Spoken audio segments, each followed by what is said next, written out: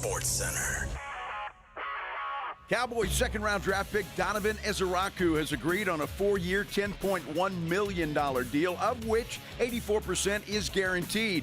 Now, with his signing, the Cowboys' draft picks are under contract as the team flies to Oxnard, California on Sunday to open up training camp. Spurs got blown out by the Charlotte Hornets last night, falling 106-81. Carter Bryant found his shot, however, 16 points, 4 or 6 from 3. SportsCenter is brought to you by Buyers Barricades, the Texas Authority in Barricade Rental. BuyersBarricades.com. Joe Reinagel. And for the third time in 7 seasons, the San Antonio Spurs are the NBA champions. Jason Minix. They go back to big day as Super Bowl champions. Dallas 52, Buffalo 17. It's the Blitz on 94.1 San Antonio's Sports Star. Yeah! It is the Blitz, and it is Friday, y'all. Happy Friday to everybody. Thanks for spending some time with us here on 94.1 San Antonio Sports Star. I'm Joe Reinagel. Jason Minix has the day off today, but, well, as always, regular as clockwork, James Pledger is in the glass box of fun, pushing the buttons, playing the music, and we're ready to rock and roll on this Friday afternoon, man. I am really happy it's Friday. I really am. It's been one of those weeks, you know, coming off a vacation, and you kind of have to get back into the swing of things, and now finally I am, and it's the weekend, which is fantastic. So I love it. I love it. I love it. Hope everybody is ready for the weekend and ready to get started with football season. I mean, some training camps have already opened up. The Cowboys fly out to training camp on Sunday. We'll fly out to training camp in about a week. A week from tomorrow, by the way, is when we fly out. So looking forward to that, and looking forward to what we have to talk about today. We'll get into a bunch of stuff coming up regarding the Spurs. Got a question for you there. The Cowboys, there's some news there as well. And just a lot going on this Friday afternoon. But I got to tell you, Pledge, and I just got to thinking about this because Pledge and I had Jersey Mike's for lunch today. And I have to say, and I don't know, and I know everybody's got their favorite spot, but for me, Jersey Mike's is the absolute best sub anywhere. I am new to the Jersey Mike's game. Yes. I have not been disappointed yet. So what's your go-to normally? It used to be Jimmy John's because of the quickness of it. And there was something about the bread that was really good. I've stopped eating there as much as I used to. Subway, because it's convenient, is probably a go-to sub-ish place. I recently had a Lenny's that was pretty good. Yeah, Lenny's is not bad. But if I can do it, and it is convenient, I've got one not too far from my house. So Jersey Mike's, man. Yep. I love it Mike's way. The Italian. Oh man, dude. It just doesn't get any better than that. Is that what I got today? Yes. Okay. Yeah. That's my favorite sub there so far. And they've got some good stuff other than that, but that one is my go-to. It is close and more convenient for me now. Oh, well, now that there you I go. know where there's a Jersey Mike's in my general surroundings. There you go. Justin Guerrero on our YouTube page just said he ordered 3 footlongs from Subway. Well, good for you. I'm assuming you're bringing them to me and Pledge, and you, Justin, will have lunch together. Thanks, Justin. Right. Thank you, man. Appreciate that very much. By the way, you can be a part of our YouTube community, if you will. All you have to do is go to YouTube and type in San Antonio Sports Star. It will bring you right there. You can like and subscribe our Sports Star YouTube page. You can also comment there. And we get a lot of comments, a lot of conversations, a lot of debates going on amongst the folks that are in there, so it's always a lot of fun. If you're listening on the radio, I'm going to need your help today, too. So if you're driving around this beautiful city or if you're listening in one of the many apps that you can listen on, well, you're always invited to call in at 210-656-3776, 656-ESPN, or you can hit me up on Twitter at Joe Reinagel 210. I've got a lot of questions for you guys, and I'm going to need your help as we move through this thing because there's some things that I'm seeing about the Spurs and their glut at the guard position that kind of bothers me. And so we'll get into it, and we're going to hear some opinions of some former NBA stars and what they would do if they were the general manager of the San Antonio Spurs. So that's coming up here in just a moment. Pledge, I don't know about you. Now, here at the radio station, when you drive in the front. The driveway's in the front of the radio station, and we have to drive around to the back parking lot. That's where the folks that work here park. So if you're coming to visit us, you park up front. We park in the back. So I'm walking in and just thinking about stuff, going over stuff out there, what we're going to do on the show.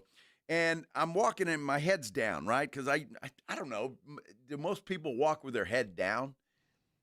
I'm not sure. People that don't want to be bothered walk with their head down.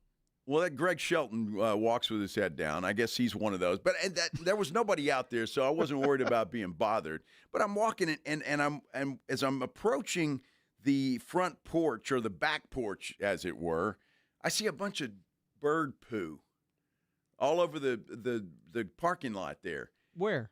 Well, right there as you're coming into the sidewalk to get up on the come in under the back the door. tree? Yeah, so Okay. under the tree, which is why Minix, when I first started working here, said don't ever park under the tree. Yeah, because don't you're park gonna under the tree. But I got to thinking, I walk under that tree every day, and there's a lot of poo on that ground. Mm-hmm. And so I'm thinking, all of a sudden I look up, and as I look up, I go, well, that's kind of stupid. Because what if you get a poo and then it goes in your face instead of on your head? I was kind of hoping that's where this story was going. Well, you know, but I was just concerned about it. So I think now I'm going to be concerned about it every time I walk in the building. It's going to be a concern of mine because I don't know if I'm going to have to, like, do you carry an umbrella? Do I put my briefcase above my head? I mean, how many times would you say you've walked under that tree, up that sidewalk, and into the back? Well, door? I don't know, dude. Out. I've been here 3.5 years, so In and out. I don't know how many days. That's what, 2,000 maybe? I don't know. Okay. Something like that. I've been here 12 years longer than you. Damn. And I have done Never? that. I've done that 12 more times than what you just said. Never. Well, here's the other question.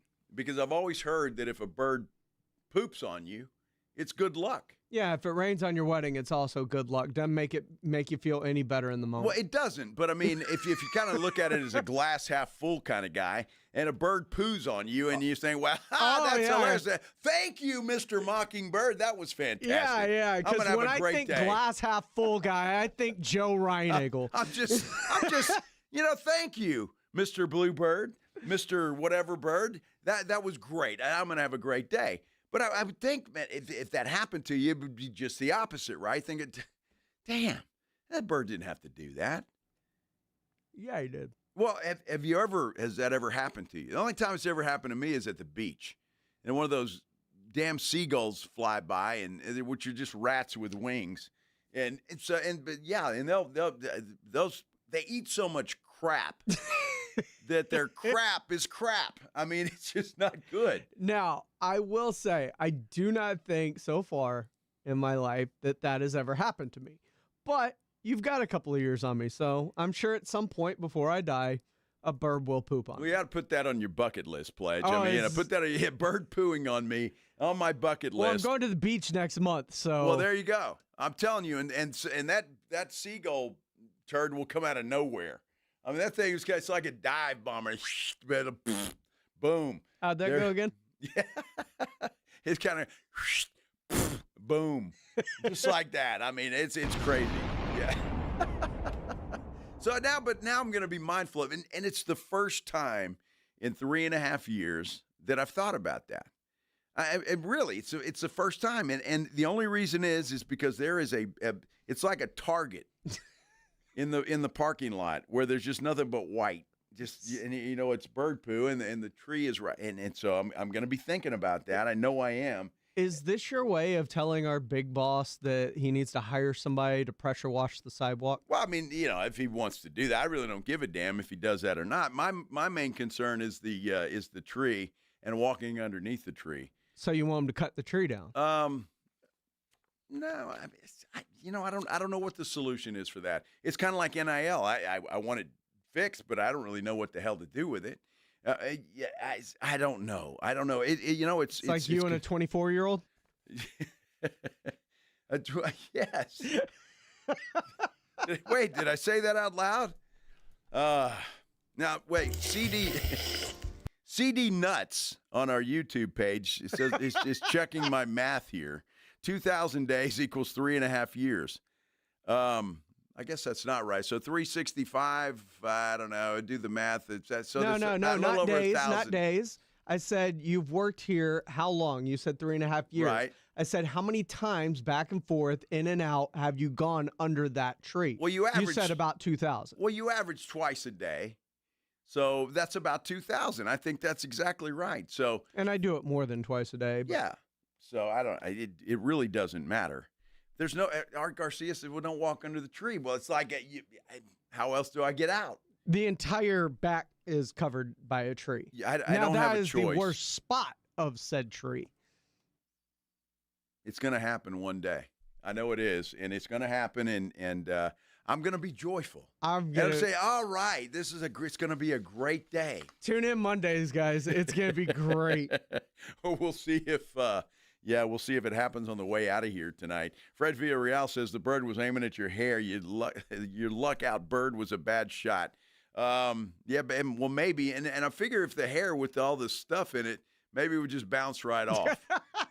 It's kind of like Teflon. You just wipe it off and everything's okay. Oh, man. Hey, it's going to be a fun day today. We've got a lot coming up, and we're going to talk about the Spurs, who absolutely got whacked last night. But the fact that I really don't care, because it just doesn't matter. It's not that big of a deal that they got beat. But we're going to talk about that. But I got a question for you. I've been reading articles all over the place, and I'm trying to understand, so I need your help. So I need everybody to get on YouTube or get on the phone lines or hit me up on Twitter. As soon as I ask you this question, I need an answer, and I want to know what you guys and gals would do in this situation. We're going to do that when we continue on this beautiful Friday in San Antonio here on The Blitz on 94.1 San Antonio Sports Star. 94.1 San Antonio Sports Star and the Gomez Law Firm present the second annual Back to School Drive, Saturday, August 2nd from 11 till 1 p.m. or while supplies last at the Gomez Law Firm, 2943 Moss Rock Drive. Free backpacks and school supplies for all school-age children while supplies last, so don't be late. Presented by the Gomez Law Firm, 2943 Moss Rock Drive. Sponsored in part by North Park Toyota, Centromed, Romo Door Supply, and 94.1 San Antonio Sports Star. I've always gotten tons of UTIs. Cranberry products never worked for me, and I was desperate for a way to be proactive. I'm Jenna Ryan, CEO and founder of Eucora. We've worked with doctors to develop effective urinary tract health products. Eucora is helping over 100,000 women stay healthy. Ready to join them? Get 30% off at eucora.com/radio. That's UQORA.com/radio. These statements have not been evaluated by the Food and Drug Administration. This product is not intended to diagnose, treat, cure, or prevent any disease. Circa Million and Circa Survivor are back with a massive $21 million in guaranteed prizes. Circa Million. Pick 5 games against the spread each week. 126 ways to win with $6 million guaranteed. Circa Survivor, 1 pick a week, no point spread. Last the longest to win it all. $15 million guaranteed. Enter in Nevada, play from anywhere. $21 million guaranteed. Visit circasports.com for details. Hello, Connecticut. May I help you? This is Bill Tyson. Is this my Connecticut Pro? Yes, Mr. Tyson. What can I do for you? Calling from Yellowstone National Park. Old Faithful just erupted and reminded me I didn't set the vacation bypass on my Connecticut water conditioner. Would you run over to my house and set it? I've hidden the key under my doormat. Well, I forgot to set the bypass last year. I had that other brand, and the softener used up 4,000 pounds of salt in a week. Mr. Tyson, relax. With your new Connecticut, there is no vacation cycle or any worries about salt. If you don't use any water, your Connecticut won't either. We not only believe in saving salt, but also in saving water. Would you go over and unplug it then? I'm trying to conserve electricity. You forget that your Connecticut doesn't use electricity either. There's nothing to plug in. And don't forget that your Connecticut is also completely automatic. You mean I can relax and enjoy my whole vacation? That's right. This is great. I've got Old Faithful here at Yellowstone and an Old Faithful in my Connecticut water conditioner at home. The last water softener you'll ever own. ConnecticutSA.com. We all hear the radio ads about the IRS. They tell you to be afraid, to be scared, and they try to frighten you into calling. I'm not here to do that. Tax Relief Advocates is different. TRA is here to tell you that if you owe money to the IRS, whether it's $5,000, $50,000, or $500,000, we have a solution. It doesn't matter if you're sitting in your car, at work, or with your kids. No matter where you are, call now. 800-499-9102. Don't lose hope. TRA can eliminate or reduce what you owe to the IRS. Generous programs are now available that can give you a fresh start. Our passion is taxes and helping individuals fix their IRS problems. We have over 1,000 5-star reviews on Google and an A+ with the Better Business Bureau. You don't need to be afraid of the IRS any longer. End your tax nightmare today by visiting us online at TRA.com or call 800-499-9102. That's 800-499-9102. Tax Relief Advocates. Real solutions for real people. The Lion and Rose at the Dominion, your daily happy hour spot from 3 till 7 p.m. 250 drafts, wine, wells, and bites from just $5. Big screens, bold flavors, and a patio made for post-game hangs. Lion and Rose at 23330 West I-10. Hi, everybody. Joe Reinagle here for the Golf Club of Texas. I absolutely love the Golf Club of Texas. They've made so many improvements to the golf course, from brand new cart paths to resodding the greens and fairways. You might think it's a private club, but it's not. It's open to the public 7 days a week. Best rates are always online at golfclubtexas.com. That's golfclubtexas.com. The Golf Club of Texas, you know where it is, right there off Briggs Ranch Road off Highway 90. The Golf Club of Texas is the friendliest golf course in Texas. Injuries happen, and when they do, skip the ER and get to the Ortho Now Injury Clinic by TSAOG Orthopedics and Spine. Ortho Now provides walk-in care for injuries like broken bones, dislocations, sprains, and strains. Conveniently located in the Quarry area with extended hours Monday through Saturday with on-site x-ray casting and bracing, Ortho Now has everything you need to treat your injury, and best of all, no urgent care or emergency room copay. Learn more online at tsaog.com. It's The Blitz with Jason and Joe on 94.1 San Antonio's Sports Star. You know what I love about this business sometimes is you find stories that you just can't make up. You just can't make them up, and they just write themselves for my entertainment and, of course, for your entertainment. Hi, everybody. This is The Blitz on 94.1 San Antonio Sports Star. I'm Joe Reinagle, Jason Minix with the day off today. James Pledger, though, is here sitting in his glass box of fun. I don't know if you've been following the story about the union boss. Lloyd Howell Jr. has resigned as head of the Players Association, and now he's under investigation for some expenses that he has incurred on the union dime, by the way. There's a story in ESPN right now that Pledge pointed out to me. There are documents that have been uncovered this week showing that he charged the union for 2 visits to strip clubs, including a $738 car service that took him from the airport to one of those clubs.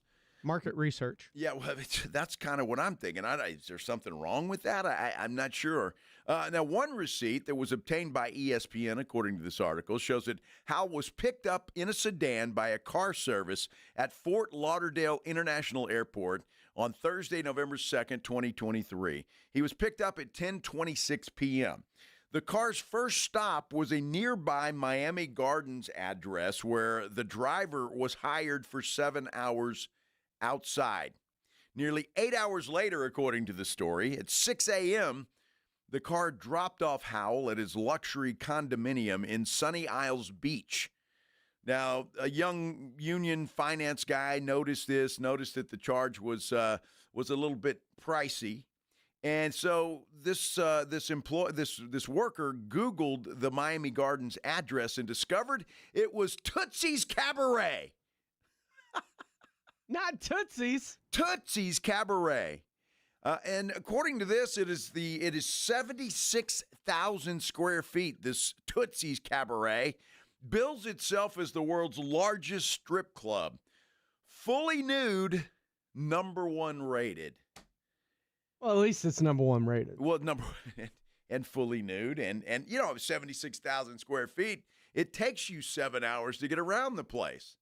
So, I mean, it's been a minute. Fully nude. Is that BYOB? What do you mean by that, Pledge? Well, no, I don't think you have to bring your own booze if that's what you're referring to. Yeah. Because I think they provide the other B, and everything's fine. well, they provide a couple of beers. Yes, they do. But I thought, like, if they had a liquor license, there was at least some version of clothing worn. It was you will the have 18 to Google and that, by the way. It was the 18 and ups that were I don't know. It's been a long time since I've been to one of these establishments. But from what I remember when I was a kid. When you were a kid, would your parents take you there or what? No. The 18 and up ones were like when you were like first kind of out on your own, like you and your buddies are like, we're old enough. Let's do this. We're not old enough to go to a real one, but we'll go to this one because it's fully nude and it's BYOB. Wow. Okay. I probably have been at one of those at a time in my life. I don't recall it, but I'm still wondering what's wrong with that. And the dude's the boss of the and if he wants to take a little time to relax and charge that to the union, come on. I was about to say, what in the hell do y'all do in Oxnard? My goodness. That's a crazy story. We'll definitely continue to follow that. Tootsie's Cabaret. Love that. The #1 rated strip club in all of the United States of America. How about that? Not bad. Team bonding event, maybe? Well, he certainly bonded, it sounds like. A couple of times, maybe. I don't know. He bonded with somebody or a couple of somebodies in there for sure. He was in there for 7 hours, dude. 7 hours this guy's in the strip club. I can only imagine the amount of money, the amount of dollar bills this guy had. Although if they're fully nude, where the hell do you put them? You think he had one of those guns that shoots it? I have no idea. It's just a crazy story, and I know he doesn't think it's funny, and probably his family either, but it's for our entertainment purposes only. I was about to say, I don't think CEO guy yesterday thought it was funny we were making fun of him either, but you know what? And here we are. I don't know if I've seen that on every news channel there is. That guy that story's gonna live forever and ever and ever, and I'm sure you've seen it if you weren't with us yesterday. The CEO and his HR person that he had just hired having an affair, they got caught, and well, they're going through hell right now. But it is entertaining for the rest of us, that's for sure. But we'll follow the Tootsie's Cabaret story because I'm interested to find out what the hell You're goes interested on in Tootsie's Cabaret? Absolutely. It's in Fort Lauderdale, too. I mean, isn't that a big spring break capital or place? Now, is that the side of Florida you go to, or? No, I've never been to Fort Lauderdale. I've been to Orlando. I've been to Tampa. Okay. I've been to Miami, but I've never been to Fort Lauderdale. So is Fort Lauderdale the other side then? No, I think Fort Lauderdale is close to Miami. Okay. I don't know that for sure, and it really doesn't matter. But this guy knows where it is. I'm just saying, next time you're over in the Sunshine State. Well, yeah, I'm sure. Hey, Maggie, let's go to Tootsie's Cabaret. Yeah, you don't call it. Just say you want to go grab some lunch at Tootsie's. Exactly. It's this place I've heard about. It's really good. It was the highest rated, I heard. No kidding. #1 in the whole country. Spurs got whacked last night. They absolutely got whacked, but it doesn't really matter. I mean, it doesn't matter. Are you heartbroken that they're not going to win the Summer League championship? I really don't care. What the good news was from last night, though, is rookie Carter Bryant found his shot.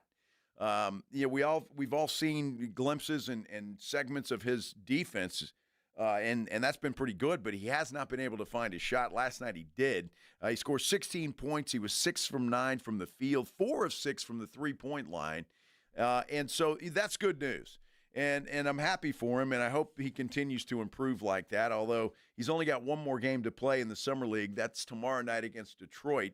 But I can look at that a couple of different ways, Pledge. And the fact that Dylan Harper didn't play, did Carter Bryant take it upon himself to be more aggressive, maybe to look for more shots, or did the team look for him more? It's hard to figure what the mindset was going into that. But Charlotte, I actually watched that game last night. Charlotte actually gives a damn whether they win the thing or not because they played like it. They played like it, and there was a lot of effort given out, especially on the defensive end by them. One thing that I know is controllable that travels, Carter Bryant's defense he's had that intensity up every second he's on the floor. and his shot looks good enough. It wasn't falling the first 2 games, which is fine. Like, shooters go through days where, they're maybe a week straight where they're just in what we call a slump, but eventually everything averages out. Everything returns to the mean. And Carter Bryant returned to the mean. He went 4 of 6 last night. His shot looked good. He opened up with 2 straight 3-pointers, giving the Spurs a 6-2 lead right off the bat. He played well. The shot looked good. It just finally fell. I'm not sure. And if we're going to compare this guy to anybody, and we've been saying Bruce Bowen, I'm not sure that his role on this team, at least immediately, depending on how much he plays with the regular San Antonio Spurs club this first season, is really for his scoring ability. Now, I think obviously they want that to come around, and they want him to be a consistent shooter, as Bruce Bowen did. But Bruce Bowen's signature was always his defense, and he would guard anybody and just give them hell, for 48 minutes. So I think Carter Bryant's going to kind of fit in that mold. Now, if he develops that shot and it gets to be consistent, then that's just a cherry on top. And I think that, it's something to watch for. And it will be interesting to see what Carter Bryant does and where he starts the season.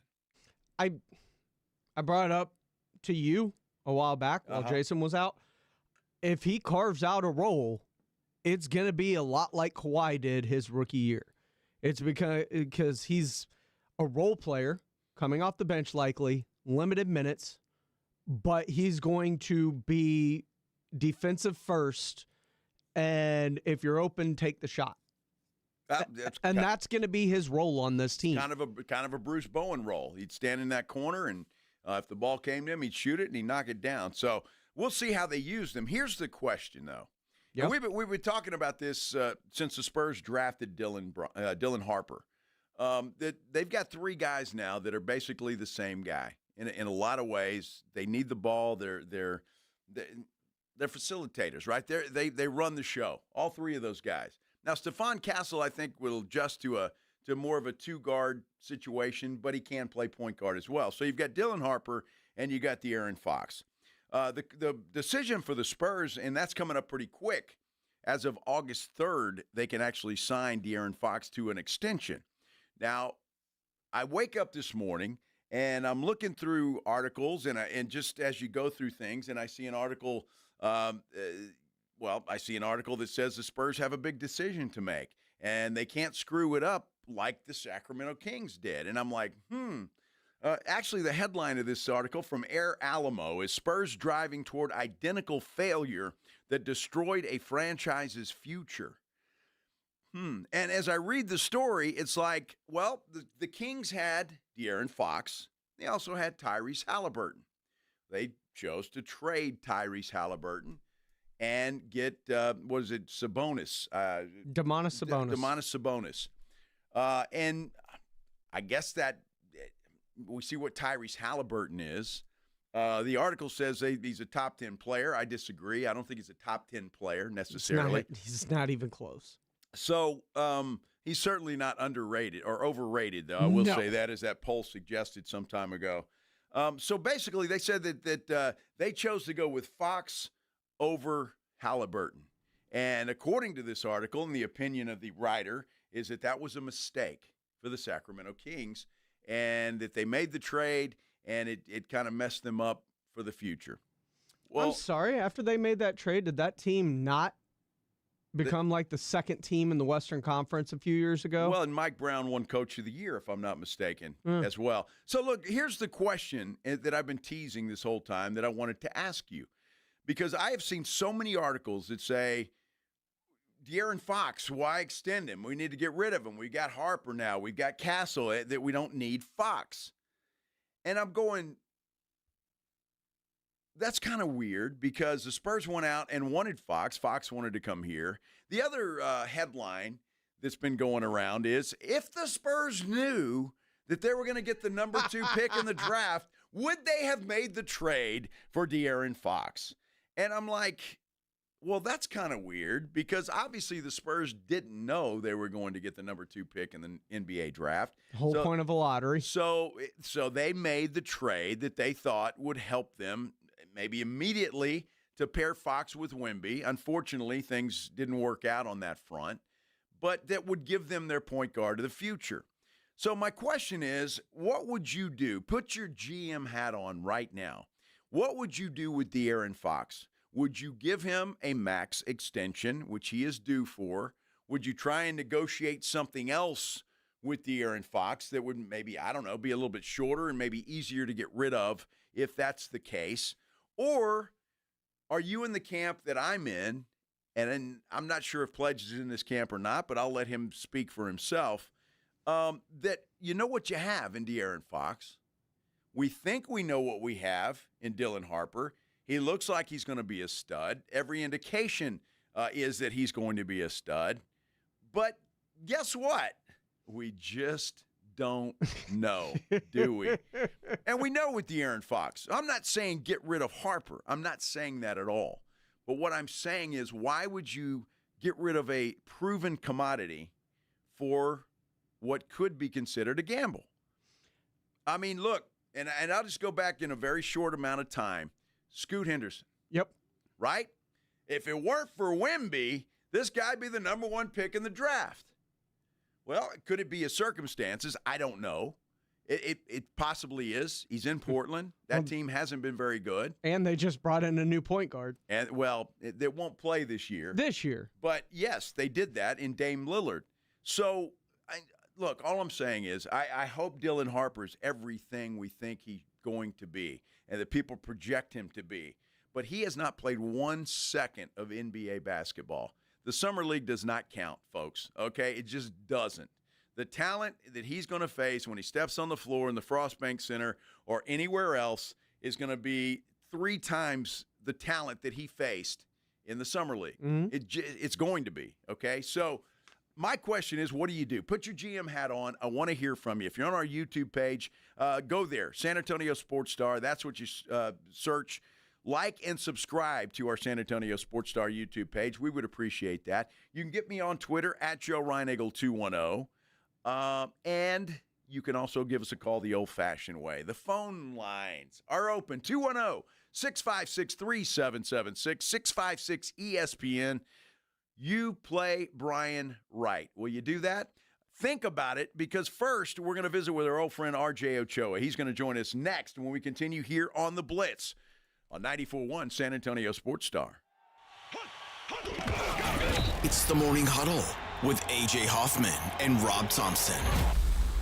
Monday on the Morning Huddle, the Spurs are back from Vegas. How did they wrap up out in the desert? They head off to vacation. Has Micah gotten paid yet? It's all football all the time. The season begins Monday. Get here early. Party starts at 6. It's the Morning Huddle with A.J. Hoffman and Rob Thompson. Mornings 6 to 10 on 94.1 San Antonio Sports Star. You know, nobody ever plans on getting arrested, but it does happen to a lot of people every day for all kinds of reasons. If you get arrested, you want to get out of jail fast, you know the best way to do that is by calling my good friend Albert and his great staff at AA Best Bail Bonds. 210-225-2121 is the phone number. You can also text BAIL to 474747 or even start the bonding process online at mybestbailbonds.com. You don't have to call attorneys or anybody else to get out of jail, and you don't want to be forced into a PR bond. If the jail offers you a PR bond, make sure you truly understand what all those conditions are before accepting it. Whether it's you, a family member, a friend of yours, your best option for stress-free bail bonds is AA Best Bail Bonds, because nobody beats their price. They offer payment plans, have a free shuttle service, they're discreet and confidential, and open 24/7. Offices all over San Antonio and Texas. License number 149. Call AA Best Bail Bonds, 210-225-2121, or online mybestbailbonds.com. Buyers Barricades is proud to provide traffic control, rental, and sales for work zones and events in the San Antonio area and beyond. Buyers Barricades, the Texas authority in barricade rental. Learn more online at buyersbarricades.com. That's buyersbarricades.com. I'm Ed Evans, CEO of Consumer Cellular. No, we're not one of the big guys. Truth is, we don't want to be. If you're over 50, Big Wireless probably has you paying for more data than you might need. You could be throwing away thousands over a lifetime. We're not here to be the biggest.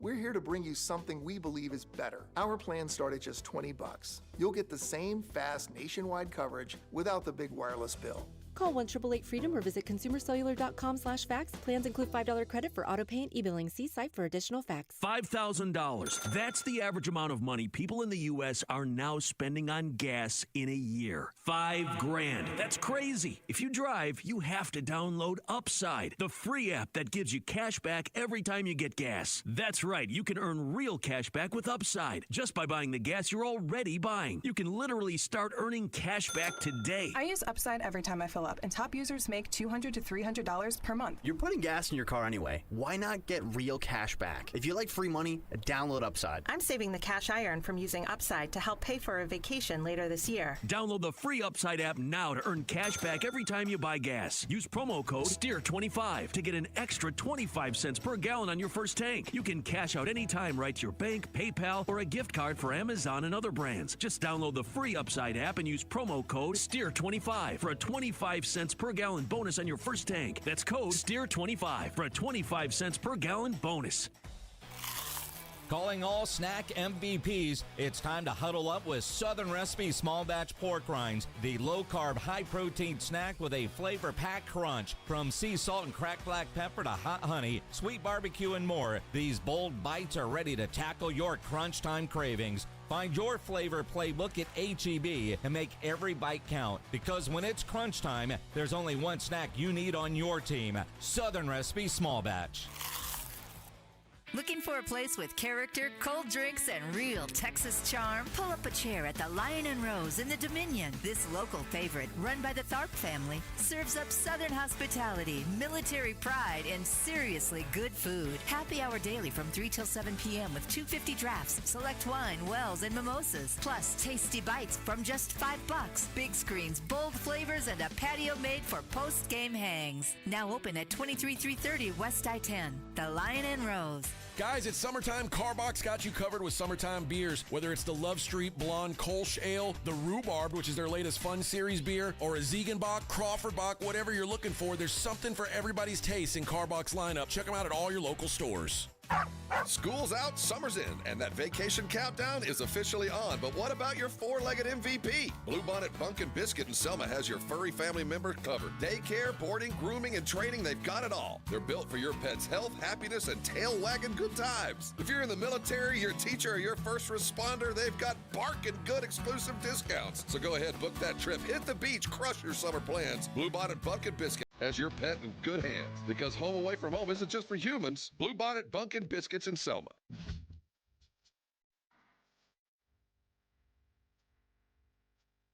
Happy Friday, everybody. I'm glad it's Friday. I hope you're happy it's Friday. I hope you're having a great day on this Friday afternoon in the beautiful city of San Antonio. This is the Blitz on 94.1 San Antonio Sports Star. I'm Joe Reinagle. Jason Minix has the day off, but we went out and got an old friend of the show. Our good buddy RJ Ochoa joining us now on the Buyers Barricades guest line. And RJ, we got a question we're asking our listeners, and I know you've been following the Spurs. You're a Spurs fan. I know this, right? That's correct, yeah. Okay. So there's been a lot of headlines lately. I'm sure you've seen some of them. That what are the Spurs going to do with their glut of guards now that they've got Dylan Harper, Stephon Castle, and De'Aaron Fox? De'Aaron Fox due for an extension. A lot of people saying, well, maybe you don't need to extend that guy. Where would you go? Would you get rid of De'Aaron Fox or do something else? No, I think you just deal with it. You don't have to get rid of a surplus because you want to. Ultimately, I mean, when they traded for him, it was like the best day of all time. When they traded for him, it was like, finally, you're doing this. You're committing. You're capitalizing on Wemby. So, I mean, this would be like, hey, Joe, I know you've got this F-150, but I'm going to give you a Mercedes. Like, you're going to sell the F-150 because you can only drive one car. No. If you need to, you build a wing onto the garage and you figure it out later.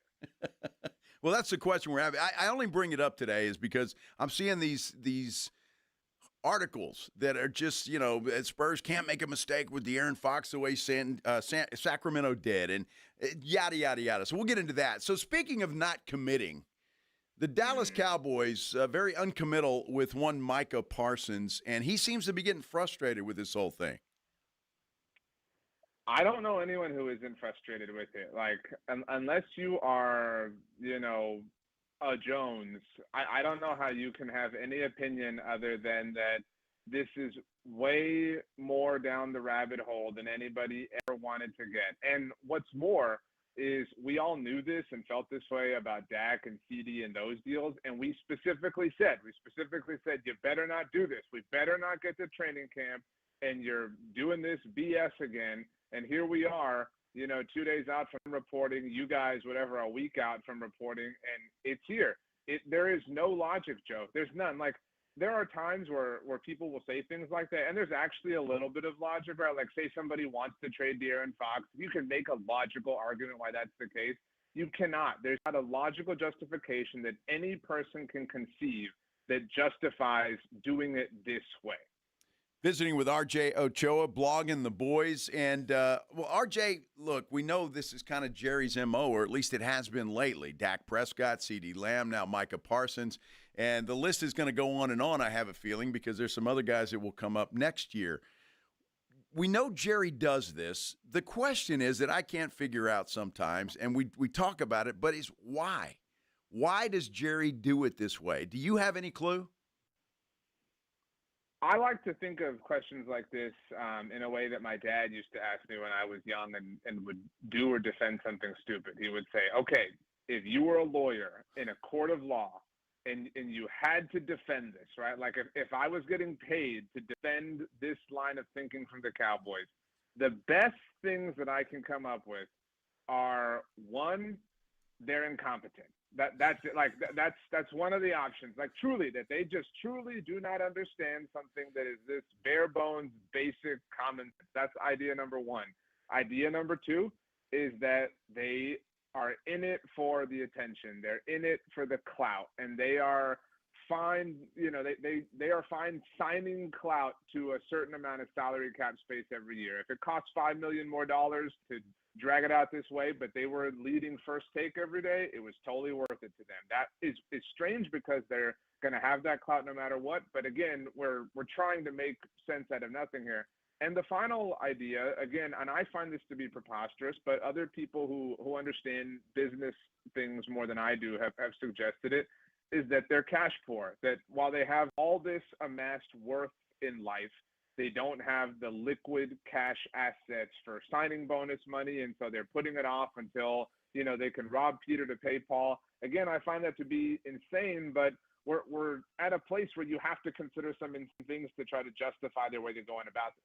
Well, it doesn't make any sense in this case because, again, just all the problems it brings. And I kind of go back to what you said. I don't know if that was 1, 2, or 3, but the second one, I think Jerry likes the attention even though he gets it anyway. But once we arrive at training camp in Oxnard, every question to Jerry, to Steven, to anybody that wants to talk is going to be about Micah Parsons. And it baffles me that you want that conversation going on other than, hey, you guys did pretty well in the free agent market, or this guy looks great, or whatever. It's all going to be Micah Parsons until he signs his deal. Yeah, and I think that, what I'm interested in, and obviously my ultimate hope and wish is for the team to have success, but I think that there are a lot of people who want to see this not blow up in their face, but obviously people want to see some change. They don't want this to be the case anymore. And if there is one person, right, if there is a Harry Potter, a boy who lives, so to speak, who can survive the Avada Kedavra from Lord Voldemort, in this context, it's Micah.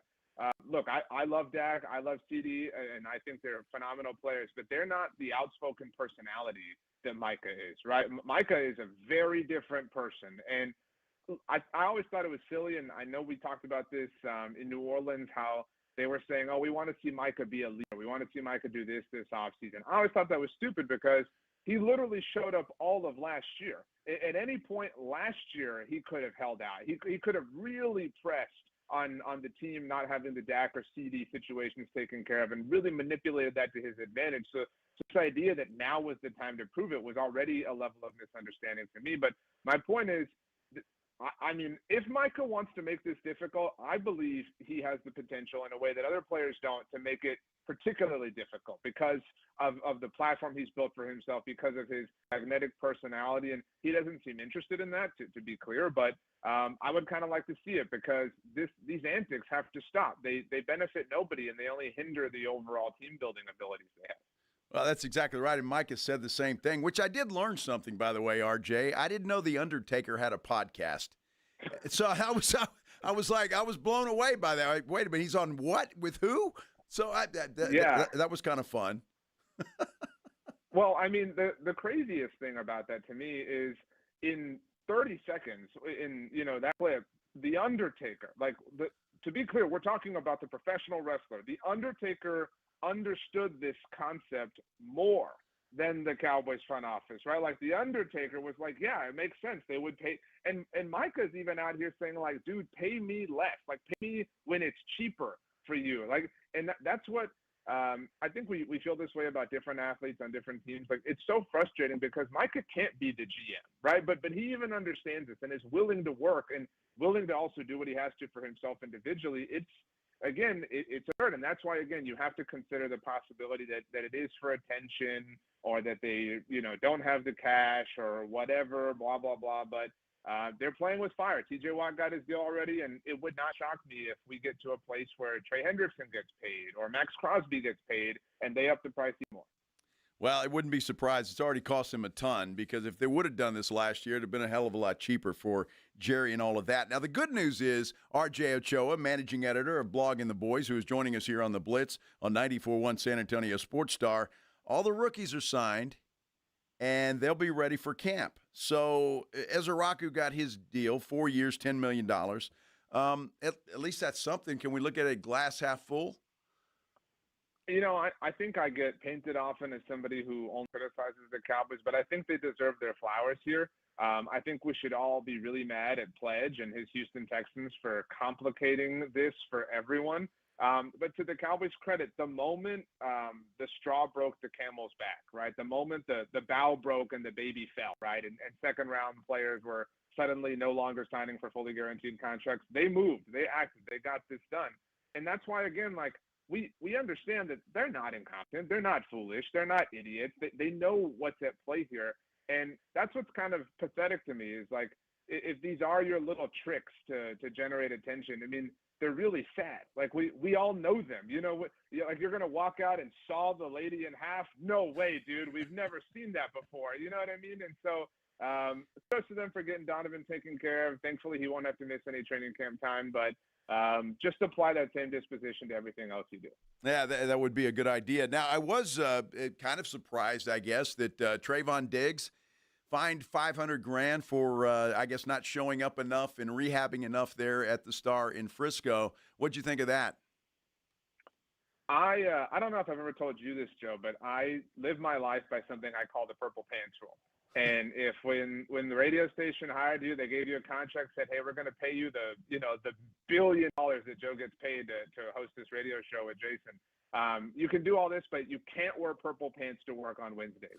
And you knew that. You signed that contract. You knew the rule. And then you did it, and they did something about it. Even though it's a stupid rule, you signed the contract, right? Like, you knew what it was. You knew what you were getting into. And so in that sense, Trayvon understood this. I understand he wanted to train personally. So I don't think anyone's in the wrong here. I do think that the temperature of the moment makes it look like the Cowboys are cheap, like they just want to hold money from all their players and whatnot. But my biggest takeaway is that the writing is really on the wall that this is Trayvon's last season with the Cowboys, because you don't do this to a guy that is going to be around for the long term. I mean, I'm not a Rangers fan, but you look at how they took care of Nathan Eovaldi with the All-Star situation and whatnot. They said, dude, here's $100,000. The reason for that, because, you've got a harmonious relationship. And so if it's a guy who is not going to be around, even though 500 G's is a penny in the salary cap bucket, you say, hey, we'll hold on to that and we'll make an example out of you. Well, and you're right, and that's a great analogy. It is the rules. That's the contract that he signed. And I said this yesterday. I thought that was the beginning of the end for Trayvon Diggs in Dallas, because I just don't think with the injury situation, with everything that's going on, he hasn't worked out, and I'm not sure the Cowboys think that he will work out in the future. No, and, for a little while, I mean, it really looked like he was going to be a legitimate cornerstone for the team. Obviously, it looked like him and Micah were going to kind of be the defensive pillars for a long time, so much so that I really thought Trayvon was even going to have enough clout himself to get the team to sign Stephon when the time came. Now, some of that got complicated by Stephon's injury last year, and so you can't really sign him in the same way. But yeah, I mean, the drop-off has been quick. And I mean, you consider the fact that they drafted Savon Ravel, even though it was in the third round. I mean, he's a premier talent who fell due to injury reasons. And so if we get a Deron Bland extension, as ridiculous as that is to toss out because of who this team is, I mean, that's just another, nail in the coffin, even though we've already got a few in at this point. But yeah, I mean, he's had this is year 6 for him. Like, time really flies, in the NFL. And so it's been a little while for him at this point. Visiting with R.J. Ochoa, managing editor of Blogging the Boys here on 94.1 San Antonio Sports Star. I got to ask you about this, R.J., because on the Locked On Cowboys podcast, there was a former coach, Stretch.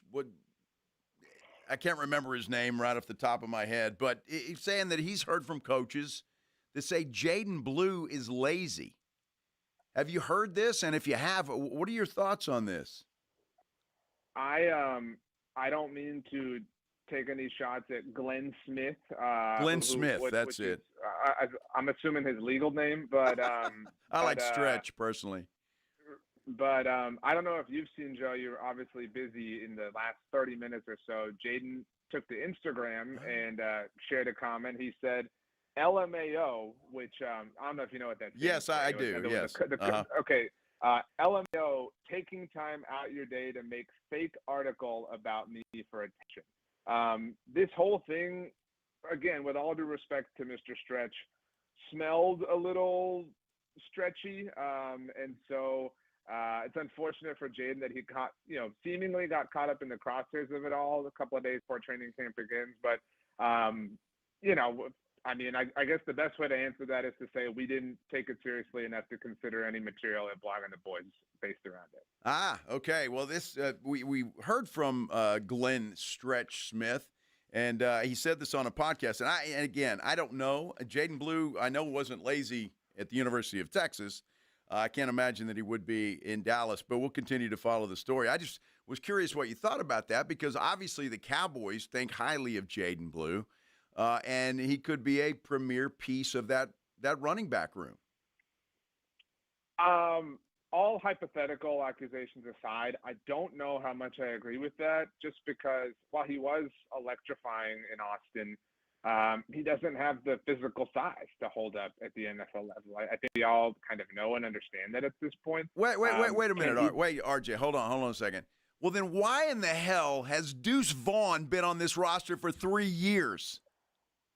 I would never make a heavy accusation without being able to justify it, but Deuce Vaughn hasn't, the role on the team that Deuce Vaughn has played isn't supremely consequential, so it hasn't been the biggest deal, obviously, to carry him. But to your point, I think his spot is in jeopardy this year. They signed 2 dudes in free agency. They also drafted Phil Maffa, after Jaden Blue. So Deuce is kind of the odd man out in an easy, kind of math way to figure out. But that's the place that I think they have the biggest question mark. Like, if you told me any of these guys, you're like, oh, dude, I came back from the future and Miles Sanders led the team in rushing, I could believe it because nobody really stands out. Or Jaden even did. But I don't know how they're going to divvy the carries up. I don't know what the amalgamation is going to look like. I mean, they seem intent on running the ball, but they haven't really done anything to justify that.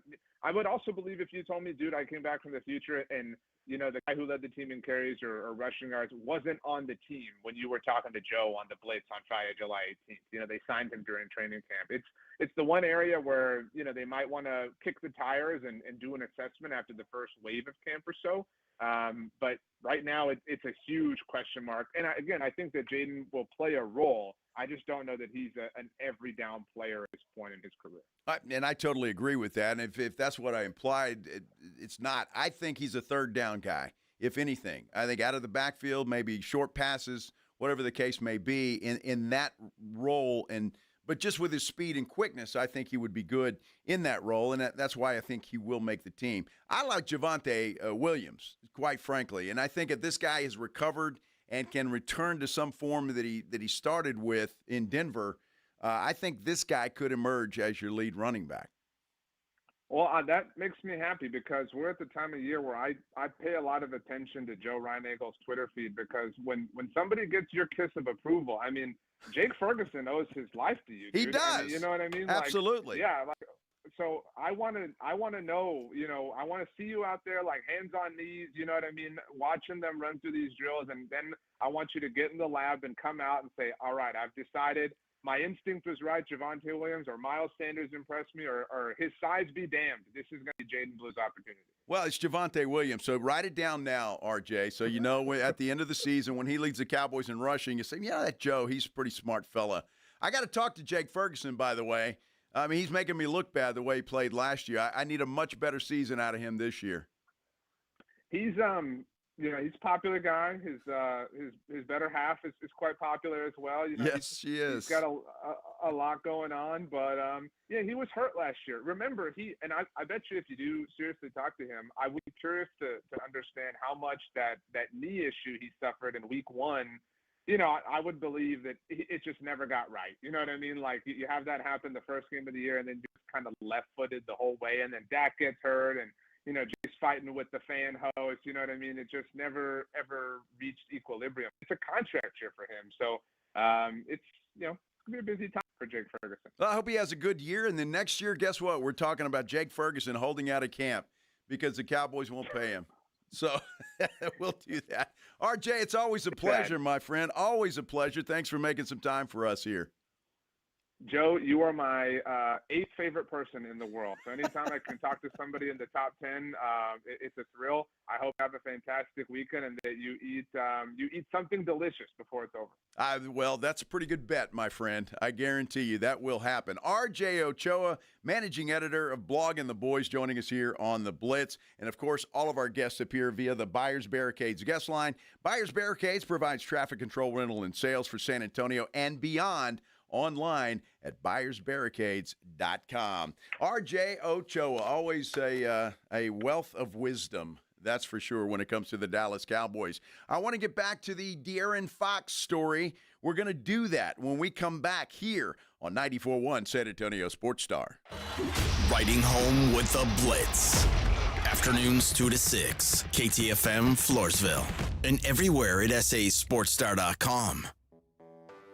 When you're hiring, have you ever felt like you're missing out on meeting truly great candidates for your roles? It seems impossible to find them, but they have to be out there somewhere, right? Well, they're not hard to find when you know where to go, and that place is ZipRecruiter. And right now, you can try ZipRecruiter for free at ZipRecruiter.com/radio. ZipRecruiter helps 10 million people with their job search every day. And because these people are actively looking for jobs just like yours, it's easy to find the right person right away. In fact, 4 out of 5 employers who post on ZipRecruiter get a quality candidate within the first day. But if you're not using ZipRecruiter, you're missing out. So see what it's like when the impossible is easy. When you go to ZipRecruiter.com/radio right now to try ZipRecruiter for free. Once again, that's ZipRecruiter.com/radio. ZipRecruiter.com/radio. Never miss out on great candidates with ZipRecruiter.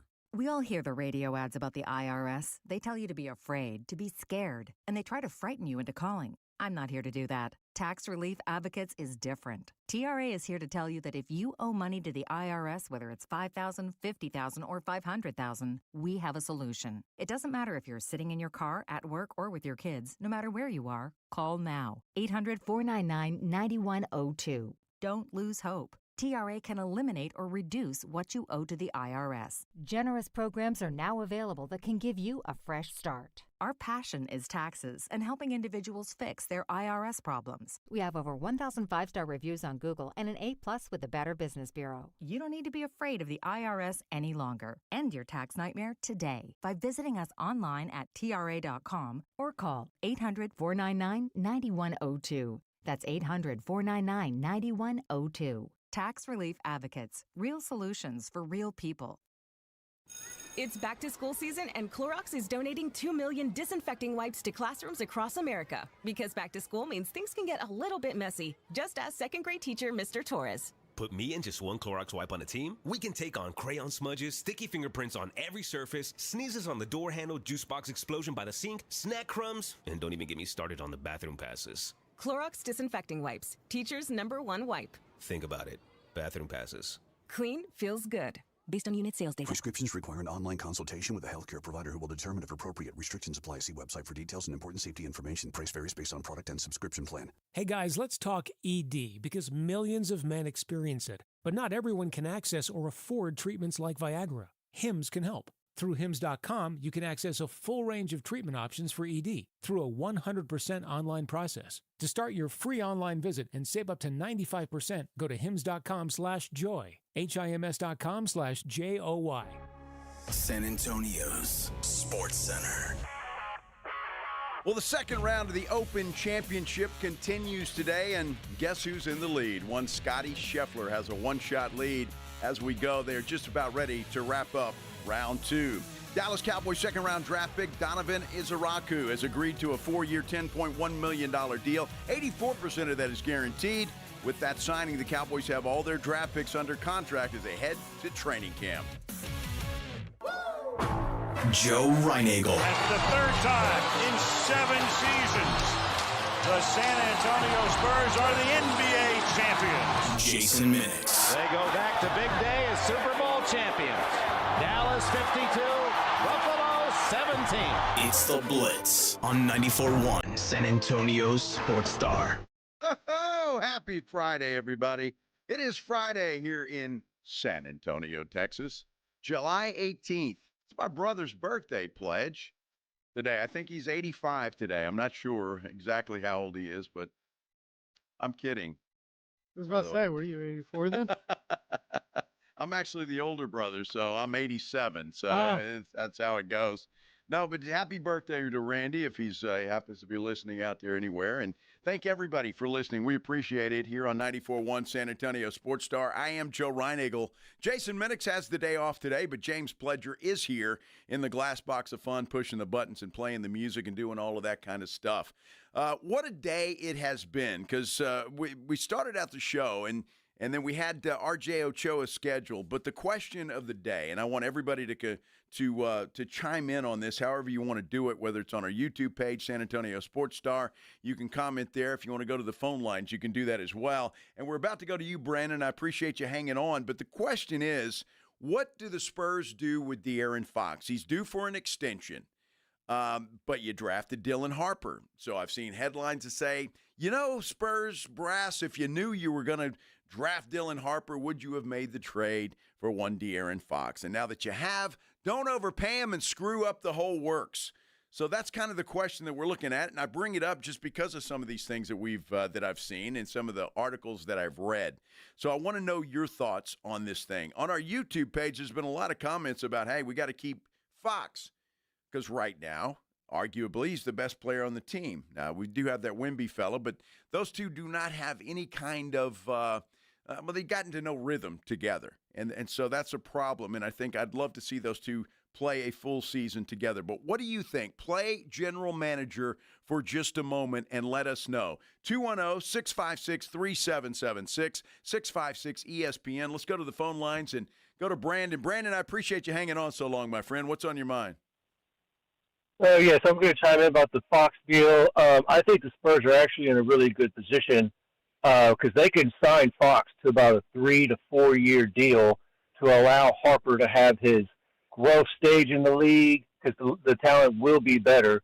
He could start on the bench, get his bench, get starter minutes from the bench, and by the time Fox's deal is up in 3 to 4 years, then Harper will be ready to go and re-sign a contract of his own and just keep the train moving. All right, Brandon, I appreciate that. I actually agree with you on that. I want to see – look, when they made the trade for De'Aaron Fox, I didn't hear one Spurs fan say that was a bad deal. And, in fact, I heard just the opposite. What a great move, Spurs finally doing something. And, it was a good thing. I think everybody thought so. I certainly did. I was in favor of that move, and I'm happy that they got that done. Now, De'Aaron Fox is eligible for a 4-year, $229 million contract. Okay, so that's what it is. Now, I've heard some other people talk about, well, maybe they could negotiate something a little shorter than that now that they have Dylan Harper. But it to me, and you guys help me out with this, because I know a lot of you disagree with me a lot of the time, and that's fine, but it makes no sense to me. If you have a guy that is an all-star and has the potential to be that again and again and again, why would you get rid of a guy like that and take a chance on a guy that is very highly rated? His future looks extremely bright, but why not keep both of those guys in the fold and move forward with that? Let's go back to the phone lines at 210-656-3776. John, welcome to the Blitz. How's it going? Thanks for taking me. The only thing I really want to say about it is with De'Aaron Fox, it's a lot better, in my opinion at least, to live with the devil that you know than to hang hopes on somebody that's unproven. Because the league is littered with guys who are unproven that had potential and somebody else is given away. Not everything turns out to be Jason Kidd, whoever it was on the Dallas Mavericks when they had three guards lined up that worked out well. John, look, we're in total agreement, my friend, and I hope that most Spurs fans feel this way, because I feel the exact same way. De'Aaron Fox is a known commodity, and all the so-called experts say that Dylan Harper is going to be the next, I don't know, that, and maybe he will be, and by all accounts he will. But John's exactly right. There are a lot of people out there that were supposed to be the next, and they turned out to be duds. And I don't wish that on anybody, and that's not what I'm saying. But I think sometimes as sports fans, and I fall into this too, and it's not just you guys, I fall into this too. We hear so many so-called experts out there that just put a pedestal under a player and name one, and we can name a few. But they put a pedestal under a player, and they just don't turn out to be as good as they were projected to be. And I'm not saying Dylan Harper is that guy. Certainly hope not. I hope he's everything that everybody says he is. But I think as sports fan, we hear that from people we respect, and we say, well, can't miss. This guy's the next that, or he's this, and he's going to be this guy, and he's going to be that. And we all fall into that trap. And sometimes it works. Sometimes it does not. And boom goes the dynamite. Exactly. So you just, I hate to say it again, Pledge, but you just don't know. And you know what? As much as that's saying, and you guys laugh at me, I understand that, and that's fine, but we don't. This guy's not played 1 second of NBA basketball, not 1 second of NBA basketball. And while he's got all the tools, he's a skilled athlete. There's no question about that. NBA pedigree, all of those things that I've heard over and over and over again, and I agree with all of them. But he hasn't proven it on the floor yet. I brought this up last night, and I was wondering what you think, because as we're on the subject of this, why would you let him go at all? Who, Harper or no, Fox? Fox. I don't know. Like, why you got him at a steal of a bargain. Why wouldn't you re-sign him? And if things don't work, or Harper and Castle are just so much better, then trade him for twice what you paid for him. Like, just simple economics of, you've got a star player. People in the NBA want star players. Why not flip him for more than you initially got him for, because he's under contract in a year or two if it doesn't work? Yeah, it would have to be, I think, in a year or two, because I think De'Aaron Fox is 28 years old. He's been in the league a while. And something I didn't know that I found out today while I'm researching this, he was drafted in the same year as Derek White.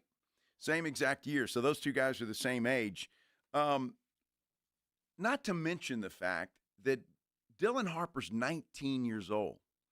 All right, he's 19 years old. And while he could still be a great player at 19, I have a feeling before Dylan Harper hits his stride and becomes the player that everybody thinks he's going to be, it might take a couple of years for that to actually happen. Now, Stephon Castle came through, and once he was allowed to play, he took off. Obviously, we saw that. He won Rookie of the Year. Harper may do the same thing. But why not have that insurance policy, even if it costs you a little bit of money, to have the guy you know is a proven commodity have him ready to go. Let him lead this team. See what he plays like with a Victor Wembanyama. And you've got the other two guys that you can put all over the place. So to me, that makes the most sense. And again, I hope Dylan Harper becomes the Dylan Harper that everybody thinks he's going to be. But I'd like to see it on the floor first. Who knows? This 3-guard lineup could work. It could. It could very well work. Or you've got a 6'5" guy, a 6'3" guy, and a 6'6" guy. Or what's wrong with Fox and Castle 1 and 2, and you got Dylan Harper on the bench leading the second unit? I don't see any problem with that. And to me, that's perfect. It would give Dylan Harper an opportunity to lead that second unit, to be on the floor, to get his feet wet in the NBA world, and then go from there. And look, if he overtakes Fox, then he overtakes Fox. That's what happens. I mean, I saw it happen here, and Antonio Daniels and Tony Parker. That's what happens. Sometimes that happens. Look, all I'm saying is that you've got a guy that you know is a proven commodity. I say pay this guy. If you can negotiate a better deal or a shorter deal, well, then do that. Do that. But don't just discard De'Aaron Fox just because you think Dylan Harper's going to be the next, I don't know, name a player. I think we heard of James Harden was mentioned quite a bit. I think so. Maybe he turns into that. Maybe he doesn't. I don't know, and nobody else knows. You don't. I hate to break it to you, but you don't. So you've got a guy that's got 8 years of NBA experience that's been an all-star. You've got him. Keep him. I'd like to see the Spurs do that. And again, I'm asking you, what will you do, and how would you want to handle that? If you could sit in Brian Wright's chair throughout this process, what would you do? Would you keep De'Aaron Fox? Would you pay De'Aaron Fox and have him on your roster for the next 3 or 4 years while Dylan Harper, Stephon Castle work their way up to NBA veterans? What I took out of this conversation is De'Aaron Fox is going into he's been in his prime. He's still in his prime, but, eventually he's going to reach it. Dylan Harper hadn't even reached his prime yet. He hasn't had a second of NBA experience. I mean, his prime's is still ahead of him. It is. Just like Victor Wembanyama's prime is still ahead of him. Right? I mean, Stephon Castle's prime is still ahead of him. There's a lot of guys. Well, sure. I mean, Michael Gilchrist, I think his prime was his rookie year. It was. It was his rookie year. You're exactly right. Pledge, I get a lot of comments on YouTube that I grab the mic too much. You notice that? Does that bug you? No. I mean, some people have oral fixations. You have a hand fixation. I can't help it. It's just like one of those nervous tics. Hey. And I can't help it. So I got to grab something. The hell was that? I don't know. Hey, can we do the headline blitz really quick? I know we're running up against it. This is Jason and Joe's Headline Blitz. 2 guys, 2 opinions, never enough time. I got kind of a sad story for you, but it's kind of ironic. Do you remember a couple of years back that some dude was a skydiver from outer space? Do you remember that story? Well, he went from outer space. Well, no, but he went from outer space and dove back into the earth. To the top of the atmosphere, basically. He was in space, Pledge. All right? He was in space. It was dark, and there were stars around, and the guy jumped. If he was in space, there wouldn't have been gravity to bring him back down to Earth. Well, okay, there you go. It was, yeah. So he did that, and it was successful. It was. I remember that. The Red Bull jumper. Yeah, his name's Felix Baumgartner. Well, the guy died in a paragliding accident. I'm shocked. I mean, is that just nuts? You skydive from outer space and then paragliding What would have been nuts if you told me that he died peacefully, on a morning walk or something like that. That would have been shocking. So, him dying in a paragliding accident doesn't shock me at all. So what I love about that, well, at least he died doing what he loved. I guess that's a good thing. So if I get struck by lightning on the golf course, that's going to be in my funeral. Well, at least he died doing something he loved. No. I don't know. What's gonna be on your tombstone is even God wouldn't let him finish that round. Yeah, exactly. He got tired of watching you hack it around and tear up the golf course. That's for sure. Hey, FedEx driver puts his FedEx truck into a ditch. Okay, no big deal, Joe. What's the big deal? Well, the big deal is this guy explained why he put his truck into a ditch. Damn, man. I'm on my motherfucking phone and while some porn and I look up, I'm in the motherfucking ditch. Man, look at this. Damn. These bitches down there finna flip over. Man, they finna fire my goofy, stupid ass, man. Damn, bro. Like, what the Damn. Oh, my gosh. The video is hilarious. If you get a chance to go see it, go see it. But I don't know if you caught that because there's a lot of bleeps in that. And when I sent Pledge this audio this morning, I said, Pledge, I don't know if you can do anything with this or not to make it family friendly. Quite a few. Good job, by the way, Pledge. But if you didn't hear it, the guy admits to watching porn on his phone while he's driving his FedEx truck. So that's why he crashed into a ditch.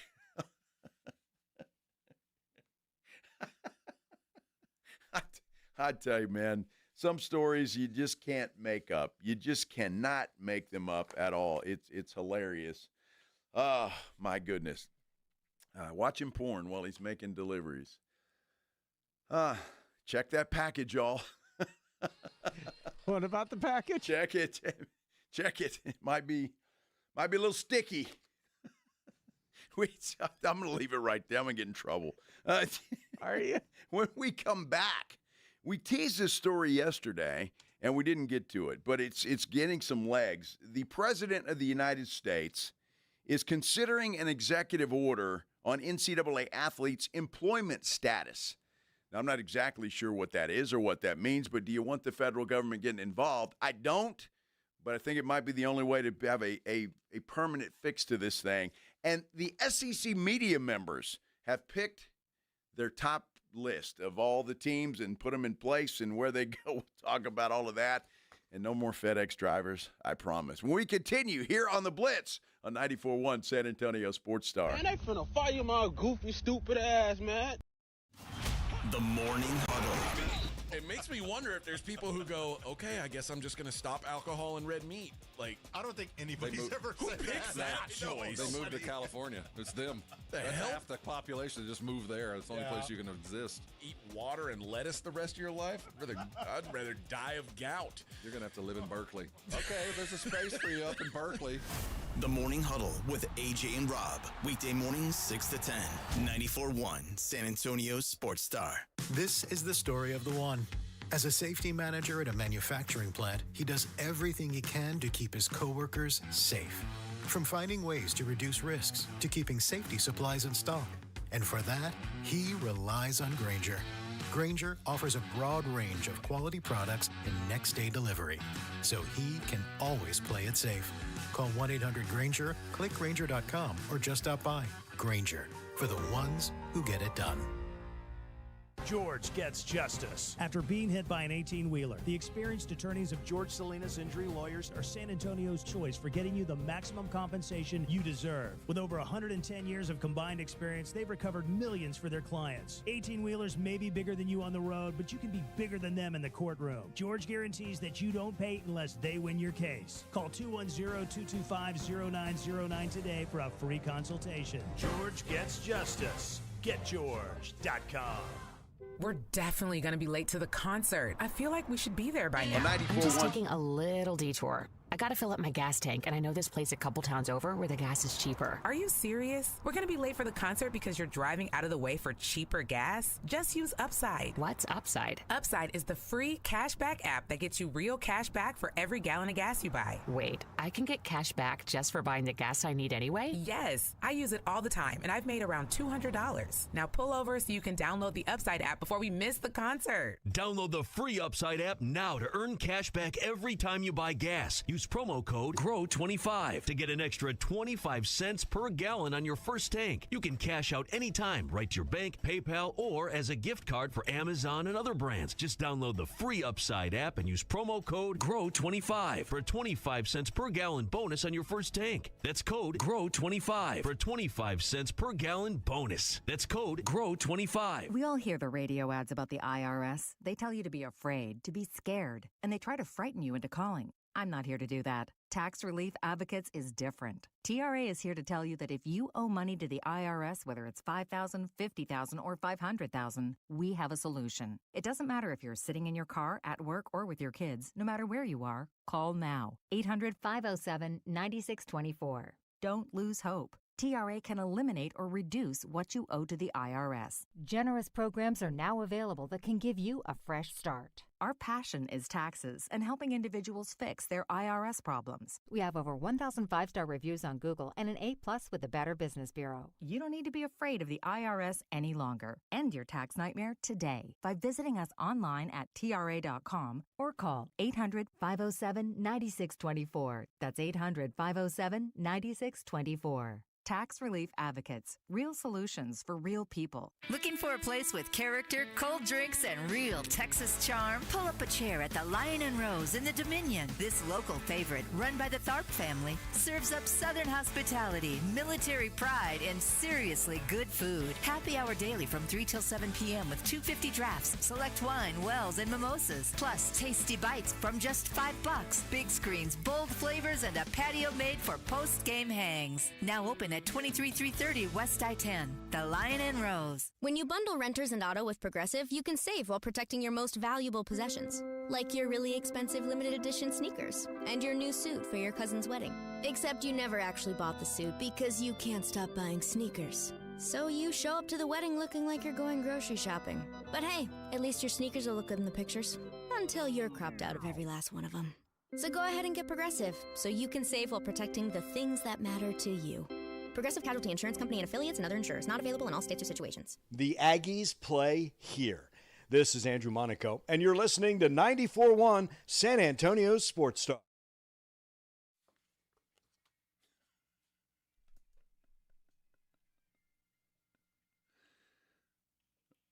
Wow. I was wondering where that was going. Very nice. You got Pledge in there dancing and jumping around and having a good time on this Friday afternoon. Hopefully all of you are having a good time on this Friday afternoon as well. I certainly am. I'm Joe Reinagle. Jason Minix is off today. James Pledger, he's the guy responsible for that swanky music that everybody's dancing around to. I see you in your car out there. I see what you're doing. Dancing around, tapping your foot, banging on the window. I know. I do it too. It's okay. Happy you're spending a part of your day with us here on the Blitz on 94.1 San Antonio Sports Star. Interesting article we were going to get into yesterday, and then we had some breaking news and all of that kind of stuff. But it comes from ESPN. I know Pro Football Talk is done a little bit on this as well. The headline at ESPN is Donald Trump considers executive order on NCAA athletes' employment status.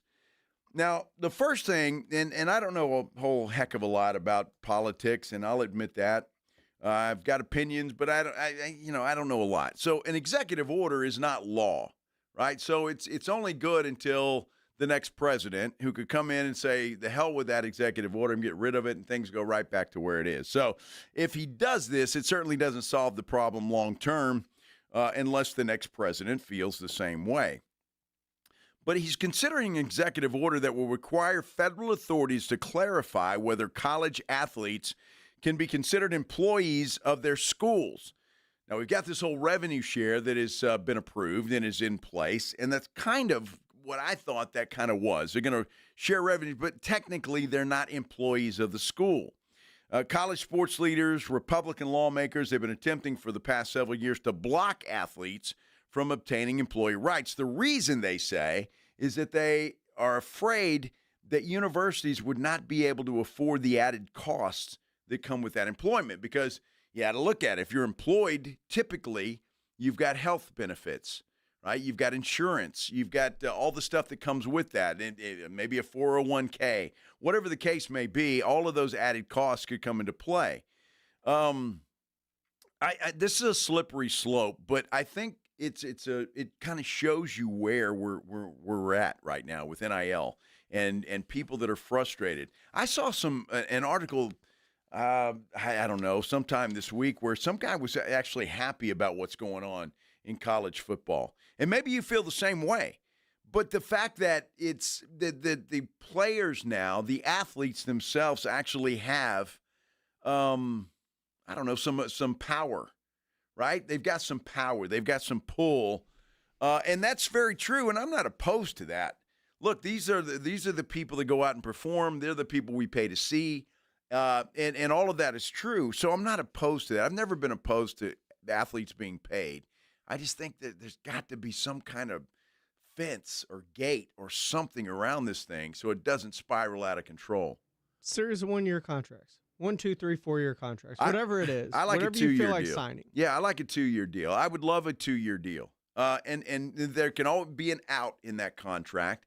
If you sign a 2-year deal with UTSA, for example, and Jeff Traylor gets another job somewhere else, you're a free agent. You're a free agent. You're free to go wherever you want. If the coach leaves, the player ought to be able to do that. I think it was Colin Cowherd I was listening to the other day, and he was talking about that he thinks NIL will eventually, not purposefully, but will lead to coaches staying at universities longer.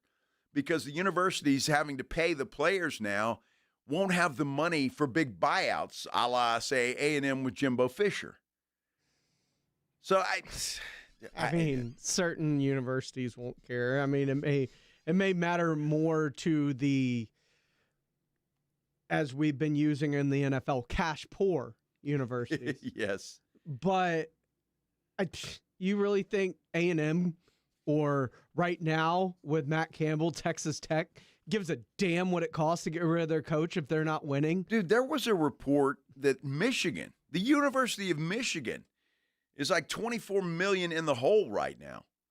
Now, I don't know if that's true, but I saw that report. And so I don't know what the financial situations of some of these things. You look at UTSA, for an example, and how they scramble to raise money. They don't have extra cash sitting around. They can't go up to the $20 million limit that some of these other schools can go to. I mean, I don't know. And maybe that's a poor example. UTSA, smaller school, I get it. They also don't have 150 years worth of alumni base to pull from either. And that's true too, but we did a story not too long ago about the University of Oklahoma having to reduce the size of their athletic department. So, look, it's going to affect some of these schools no matter how big they are or how old they are. The University of Texas, Texas A&M, most likely, Alabama, some of these schools, no, you're right. They're not going to have any issues. But if it does start to affect some of these even larger institutions, then you're going to have to take a look at it. To me, it's a very simple fix. And I'm only talking about football because I think that's the biggest problem right now. Then you just do it like the NFL does it. You're going to have to do that. You're going to have to let the players have a union, collective bargaining, all of that stuff, and that's how you do it. You put salary caps, you put free agent periods, trade deadlines. I mean, I just honestly believe college football needs to be run now like the NFL is run.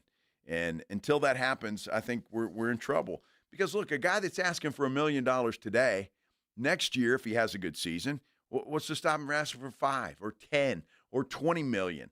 And if a university thinks he's good enough, guess what? They're going to pay it. And it's just going to spiral out of control. And there's going to be, this coach pit against that coach, which is already happening. And it's just, to me, there needs to be some guidelines and some rules. The best way for this to happen is exactly how it's happening. Because if a player's worth $1 million this year and he thinks he can get 5 or 10 million, we're already starting to see it. Nico Iamaleava. He was making $1 million at Tennessee. Asked for 5. Mm-hmm. He's now making $250,000 to play in California, where it's taxed at a much higher rate. Well, yeah, and that's the other way, is if schools band together and say, we're not going to do this. We're not going to pay that kind of money. That's a possibility. You'll pay it if you're worth it. I don't think the federal government getting involved, and I certainly don't think that the president's executive order is the fix to this thing. I just don't. First of all, even if it was the perfect system, the next president, whoever that may be, could come in and say, I don't like it, get rid of it, and it's gone.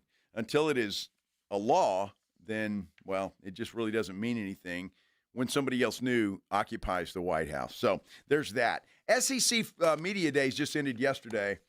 Okay, Juan wants to talk about the NIL. Is that what you're pointing at me? Well, let's go to the phone lines in. 210-656-3776, 656-ESPN. Juan, you want to talk NIL. Welcome to the Blitz.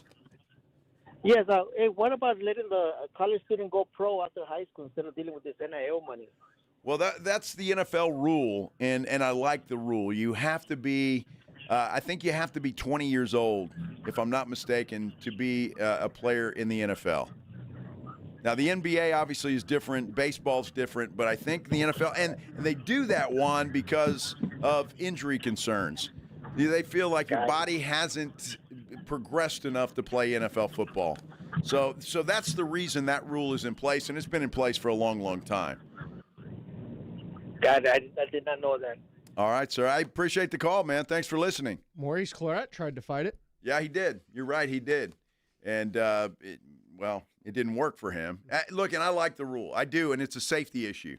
And it's always been a safety issue. The human body is not developed enough. No. And we talked about that. We talked about it with Wemby coming into the league. We talked about it with NBA players coming into the league. Absolutely. They need to bulk up. They Can you need imagine to go an through an NBA offseason. 18-year-old kid running into a 33-year-old man who's got 200 pounds on him? Yeah, somebody who get really hurt. We talk about it in the NFL right now. Well, that's what I'm saying. We talk about it with, let's take just a name. I'm going to pluck a name out of the air. Tyler Guyton. Okay. First thing y'all are going to say when you get to camp and see him, wow, body transformation year 1 to year 2. Without a doubt. Without a doubt. Because now he's got professionals. Not that he didn't, but it's different when it's your job. It's different when it couldn't have said it better myself, Pledge. I do want to get to this list really quickly. The SEC Media Days just ended yesterday. We heard from everybody. Texas was the biggest topic there was at SEC. But the media has already put out their poll and the predicted order of finish in the SEC. And to nobody's surprise, because they've crowned Texas as a national champion. Now they're crowning him as the SEC champion.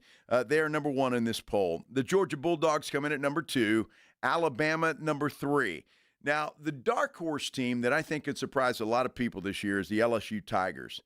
They come in at number 4. South Carolina surprises me, coming in at number 5. Florida at 6. Ole Miss Rebels coming in at number 7. The Aggies of Texas A&M, according to the media poll, they are the 8th best team in the SEC, followed by Tennessee, Oklahoma, Auburn, Missouri, Vanderbilt, Arkansas, Kentucky, and the Mississippi State Bulldogs. Dak Prescott's alma mater is dead last in the SEC. You know where they were when he was there?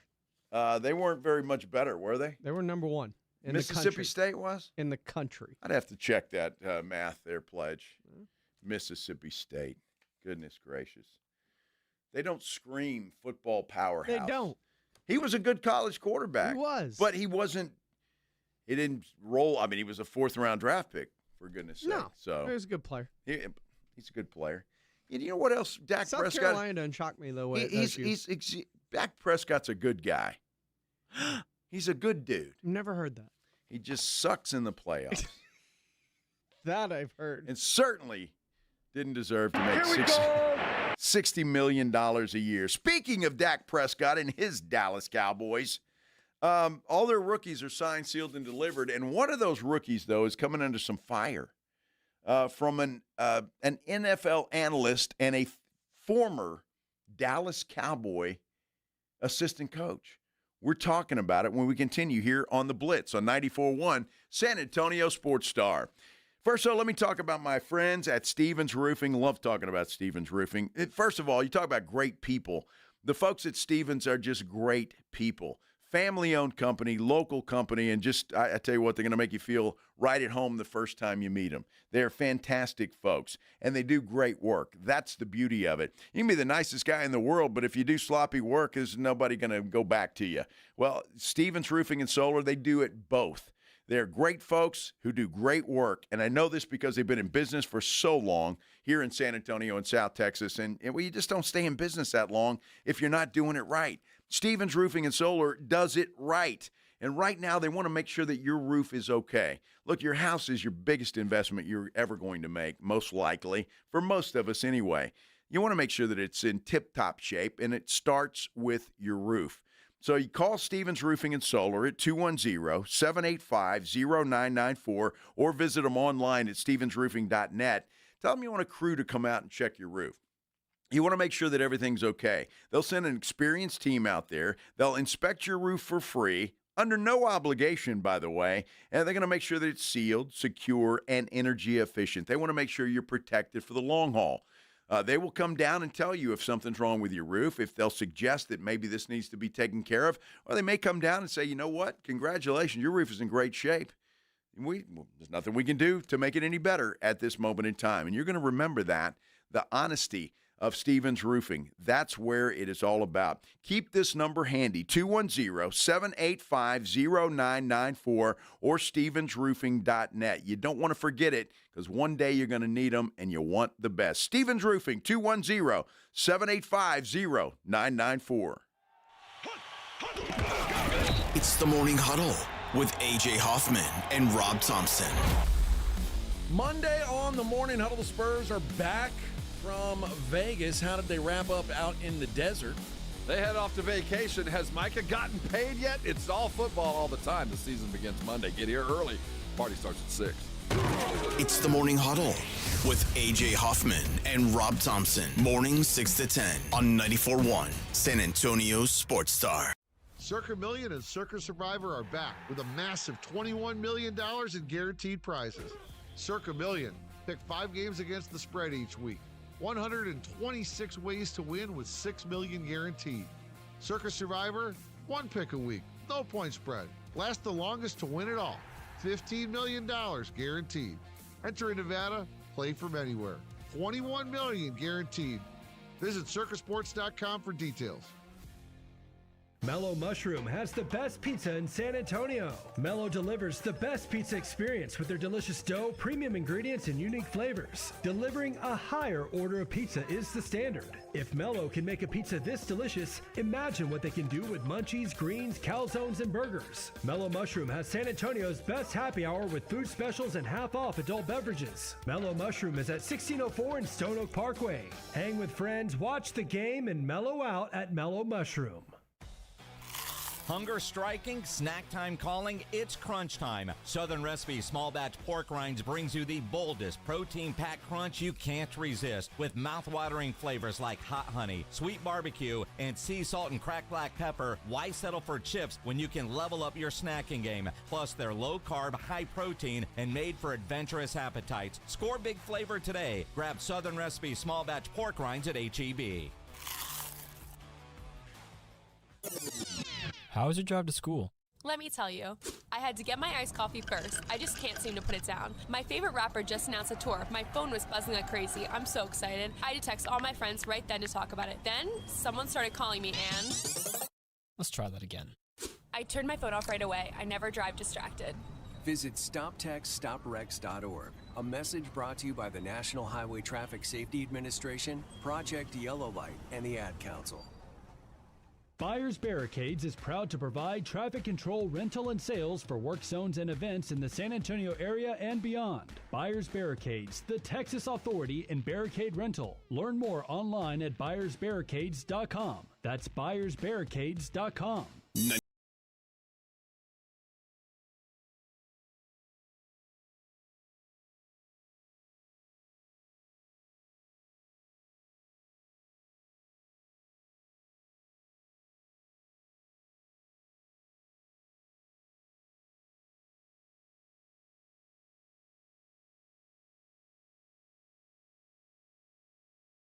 Professionals in 94.1 San Antonio's Sports Star.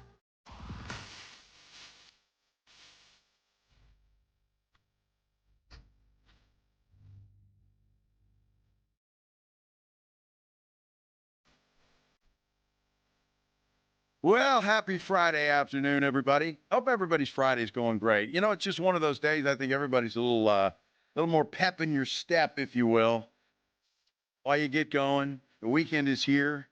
Unless, of course, you have to work on the weekend, which if you do, I'm sorry. But you probably had, like, I don't know, Monday or Tuesday off, and I had to work, so nobody felt sorry for me. Right, Pledge? Yeah, exactly. So, I mean, Pledge is answering the phone, by the way. He wasn't ignoring me, I promise. I don't know. Maybe he was. Who knows? I don't know. He claims to be answering the telephones. What was that? Yeah, it's okay, Pledge. You can ignore me. Don't worry about it.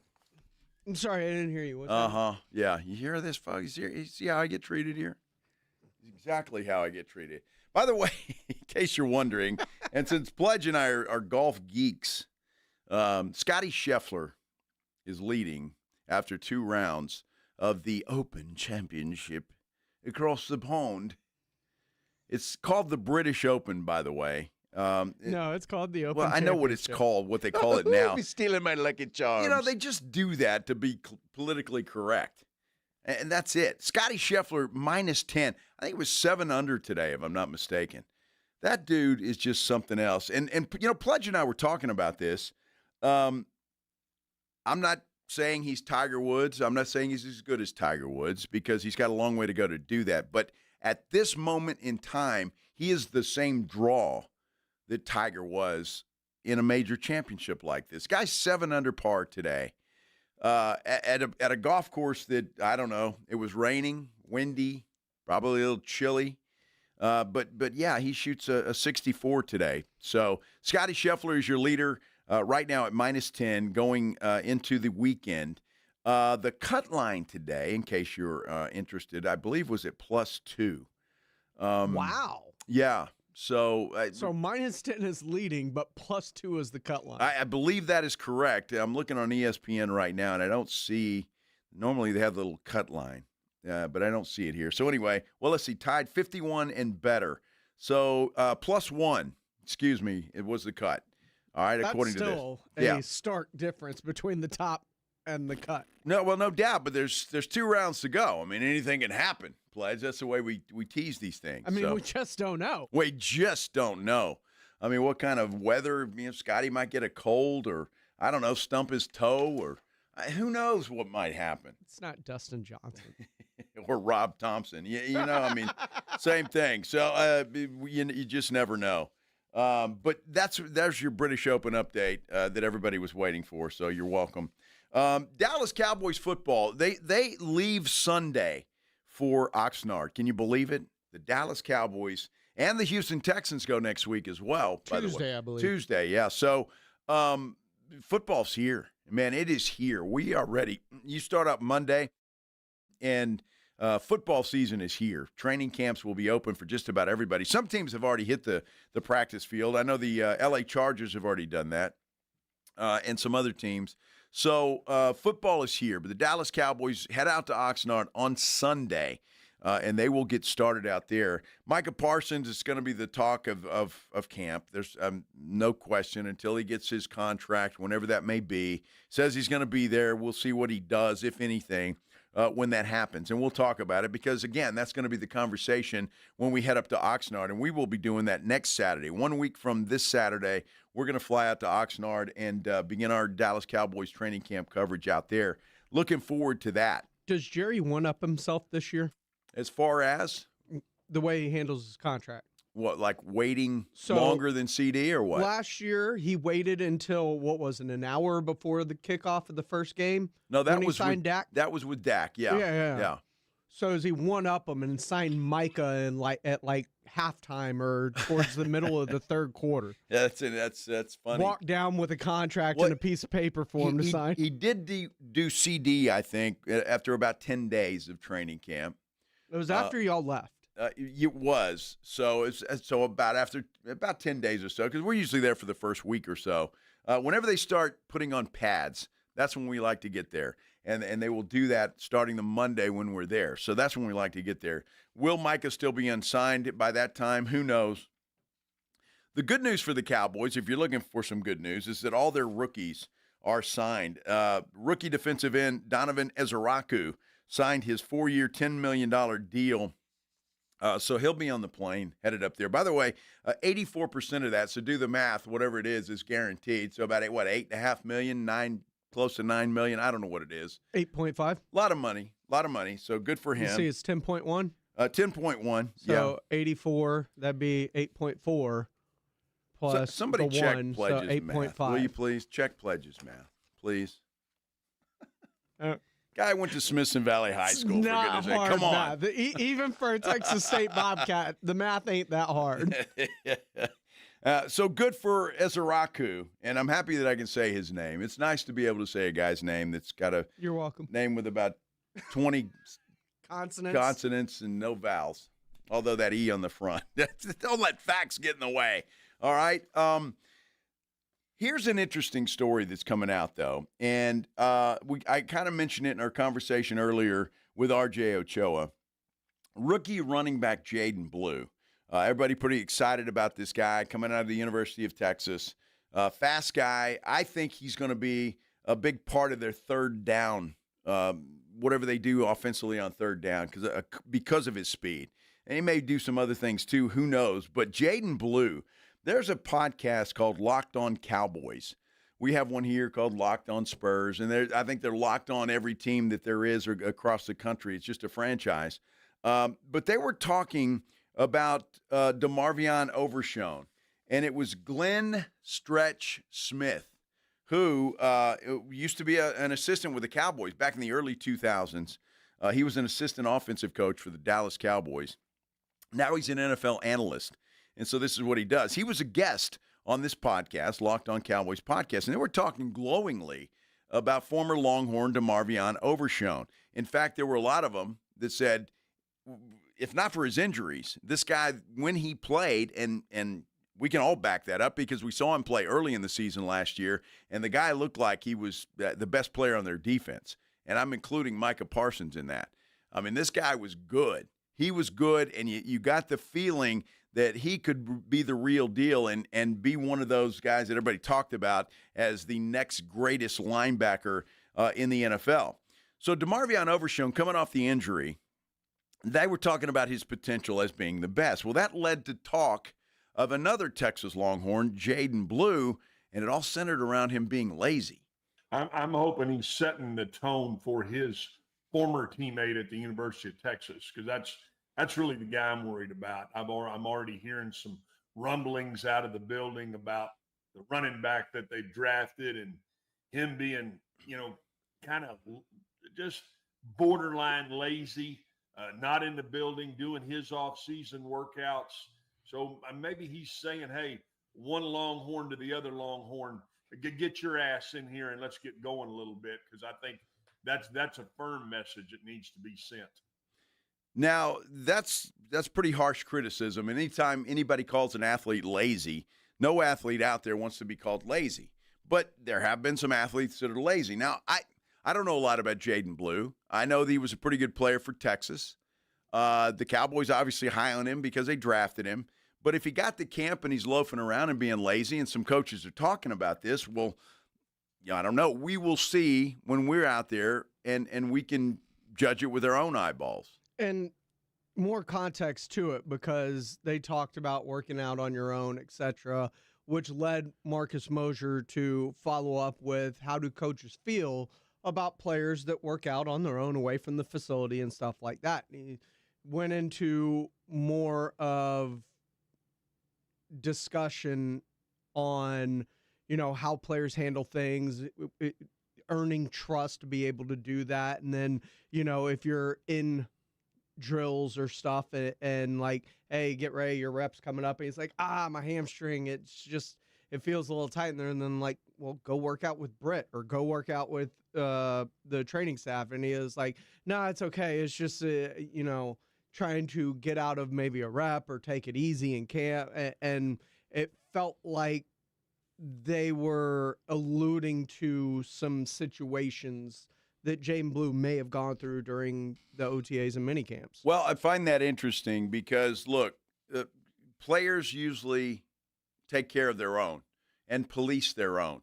So if a guy's being lazy and not doing the work or not doing the work that they feel like he should be doing, players will take care of that. Once he gets to training camp and he's there for 4 weeks or 5, whatever it is, then they'll know, and they're going to live with this guy, and they're going to be with this guy, and the coaching staff will be with this guy, and they'll have film on him, and they'll be able to tell whether he's doing it or not. Jaden Blue, again, has come out and said that it was a BS story.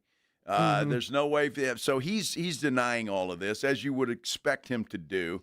I certainly would expect him to do it. He's done that, and so we'll have to wait and see. Now It's all speculation because it's sourced. Let's say he did at training camp, or I'm sorry, in mini camps and OTAs. There were a couple of reps he couldn't go because he did feel like his hamstring may be tightening up. It's not something that required attention per se, but maybe just needed, some time off it. Because let's face it, there are certain injuries, hamstrings being one, that are very hard to diagnose, especially the lower the grade that they are, to where only you know your body. And we dealt with this here in San Antonio with someone very much so that, everything says you're fine, but his body was telling him he wasn't. Well, let's not compare Jaden Blue with number 2, okay?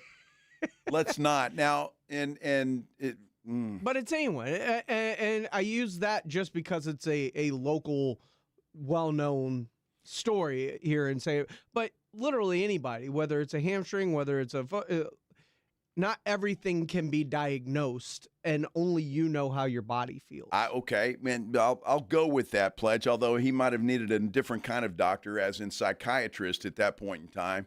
But what I'm saying, look, if you say that, and perception is reality.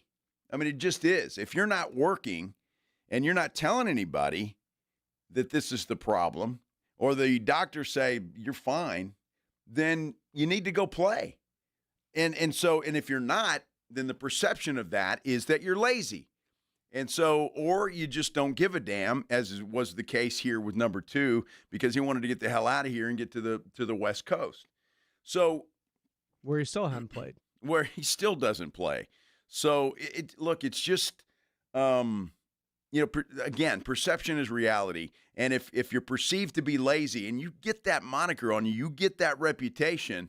And look, I don't know this coach, this Stretch Smith, from Adam. Don't know. But if he says that he's hearing from coaches that are saying that Jaden Blue is on the lazy side, I don't think he'd go on Locked On Cowboys podcast and make that up. I mean, hey, you know what I'm going to do? We'll get some clicks today, boys. I'm going to say Jaden Blue's lazy. I don't think he would do that. I mean, he's got a reputation himself, right, that he's got to fulfill. Now, I'm not saying I believe him. I'm not saying what he's preaching is gospel. But I just don't believe that somebody's going to go on the air and make up a story, especially when you're, talking bad about a young man who certainly does not want to get that reputation. So we just have to see with our own eyes what Jaden Blue becomes. I heard R.J. Ochoa say he thinks he's too small, and I'm like, well, Cowboys obviously like small running backs. That's pretty clear because they've had one on their roster for 3 years. He is gadget juice. Yeah, that's what, 4'3"? I don't know, but I mean he's a good dude. Deuce Vaughn's, well, you didn't get to interview him. He doesn't like me. Which a lot of you agree with. I understand this. A lot of you agree with that. He doesn't like me. I didn't know going to piss off this year. I didn't know he was right outside. Okay, I had no clue. But I said that when they drafted him, and the only reason they drafted him is his dad's a member of the Dallas Cowboys. There was no way this guy was going to hit the field. There just wasn't. That's Daddy. There was no way he was going to hit the field. Now they tried, and he looked like. He looked like a boy amongst men. I mean, honestly, he did. It was scary every time he got the football. I mean, we said the same thing about Darren Sproles. Well, okay, there's Darren Sproles. How many others can you mention that have been successful? Steve Smith. Really? Steve Smith was a fire plug. He was tiny. He was a fire plug, this guy. I'm aware of what he was. There's not many. There's not many, okay? Gilbert on our YouTube page is asking what he heard me say. When there was the first training camp when he was first drafted. And just kind of set the scene for you. We're on the tennis courts there at the Marriott, or the Residence Inn Marriott, where the Cowboys, that's their camp. And so all the media and all the shows are there when we're in kind of tents. So the PR people bring the players to the backside of it, and then they bring them in, and we get to interview a lot of them. And it's tarped off. So. It's tarped off, so I can't see who is back there at the time. So I was, if you've been listening to the show for a while, when Deuce Vaughn was drafted, I'm like, what the hell did they waste a draft pick for? I can't believe this guy. He's 4'3", and he's going to get killed. And anyway, he's standing right outside. And I said, and again, I think I mentioned something about, I don't know, nepotism or something. Well, that's daddy. And he wasn't very happy. And Minix wanted to get a picture with this guy because he's about the only guy that Minix is taller than. And so Minix didn't get his picture either. But I didn't know he was out there. But would you have changed your opinion? No. I would have said it to his face. Look, I'm sure he's a great guy, and he was a good running back in college. But he's a great running back. You're in the pros now, and it's just a different thing. And I'm sorry. Again, it's just the rule we talked about a few minutes ago. You got to be 20 years old to play in the NFL because you're more mature, you're bulked up a little bit. So you're saying the NFL you need to be this tall to ride? I'm not saying that, but what I'm saying is this guy was clearly going to get killed. He was going to get killed. I mean, these guys are monsters out there. And you have no idea how monstrous these guys are. And so it's just, and I'm getting examples of running backs over here. I know. Steve Smith, Barry Sanders, James. So how tall? Devontae Turpin. How tall? Devontae Turpin's taller than that. I'd have to, somebody say, hey, Gilbert P., since you're doing the research work Wes here Welker for us. Was smaller. Yeah, but he wasn't a running back. He was a wide receiver, slot guy. Slot guy. You said that like it was a bad thing. It was. I'm not a beast. He's a slot guy. Back when slot was more dangerous to play. He was Tom Brady's security blanket, is what he was. Yeah, but back then, a slot receiver could get his head taken off. Look, Deuce Vaughn's mad at me. All I'm trying to do is protect the guy. All right, I'm just trying to protect the guy. That's all. You're so thoughtful, Joe. I am. I'm a nice guy. Just want to protect the poor young man from getting killed by some monster. My goodness, Bob Hayes. You guys, the research department I'm getting on our YouTube page is fantastic here. Wow. Jaquiz Rogers probably played one of the best high school games I've ever seen. Where did he go to high school? You remember? It was Consolidated. They played the New Braunfels Unicorns in the state semifinals. Okay. Back in. For all of you guys that are doing research here, and mostly it's Gilbert P., but Art Garcia chimed in too. How many minutes did Deuce Vaughn play? So Mike McCarthy was a little concerned about his height as well. Now I'm getting a trend in the holiday.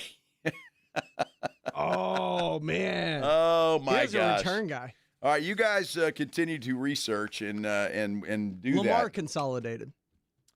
The Spurs got whacked last night, and it does not even matter. What? It doesn't matter one iota. Whether they lost, win, makes no difference. Carter Bryant found his shot. That's what makes a difference. It's the only thing that makes a difference. And didn't make a difference last night.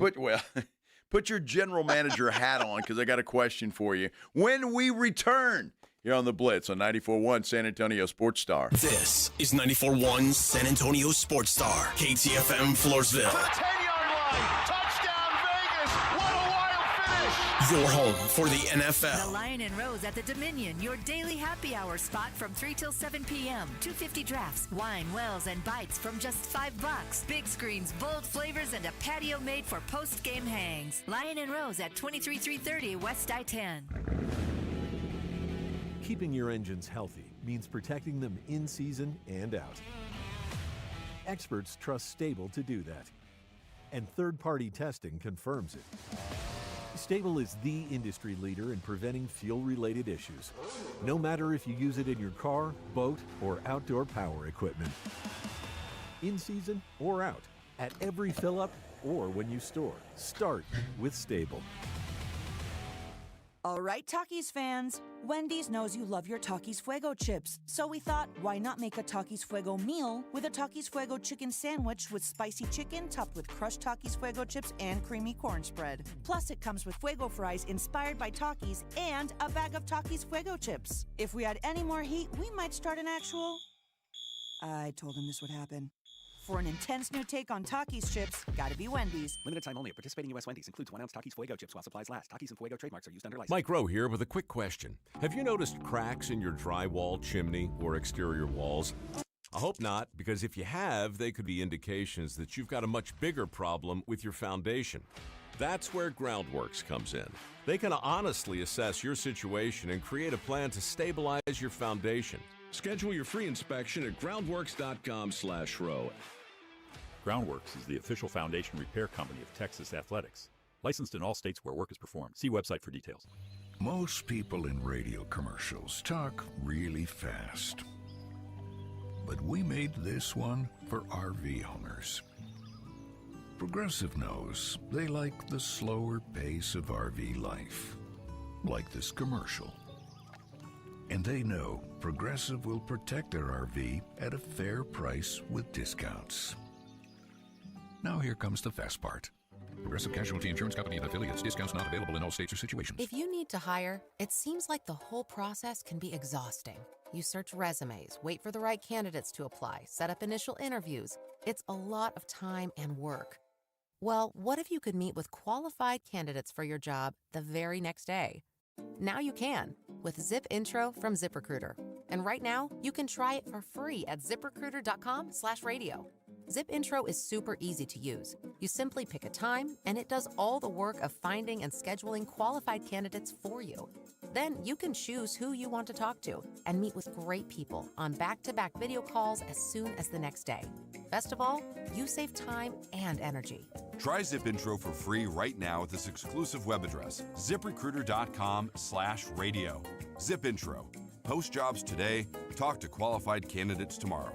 Once again, go to ZipRecruiter.com/radio to try it for free. That's ZipRecruiter.com/radio. Injuries happen, and when they do, skip the ER and get to the Ortho Now Injury Clinic by TSAOG Orthopedics and Spine. Ortho Now provides walk-in care for injuries like broken bones, dislocations, sprains, and strains. Conveniently located in the Quarry area with extended hours Monday through Saturday with on-site x-ray casting and bracing, Ortho Now has everything you need to treat your injury, and best of all, no urgent care or emergency room copay. Learn more online at tsaog.com.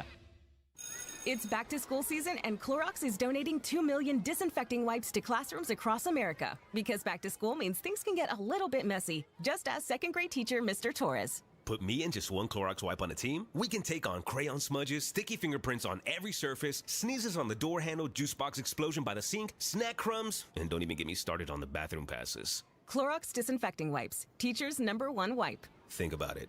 Bathroom passes. Clean feels good. Based on unit sales data. San Antonio's Sports Center. Well, the Texas Rangers and the Houston Astros both return to action after the All-Star break tonight. Texas will welcome Detroit into town for a series. It's a game you can catch on your home for Rangers baseball. That's right here, 94.1 San Antonio Sports Star, beginning at 6:30. The Astros, they head out west. They head to Seattle to open up a series with the Mariners. First pitch there is set for 9:10. Sports Center brought to you by Centergenics. Book your appointment at fixmylowteam.com. Joe Reinagel. That's the third time in 7 seasons, the San Antonio Spurs are the NBA champions. Jason Minix. They go back to big day as Super Bowl champions. Dallas 52, Buffalo 17. It's the Blitz on 94.1 San Antonio Sports Star.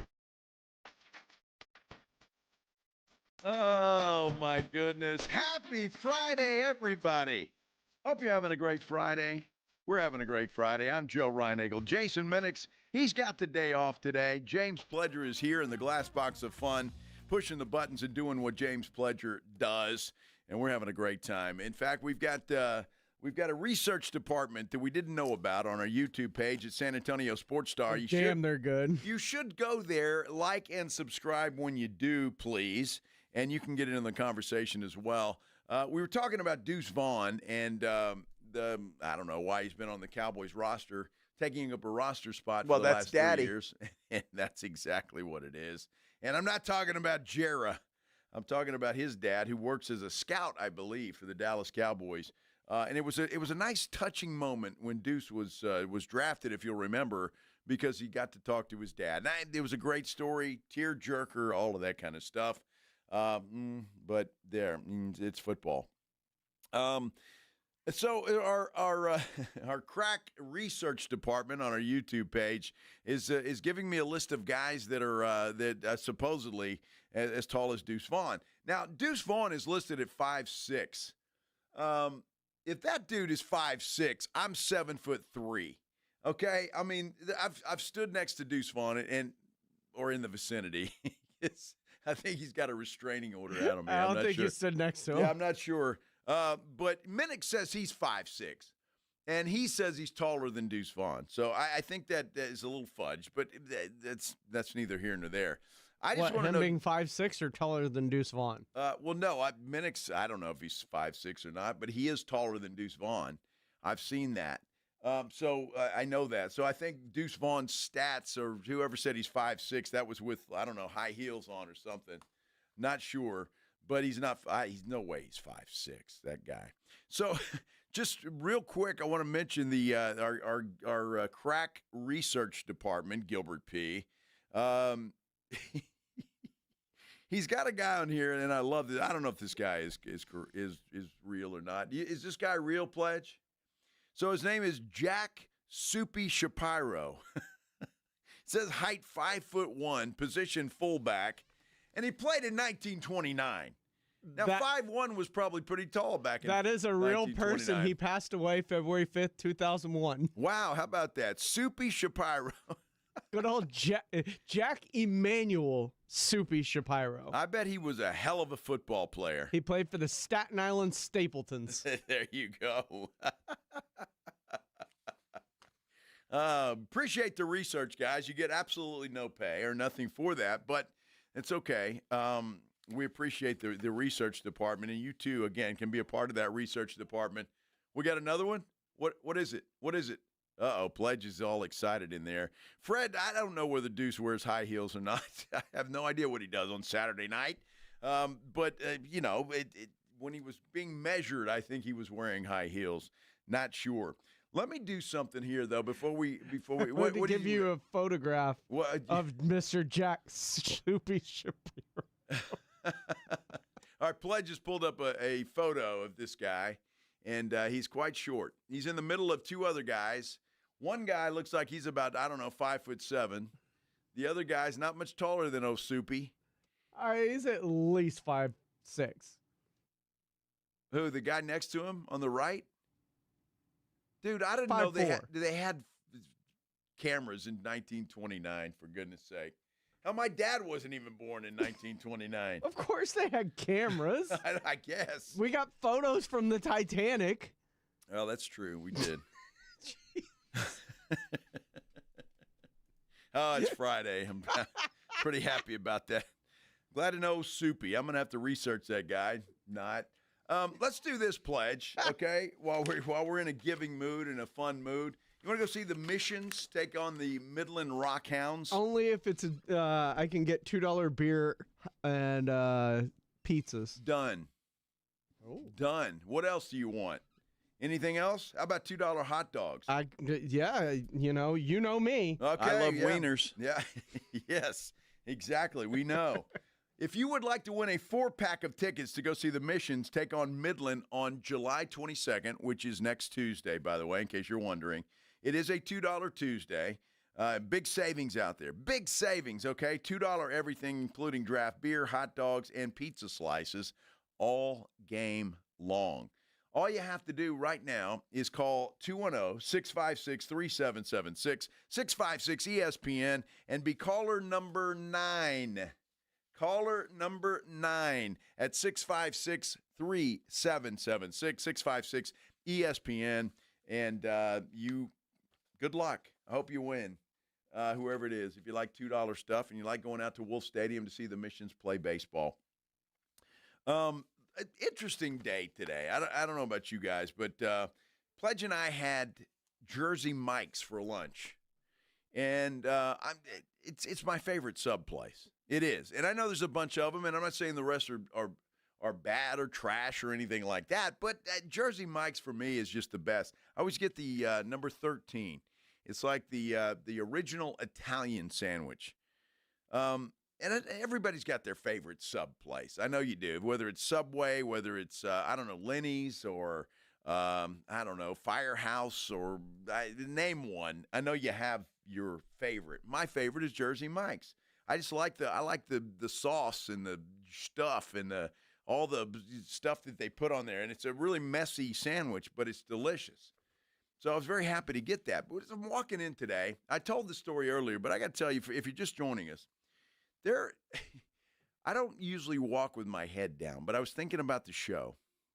I was thinking about what we're going to do today and some of the things. And anytime you do a show solo, you kind of think a little bit harder about it because you want to make sure that you know what you're talking about. And, well, I always want to do that, but some days are better than others. But I'm looking down as I'm walking in, and I guarantee you there was a pool, like a target area of bird poo, right as you walk up on the sidewalk to get into the back door of the studio here, of the station.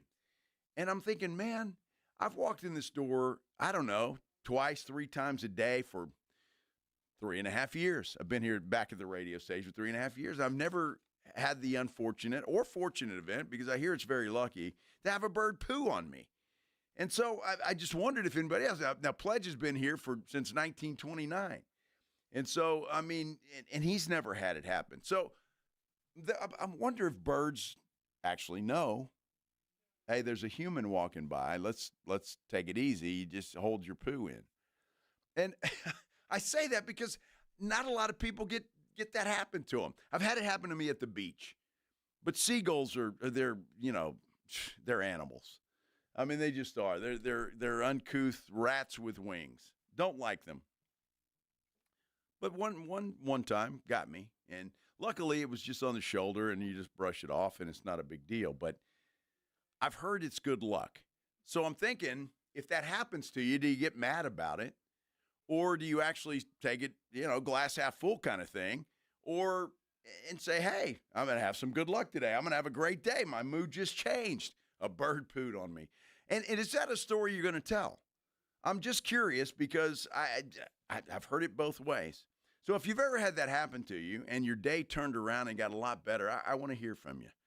Get on our YouTube page. Call us here at the station at 210-656-3776. If someone calls in and says, man, luckiest day of my life, I found $5,000. I won the lottery. Are you just going to go stand under that tree? I might. But see, it doesn't work that way as karma goes, right? I mean, it has to be accidental. You're not thinking about it. You got, what, oh, wow, my day just might get better. I'm going to go down to the store and buy a lottery ticket. Are you going to buy a lottery ticket, or are you going to Vegas? Oh, I don't know. I'm just, because I'm wondering about this. And now I kind of want it to happen just to see what happens. Oh, you want it to happen? I kind of do now. What happened after your beach incident? I don't remember. I was probably drunk. I mean, I'm just saying. So it was a pretty good day. It must have been, yeah. I didn't win the lottery or anything, so. But I'm just saying, I've heard it's good luck. So if you've had some good luck after that happened to you, I'd like to hear from you. It's just, I know it's a crazy topic. I get it, but you hear these old wives' tales like this, and it's good luck. And if it rains on your wedding, it means you're going to have a happy marriage. Obviously, it was sunshiny in my first two, apparently, because that's it. What happened there, Joe? I digress.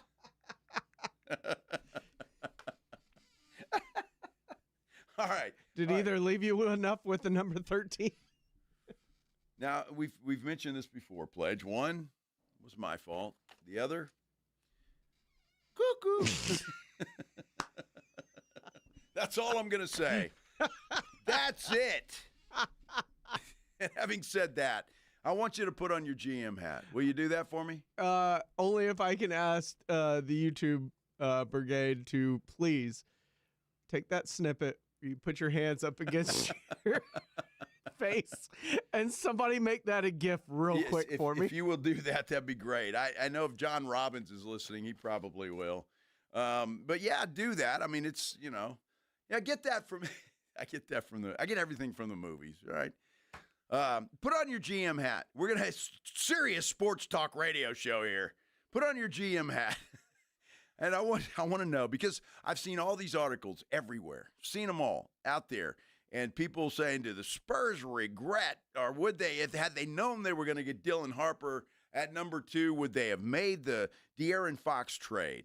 And now that they've made it and they've got Dylan Harper, they've got all these, what do you do with De'Aaron Fox? Are you going to extend him or not? And please don't make a mistake. You could screw up the future of the Spurs. I want to know what you think. What are you going to do with De'Aaron Fox? August 3rd, he's eligible to sign an extension. A 4-year, $229 million extension is what he's eligible for. Would you give him all of that? Or would you try and negotiate something else? What would you do? Or do you let him walk or try to trade him? Any of the above options are okay. I want to hear from you, though. 210-656-3776, 656-ESPN, at Joe Reinagel 210 is on Twitter, or you can go to the San Antonio Sports Star YouTube page and comment there. But I want to hear from you, and we'll read some of these articles, and you tell me if you buy it or not. We'll do all of that when we continue on this glorious Friday afternoon in San Antonio here on 94.1 San Antonio Sports Star. 94.1 San Antonio Sports Star and the Gomez Law Firm present the second annual Back to School Drive, Saturday, August 2nd from 11 till 1 p.m. or while supplies last at the Gomez Law Firm, 2943 Moss Rock Drive. Free backpacks and school supplies for all school-age children while supplies last, so don't be late. Presented by the Gomez Law Firm, 2943 Moss Rock Drive. Sponsored in part by North Park Toyota, Centromed, Romo Door Supply, and 94.1 San Antonio Sports Star. Calling all snack MVPs, it's time to huddle up with Southern Recipe Small Batch Pork Rinds, the low-carb, high-protein snack with a flavor-packed crunch. From sea salt and cracked black pepper to hot honey, sweet barbecue, and more, these bold bites are ready to tackle your crunch time cravings. Find your flavor playbook at H-E-B and make every bite count, because when it's crunch time, there's only one snack you need on your team: Southern Recipe Small Batch. Are you ready for the all-new Hot Wheels Monster Trucks Live Glow and Fire? Come watch your favorite Hot Wheels Monster Trucks fly, crash, and smash. Thanks to Good to Grow, kids' ticket prices half off. Coming July 26th and 27th to Frost Bank Center in San Antonio. Get tickets now at Ticketmaster.com. Vacation mode? Check. Don't forget your furry friend. Bluebonnet Bunkin' Biscuit in Selma offers daycare, boarding, grooming, and more. Discounts for military, teachers, and first responders. Bluebonnet Bunkin' Biscuit, where pets play, stay, and feel at home. Hi, Zoe Saldana. Welcome to T-Mobile. Here's your new iPhone 16 Pro on us. Thanks. And here's my old phone to trade in. You don't need a trade-in. When you switch to T-Mobile, we'll give you a new iPhone 16 Pro. Plus, we'll help you pay off your old phone up to $800, and you still get to keep it. There's always a trade-in. Not right now at T-Mobile. I feel like I have to give you something in return for karma. That's okay. I don't really have much in my purse. Oh, let's see. Hand sanitizer. It's lavender. I'm good. Seriously. Let me check this pocket. Oh, mints? Really, I'm fine. Oh, I have raisins. I'm a mom. Wait 1 sec. I've got cupcakes in the car. It's our best iPhone offer ever. Switch to T-Mobile. Get a new iPhone 16 Pro with Apple Intelligence on us. No trade-in needed. We'll even pay off your phone up to $800. With 24 monthly bill credits, new line, $100 plus a month on experience beyond finance agreement, $999.99 and qualifying ported. For well qualified plus tax and $10 connection charge. Pay off via virtual prepaid card, allow 15 days. Credits end and balance due if you pay off early or cancel. See T-Mobile.com. Looking for a place with character, cold drinks, and real Texas charm? Pull up a chair at the Lion and Rose in the Dominion. This local favorite, run by the Tharp family, serves up Southern hospitality, military pride, and seriously good food. Happy hour daily from 3 till 7 p.m. with $2.50 drafts, select wine, wells, and mimosas. Plus, tasty bites from just $5. Big screens, bold flavors, and a patio made for post-game hangs. Now open at 23330 West I-10. The Lion and Rose. Hey, Joe Fortenbaugh here. Whether you're locking in your home run picks or riding with your favorite golfers this summer, ESPN Bet is your sports book for all the action. Go from checking stats on your favorite teams and players to placing bets in just a few taps. Plus, new customers can get $100 in bonus bets when you make your first $10 wager. Download the ESPN Bet app and sign up with the promo code JOEQ to get started today. Must be 21 plus. Gambling problem? Call 1-800-GAMBLER. Terms and conditions apply. See app for details. Offer not available in New York. Drivers who switch and save with Progressive could save hundreds. With that kind of money, you could go big time. The next time you're out to dinner with friends, you can order the shrimp cocktail for the table. And maybe you'll realize it only comes with 4 shrimp after you've already given away 3, but that one shrimp will be so good. And if you switch and save hundreds, you could get shrimp all the time. Switch to Progressive and you could save big time. For shrimp. Progressive Casualty Insurance Company and affiliates, not available in all states. Potential savings will vary. It's the Blitz with Jason and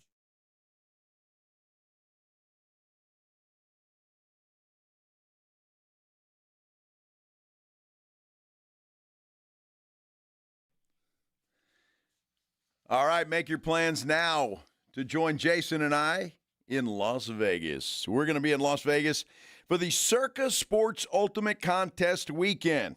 Blitz will be live at Circa Las Vegas August 21st and 22nd. Then, of course, we're staying for the weekend, as we always do. You want to come to Vegas with San Antonio Sports Star for the Ultimate Contest weekend? More details and, of course, discounted rooms with promo code BLITZ are available at sasportstar.com. I think you can actually go to the Circa website and put in that promo code as well. BLITZ is what it is, and you're going to get discounted rooms there. So make plans to go with us. It's such a great trip. It really is a great trip. It's a lot of fun. We've had a lot of listeners go with us. This is going to be our 4th time heading to Circa, and we certainly appreciate the folks at Circa for their hospitality that they provide, but it's just a heck of a lot of fun. I mean, it really is a lot of fun. So if you can make it, make it. You won't regret it. It will be a lot of fun. You don't have to be there for the whole time. You want to come in for the weekend, that's great. You want to come in for Thursday, Friday, and leave. Whatever you can do is what you're going to have a blast. I promise you that. You will not regret it. August 21st and 22nd, that's when we'll do the shows and stay for the weekend. So make your plans now to come with us to Vegas at Circa, and we would appreciate it. We'd like to see all of you. I'm planning to out come there for the whole thing. Are you? Good. Not me. I got to be here. I'm saying the people should plan to come for the whole thing. Well, they should. I'm going to be there for the whole time, so. Even past work. Exactly right. It's a lot of fun. It truly is a lot of fun. We can make some bets and, put your money where your mouth is. How would you bet if you had to decide whether the Spurs extend De'Aaron Fox or not? I'm putting, what's the line? Well, it's a good question. We'd have to come up with some odds because there's been a lot of talk, obviously. And the reason I bring this subject up today is because I'm really getting sick and tired of the stuff. And I say I'm getting sick and tired of it because it's like it's such a dumb question. And if you posed it, then I'm sorry, but it's a dumb question. If the Spurs knew they were going to get Dylan Harper at number 2, would they have traded for De'Aaron Fox? Well, if the Spurs knew they were going to do that at number 2, they'd be wizards. They'd be like genies. They'd have a crystal ball. They did what they wanted to do and thought they would do. To me, it's a dumb question. I mean, what do you think, Pledge? Is it a dumb question? Yeah, I extend him, sign him, whatever it is. He chose San Antonio. You wanted him in the first place, and I'm pretty sure I thought the whole game in the NBA was about talent acquisition, right? You acquired talent. Why are you going to let him out of the building? Well, you're not, and you shouldn't, and I don't think the Spurs will. I think he will get some sort of an extension. Now, whether it's the max, and maybe, I don't know, De'Aaron Fox may insist on that if he stays here. Max. Right? So you want the max if you can get that. He's 28 years old. This could very well be his last big contract.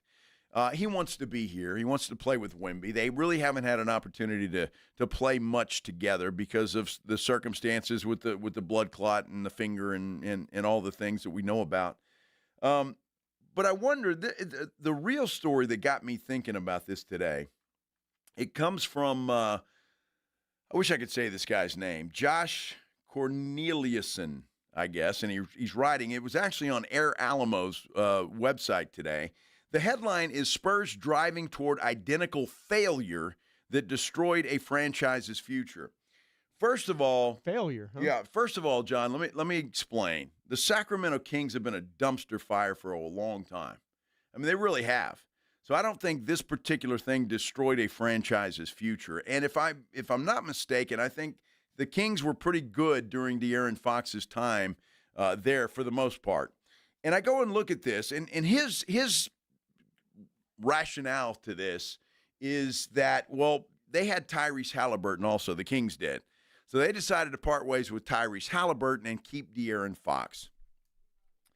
And I'm assuming that is considered a mistake by the writer of this particular article. First of all, look, everything is a crapshoot, is it not?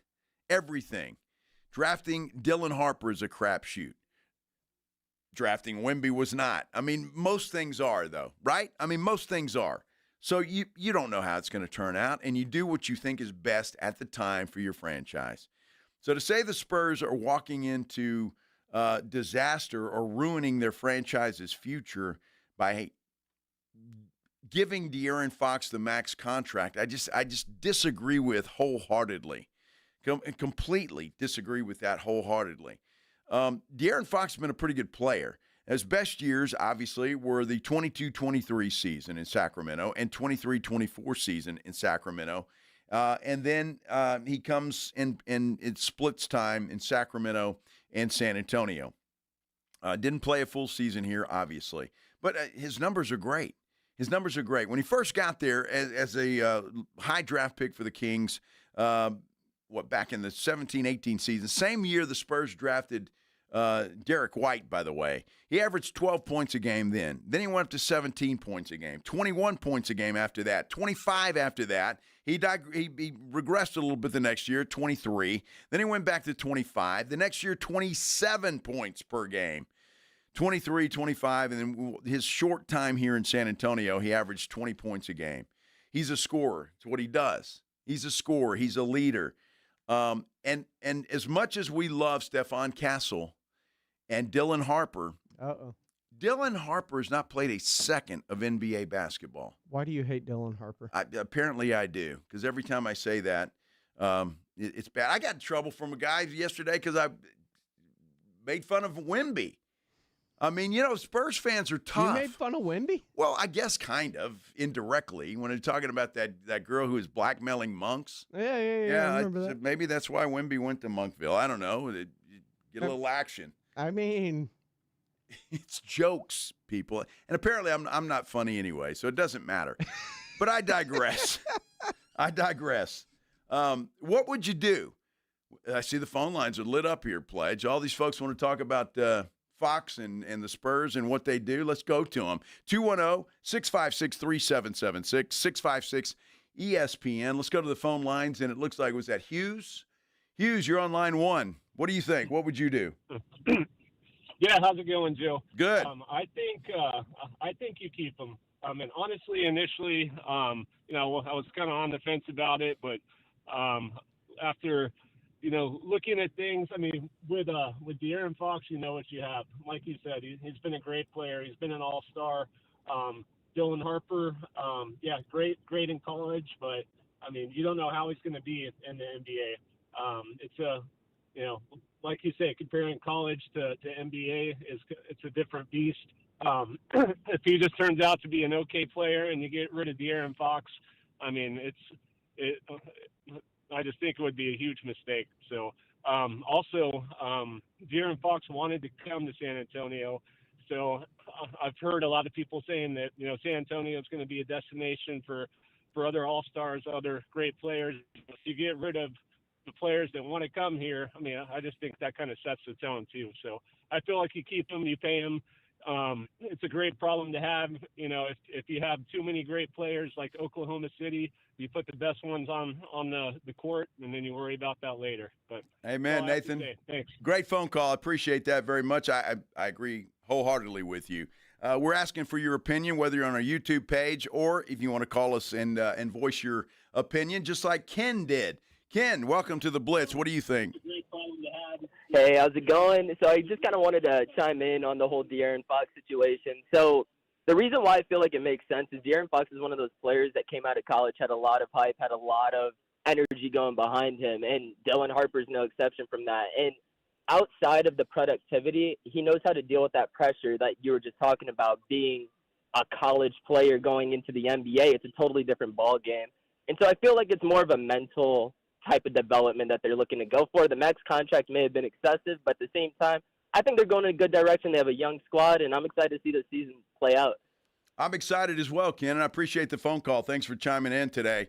It's an interesting question, and I think I'm pleasantly surprised, Pledge, honestly, that most Spurs fans, at least most that we've heard from, either on our YouTube page or on the phone lines, have been in favor of keeping De'Aaron Fox and sound pretty reasonable to me. And not sure how Joshua sounds, but let's hear from him. Joshua, welcome to the Blitz. Hey, thanks, Joe. I think you have to sign De'Aaron Fox. I mean, it's good. You could even do a 3-4 year, do the Supermax, whatever, because you got to think Wemby's going to get signed next year. That's already now a year into it. Then the following year you got Castle, and then in the third year of that 3 or 4 year deal, you're going to be going into the De'Aaron Fox decision. And then you decide if you keep him or you want to keep him or keep Dylan Harper. And the thing is, De'Aaron Fox wanted to come here. You also don't know if Dylan Harper is going to want to stay in San Antonio because he got drafted to San Antonio. It's also, in the draft, he was saying that he would like to go to Brooklyn, or there were other teams in big markets that he would want to go to. Well, I think his dad mentioned that. I don't think Dylan ever mentioned that, but his dad did. Right, but you don't know if he's going to – what if one of those guys try to pull a Kawhi Leonard and say, I know I can get a Supermax, but I want to go to a bigger city, or I want to do something like that. Not saying they will or not saying they do. It's just like you say, you just don't know. Amen, brother. You preach it.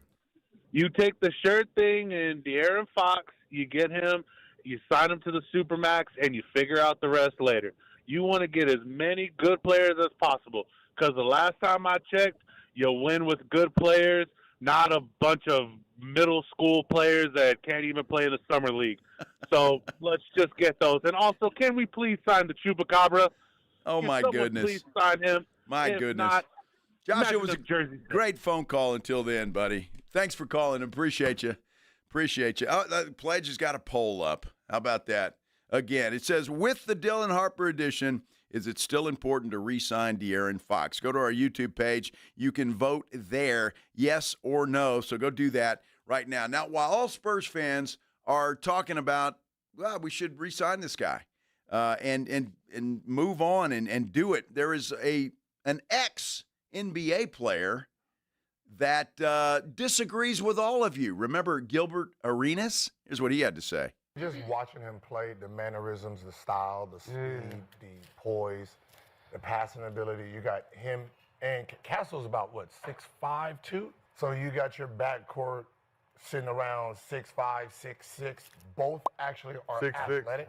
So you got your 1 and your 2, both 6'6", and both got sneaky jumping. Me right now, as a general manager, and I'm watching him play and watching how he's moving, I don't know what I want to do with Fox because having him at the 1, 2, 3 doesn't even make sense to me anymore. Him coming off the bench doesn't even make sense to me anymore. If I want this to be a championship team, I don't need no waiting period. I need them to get all of the minutes and learn how to just be efficient. Now, with Wemby, now you have Carter Bryant that looks like he's going to be a defense. He looks like he's he looks like he's amen already. So now you have that at your 3.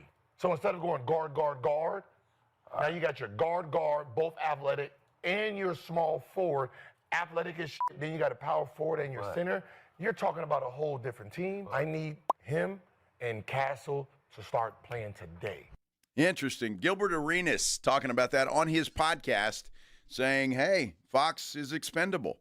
Fox, I don't need to see him. I need to see Harper and Castle at the 1-2. I don't think he's expendable, but I do agree with they have to play.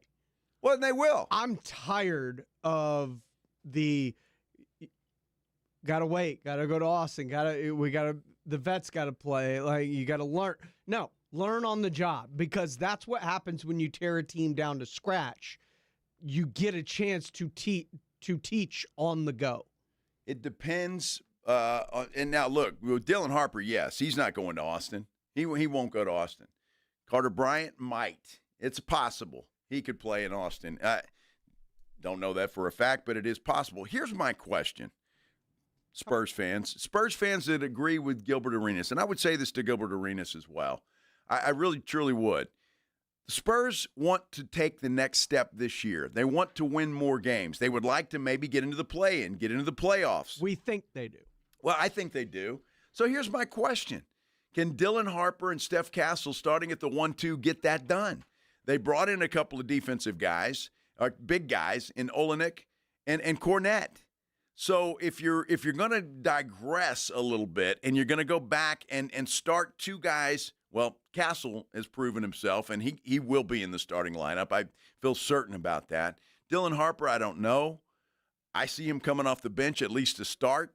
But just having said that, with a Fox, Castle, Vassell, I don't know, Olenek, and Wemby, I don't know. That's a roster to me that can win some ball games. I don't know. I just think the Spurs want to, and I think they have to take the next step. You know, the lottery, to me, I don't want to see that again. I don't want to see that again. I would like to see this team progress, win some more games. I think I heard the other day their over and under total is 43.5, which is incredible. So we'll see what happens and what they do. But sign De'Aaron Fox. I want to see that guy here for a long time to come and develop the other guys. And then you've got a future. And isn't that what everybody's asking for anyway? Certainly is. Thanks for everybody that chimed in. Really appreciate it. The Dallas Cowboys will leave for Oxnard on Sunday, and they will start training camp out there, and I'm so happy. Football is right around the corner. RJ Ochoa, the managing editor of Blogging the Boys, will join us next when we continue here on The Blitz on 94.1 San Antonio Sports Star. It's the Morning Huddle with A.J. Hoffman and Rob Thompson. Monday on the Morning Huddle, the Spurs are back from Vegas. How did they wrap up out in the desert? They head off to vacation. Has Micah gotten paid yet? It's all football all the time. The season begins Monday. Get here early. Party starts at 6.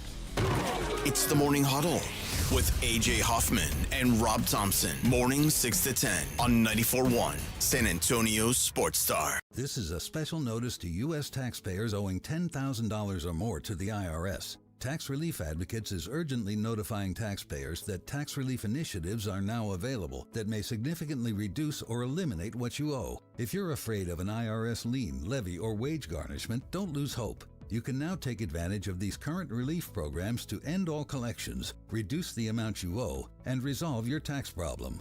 Even if you have years of unfiled tax returns or are already in a payment plan, you may still qualify for significant relief. Struggling taxpayers can now get relief they need during these hard economic times. A hotline has been established by Tax Relief Advocates for you to call and see what you qualify for. They are A+ rated with the BBB and have over 1,000 5-star reviews. Don't wait. Call 800-575-7147. 800-575-7147. That's 800-575-7147 or simply visit TRA.com. Must qualify for enrollment. Results may vary. If you've got a gas-powered engine, keep it running like new at every fill-up. Stable in-season protection is your engine's preventative medicine, cleaning and protecting the entire fuel system in season. In outdoor power equipment, prevent gum and varnish buildup that could cause a rough or non-running engine. For cars and trucks, increase fuel efficiency and power by removing deposits, ensuring your engine's long-term health. Stable outperforms the competition in independent lab testing. So at every fill-up, start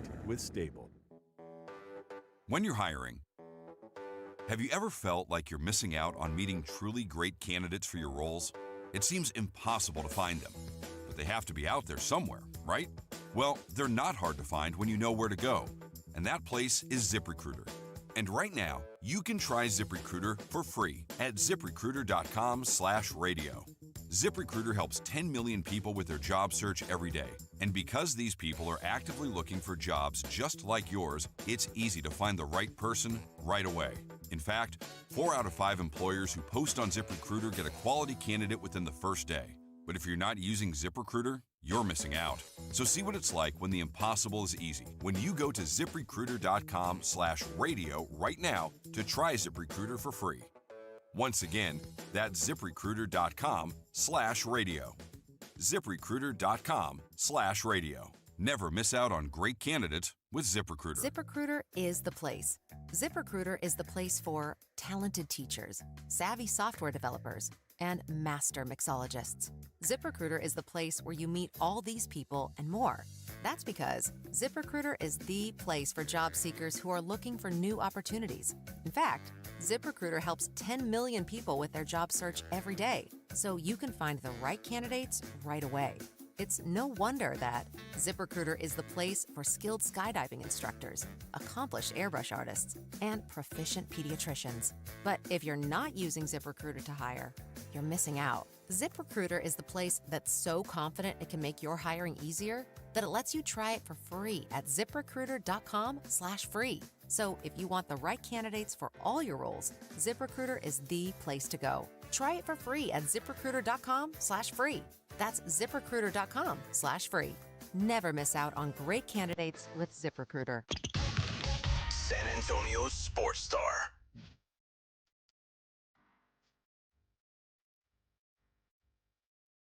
Happy Friday, everybody. I'm glad it's Friday. I hope you're happy it's Friday. I hope you're having a great day. On this Friday afternoon in the beautiful city of San Antonio, this is the Blitz on 94.1 San Antonio Sports Star. I'm Joe Reinagle. Jason Minix has the day off, but we went out and got an old friend of the show. Our good buddy RJ Ochoa joining us now on the Buyers Barricades guest line. And RJ, we got a question we're asking our listeners, and I know you've been following the Spurs. You're a Spurs fan. I know this, right? That's correct, yeah. Okay. So there's been a lot of headlines lately. I'm sure you've seen some of them. That what are the Spurs going to do with their glut of guards now that they've got Dylan Harper, Stephon Castle, and De'Aaron Fox? De'Aaron Fox due for an extension. A lot of people saying, well, maybe you don't need to extend that guy. Where would you go? Would you get rid of De'Aaron Fox or do something else? No, I think you just deal with it. You don't have to get rid of a surplus because you want to.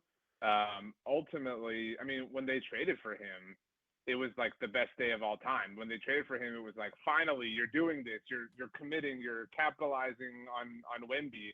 So, I mean, this would be like, hey, Joe, I know you've got this F-150, but I'm going to give you a Mercedes. Like, you're going to sell the F-150 because you can only drive one car. No. If you need to, you build a wing onto the garage and you figure it out later. Well, that's the question we're having. I only bring it up today is because I'm seeing these articles that are just, Spurs can't make a mistake with De'Aaron Fox the way Sacramento did, and yada, yada, yada. So we'll get into that. So speaking of not committing, the Dallas Cowboys, very uncommittal with one Micah Parsons, and he seems to be getting frustrated with this whole thing. I don't know anyone who isn't frustrated with it. Like, unless you are, a Jones, I don't know how you can have any opinion other than that this is way more down the rabbit hole than anybody ever wanted to get. And what's more is we all knew this and felt this way about Dak and CD and those deals, and we specifically said, you better not do this. We better not get to training camp, and you're doing this BS again. And here we are, 2 days out from reporting, you guys, whatever, a week out from reporting, and it's here. There is no logic, Joe. There's none. Like, there are times where people will say things like that, and there's actually a little bit of logic, right? Like, say somebody wants to trade De'Aaron Fox. You can make a logical argument why that's the case. You cannot. There's not a logical justification that any person can conceive that justifies doing it this way. Visiting with RJ Ochoa, blogging the boys. And, RJ, look, we know this is kind of Jerry's MO, or at least it has been lately. Dak Prescott, CeeDee Lamb, now Micah Parsons. And the list is going to go on and on, I have a feeling, because there's some other guys that will come up next year. We know Jerry does this. The question is that I can't figure out sometimes, and we talk about it, but is why? Why does Jerry do it this way? Do you have any clue? I like to think of questions like this in a way that my dad used to ask me when I was young and would do or defend something stupid. He would say, okay, if you were a lawyer in a court of law and you had to defend this, right? Like if I was getting paid to defend this line of thinking from the Cowboys, the best things that I can come up with are, one, they're incompetent. That's one of the options. Like truly, that they just truly do not understand something that is this bare bones, basic common sense. That's idea number one. Idea number two is that they are in it for the attention. They're in it for the clout, and they are fine. They are fine signing clout to a certain amount of salary cap space every year. If it costs $5 million more to drag it out this way, but they were leading First Take every day, it was totally worth it to them. That is strange because they're going to have that clout no matter what. But again, we're trying to make sense out of nothing here.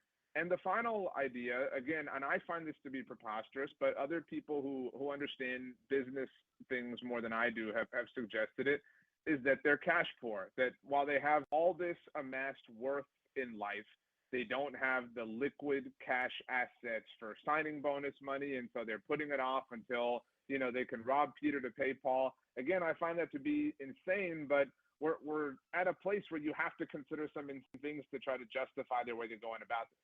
Well, it doesn't make any sense in this case because, again, just all the problems it brings. And I kind of go back to what you said. I don't know if that was 1, 2, or 3, but the second one, I think Jerry likes the attention even though he gets it anyway. But once we arrive at training camp in Oxnard, every question to Jerry, to Steven, to anybody that wants to talk is going to be about Micah Parsons. And it baffles me that you want that conversation going on other than, hey, you guys did pretty well in the free agent market, or this guy looks great, or whatever. It's all going to be Micah Parsons until he signs his deal.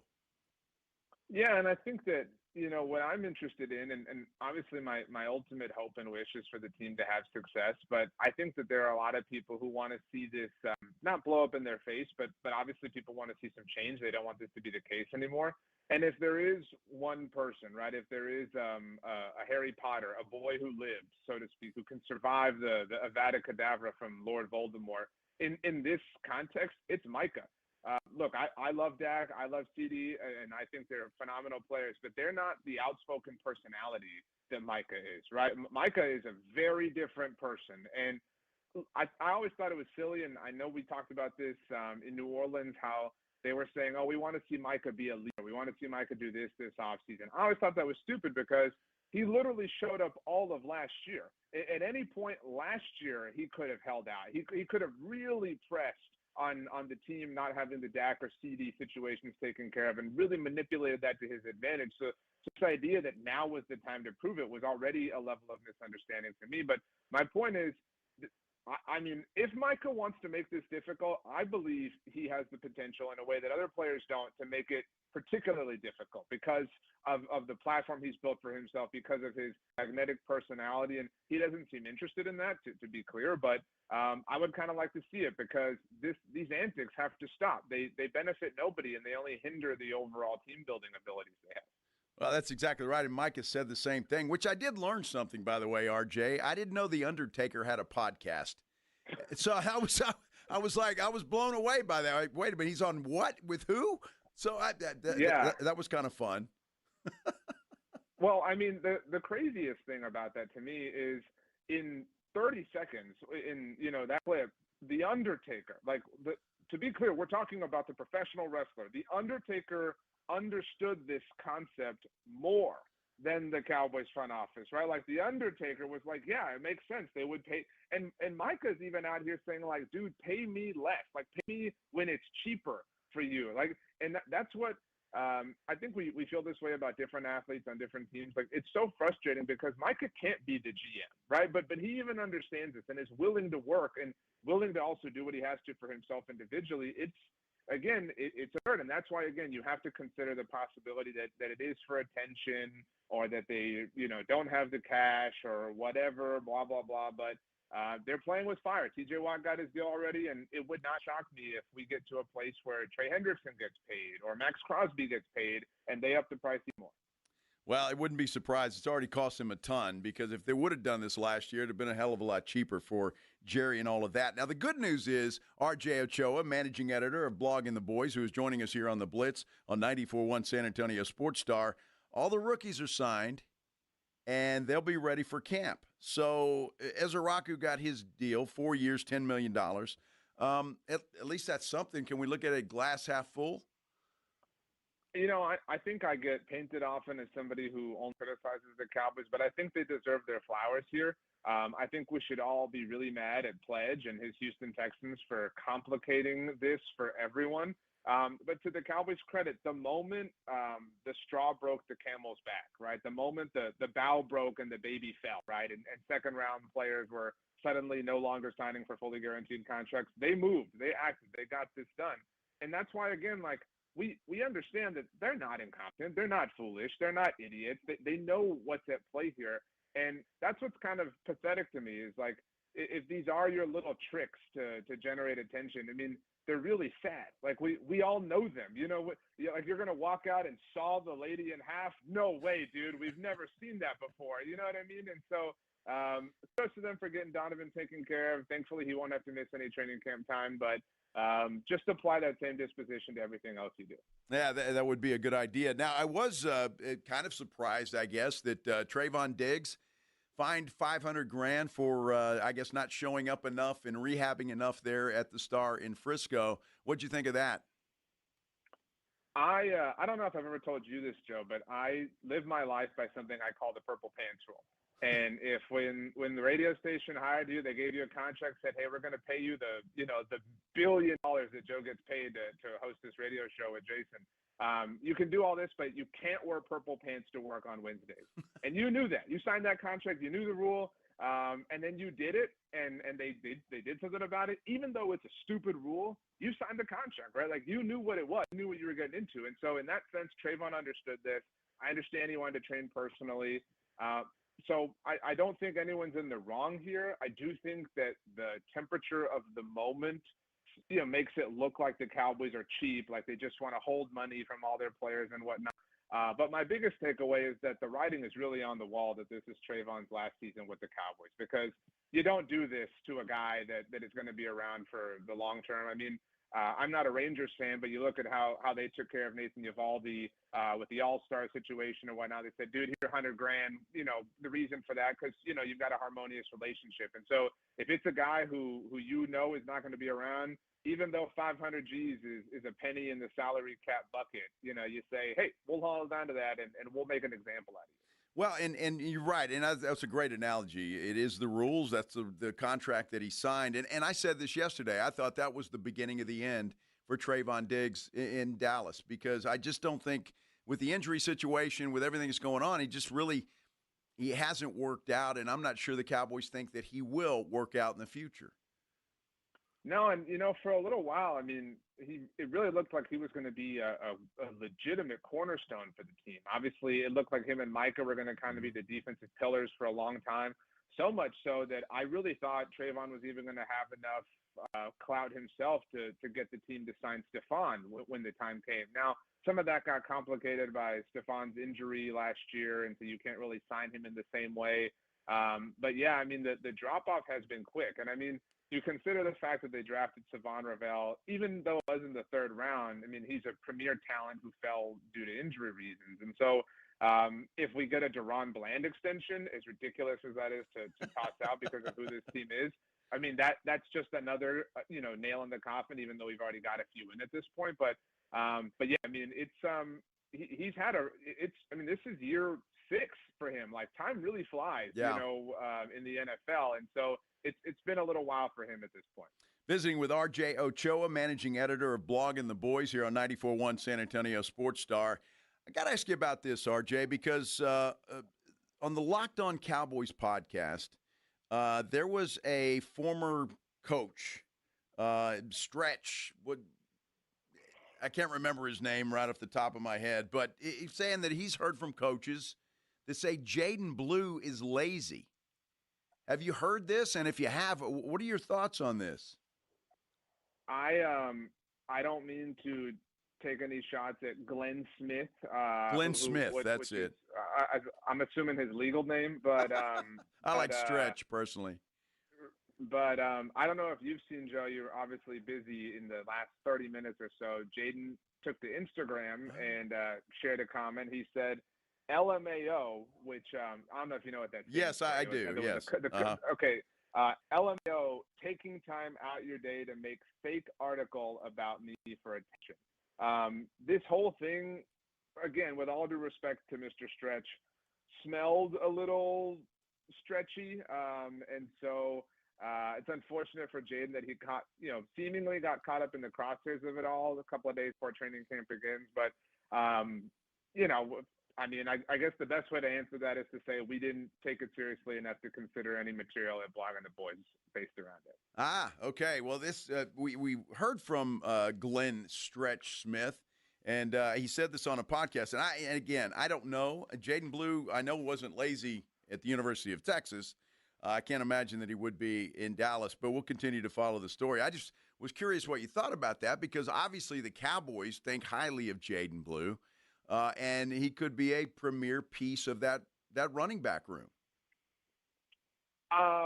All hypothetical accusations aside, I don't know how much I agree with that, just because while he was electrifying in Austin, he doesn't have the physical size to hold up at the NFL level. I think we all kind of know and understand that at this point. Wait a minute. RJ, hold on a second. Well, then why in the hell has Deuce Vaughn been on this roster for 3 years?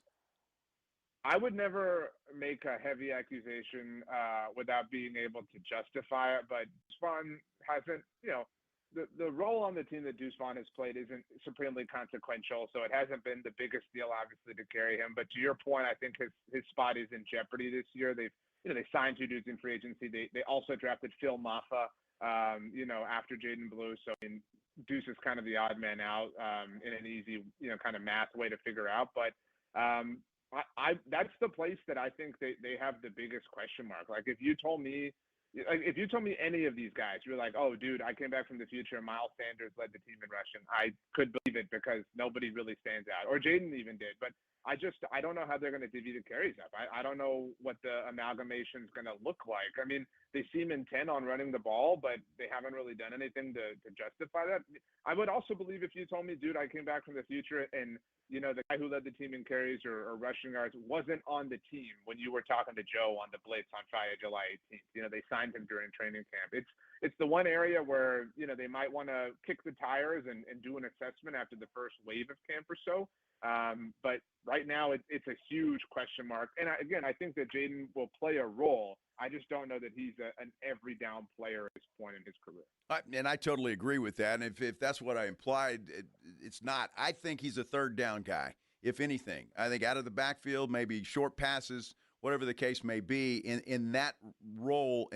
But just with his speed and quickness, I think he would be good in that role, and that's why I think he will make the team. I like Javonte Williams, quite frankly, and I think if this guy has recovered and can return to some form that he started with in Denver, I think this guy could emerge as your lead running back.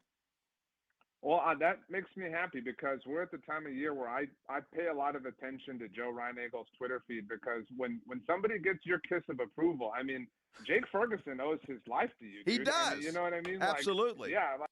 So I want to know, I want to see you out there like hands on knees, you know what I mean, watching them run through these drills, and then I want you to get in the lab and come out and say, all right, I've decided. My instinct was right. Javonte Williams or Miles Sanders impressed me, or his size be damned. This is going to be Jaden Blue's opportunity. Well, it's Javonte Williams, so write it down now, RJ, so you know at the end of the season when he leads the Cowboys in rushing, you say, that Joe, he's a pretty smart fella. I got to talk to Jake Ferguson, by the way. I mean, he's making me look bad the way he played last year. I need a much better season out of him this year.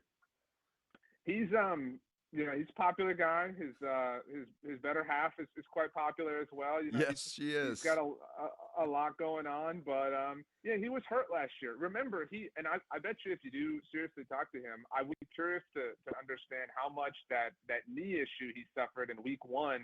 I would believe that it just never got right. You know what I mean? Like you have that happen the first game of the year, and then just kind of left-footed the whole way, and then Dak gets hurt, and Jay's fighting with the fan host. You know what I mean? It just never ever reached equilibrium. It's a contract year for him, so it's gonna be a busy time for Jake Ferguson. Well, I hope he has a good year, and then next year, guess what? We're talking about Jake Ferguson holding out of camp because the Cowboys won't pay him.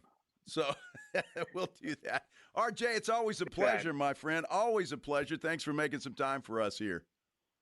Joe, you are my 8th favorite person in the world. So anytime I can talk to somebody in the top 10, it's a thrill. I hope you have a fantastic weekend and that you eat something delicious before it's over. Well, that's a pretty good bet, my friend. I guarantee you that will happen. RJ Ochoa, managing editor of Blog and the Boys, joining us here on the Blitz. And, of course, all of our guests appear via the Buyers Barricades guest line. Buyers Barricades provides traffic control, rental, and sales for San Antonio and beyond, online at buyersbarricades.com. Riding I-10 with the Blitz.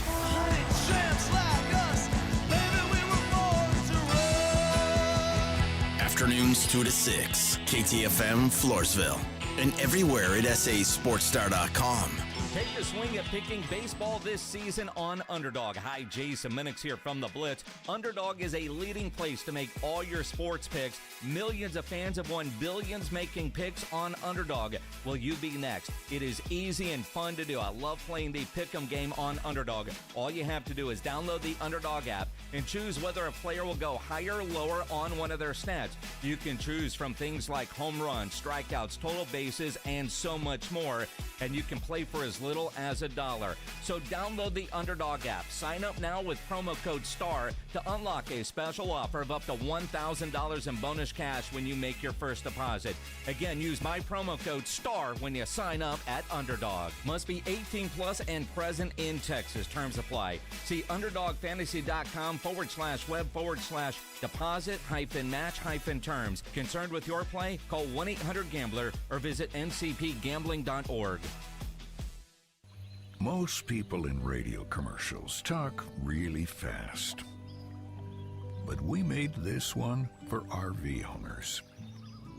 Progressive knows they like the slower pace of RV life, like this commercial. And they know Progressive will protect their RV at a fair price with discounts. Now here comes the fast part. Progressive Casualty Insurance Company and affiliates. Discounts not available in all states or situations. It's back to school season, and Clorox is donating 2 million disinfecting wipes to classrooms across America. Because back to school means things can get a little bit messy. Just ask second grade teacher Mr. Torres. Put me and just one Clorox wipe on a team? We can take on crayon smudges, sticky fingerprints on every surface, sneezes on the door handle, juice box explosion by the sink, snack crumbs, and don't even get me started on the bathroom passes. Clorox disinfecting wipes. Teacher's #1 wipe. Think about it. Bathroom passes. Clean feels good. Based on unit sales data.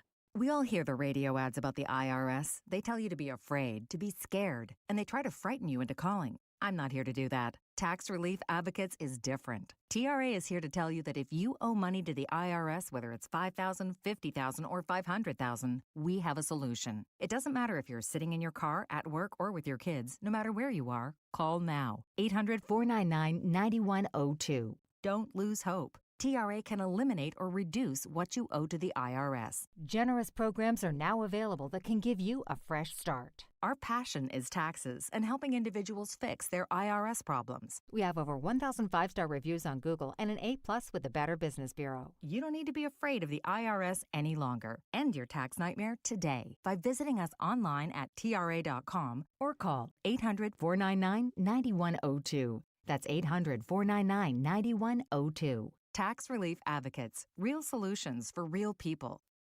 Hi, I'm Jason Thompson. I'm a personal injury attorney, and since 1994, I've been helping people and their families seriously injured or killed by negligent drivers. My website is alawyerforus.com. I use that phrase because I know that there's no way a regular San Antonian can possibly beat a billion-dollar insurance company alone. You will need an experienced attorney to stand up for you and get what you and your family deserve. This month, my father will retire after 50 years of practicing law, doing what he taught me to do, help people in need. Stand up for the people that can cannot. Use the skills you have to help the people in your community win and where you can. When an insured driver seriously injures someone, a billion-dollar insurance company uses everything it can to pay as little as possible. Every insurance company you have heard of has a very large staff of attorneys already working against you. If you or a family member has been seriously injured because of a negligent driver, call me, Jason Thompson, as soon as you can after a collision. My number is 210-900-0400. That's 210-900-0400. Or check out my website, alawyerforus.com. You know the Roo Pub is proven to be the best place to watch games with those 3 massive 170-inch screens and TVs all around. All the games, all the fights, and when you show up at the Roo Pub, show up hungry. The food is fantastic. Open daily at 11. Great for lunch, great for dinner, great for late at night, and the best place to watch a game. Just down from the big blind, right next to the Angry Elephant. The Roo Pub, 281 in Redland Road. We'll see you at the Roo. The Lion and Rose at the Dominion, your daily happy hour spot from 3 till 7 p.m. 250 drafts, wine, wells, and bites from just $5. Big screens, bold flavors, and a patio made for post-game hangs. Lion and Rose at 23330 West I-10. Game day starts at home, and Romo Door Supply delivers the win. From sturdy entrance doors to stylish interiors, Romo's got what your home team needs. Visit RomoDoorSupply.com. Quality doors, unbeatable prices. That's RomoDoorSupply.com. San Antonio's Sports Center. Round 2 of the Open Championship is in the books. It is Scotty Scheffler who has taken the lead. He shoots a 7-under par round of 64 today. He is minus 10 as they head into the weekend. Well, Dallas Cowboys second-round draft pick Donovan Ezeraku has agreed to a 4-year, $10.1 million deal. 84% of that is guaranteed. With his signing, all the Cowboys draft picks under contract. They fly to Oxnard on Sunday for training camp. Sports Center is brought to you by Buyers Barricades, the Texas Authority in Barricade Rental. BuyersBarricades.com. Joe Reinagel. That's the 3rd time in 7 seasons. The San Antonio Spurs are the NBA champions. Jason Minix. They go back to big day as Super Bowl champions. Dallas 52, Buffalo 17. It's the Blitz on 94.1 San Antonio's Sports Star. Oh, my goodness, it is Friday afternoon, and not only that, it's 5 o'clock, actually 5:05 to be exact, and if you're getting off work right now, congratulations. Your weekend has just begun.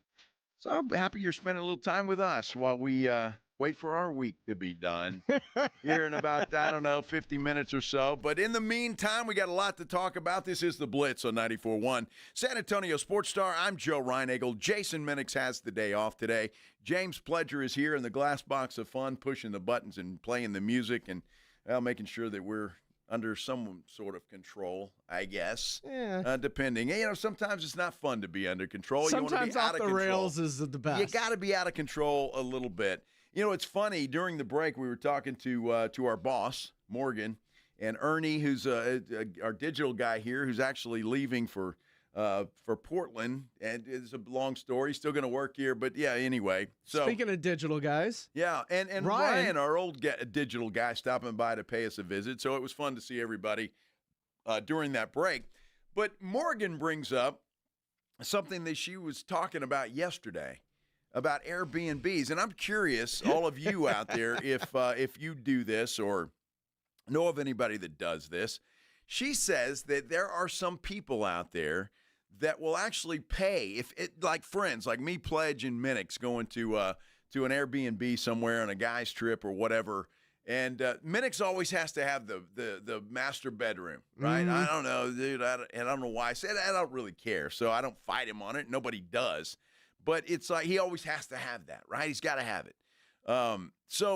But she was telling us that there are people out there that are so obsessed with having the master bedroom or the biggest bedroom, whatever, that they'll pay for the whole damn thing. So that they could be like, I bought it, so the master's mine. They get the big bedroom, the master bedroom. So is that a thing? I've never heard of that. No, that is a thing. Really? I know friends that are like that. I mean, to me, that's crazy because, honestly, I don't give a damn. The only thing that I have to do is I got to have my own room. All right, I'm a grown man. Slumber parties went out a long time ago, and so I don't want to stay in a room with somebody else.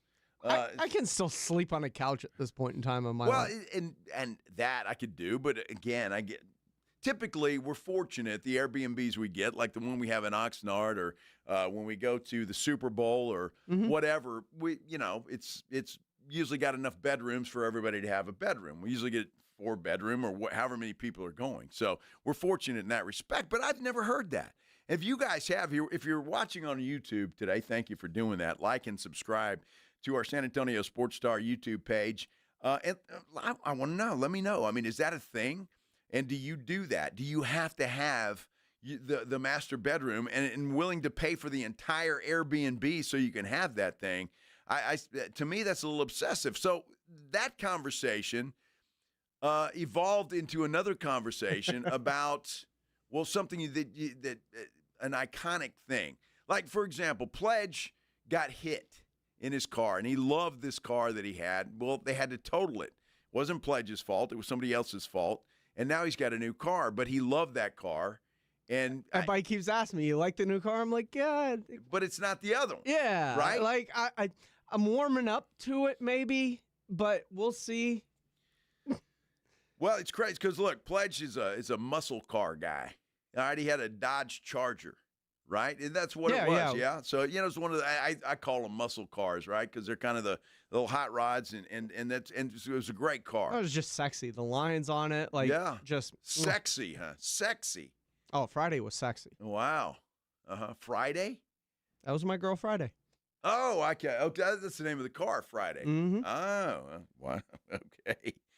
Damn. Well, keep going, Pledge. What do you and Friday do? Oh, Yeah. Uh-huh. Take her out. Does Friday get jealous when somebody else is in the back seat? Poor Friday. I see no comment by Pledge there. You see that? Friday allowed me to, put things in the trunk. Whoa. There's not many girls that will. I'm just saying. Well, that's... But no, I had an unhealthy, but the reasoning behind it was my first new off the lot car, 15 miles or something like that when I first bought it. Yeah. It was exactly what I wanted. It was the color, it was the tint, it was the rims were black, it was murdered out completely. It was the exact car I wanted, the exact model I wanted, the exact features I wanted. Everything was exactly what I wanted. And it was the first one that I'd ever bought. I've always had to make some kind of compromise getting a car. Right. Of some way, shape, or form. And you normally kind of do when you're making that purchase. You don't get everything you want because whether it's cost or whatever it may be, you just usually, something's just not exactly the way you want it. This was. Well, yeah, gotcha. But how long did you have that car? 9 years. Okay, so 9 years. Now, it was getting a little expensive because I know you had it in the shop on occasion. Couple of different times. So... But it was running good this last time. Yeah, so I was like, oh, wow. Nice. We're in a good spot now. And if some guy just rear-ended you, yes? Yeah, I don't know if it was it because it was another Charger. Oh. It was Charger on Charger crime. Wow. But I think what had happened is we both stopped.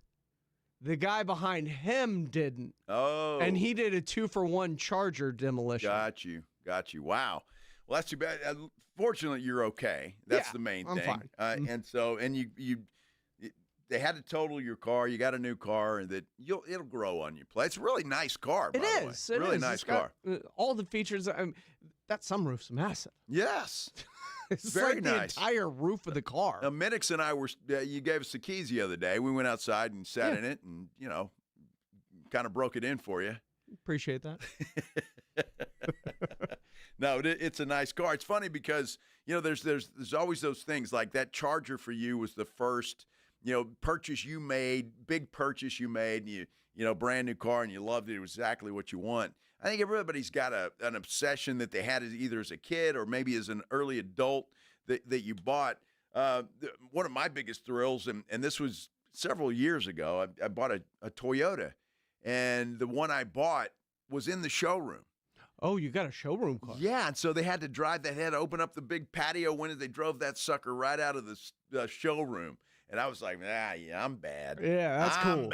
I'm bad. So I thought that was pretty cool. And I did like that car. I had that one for a while.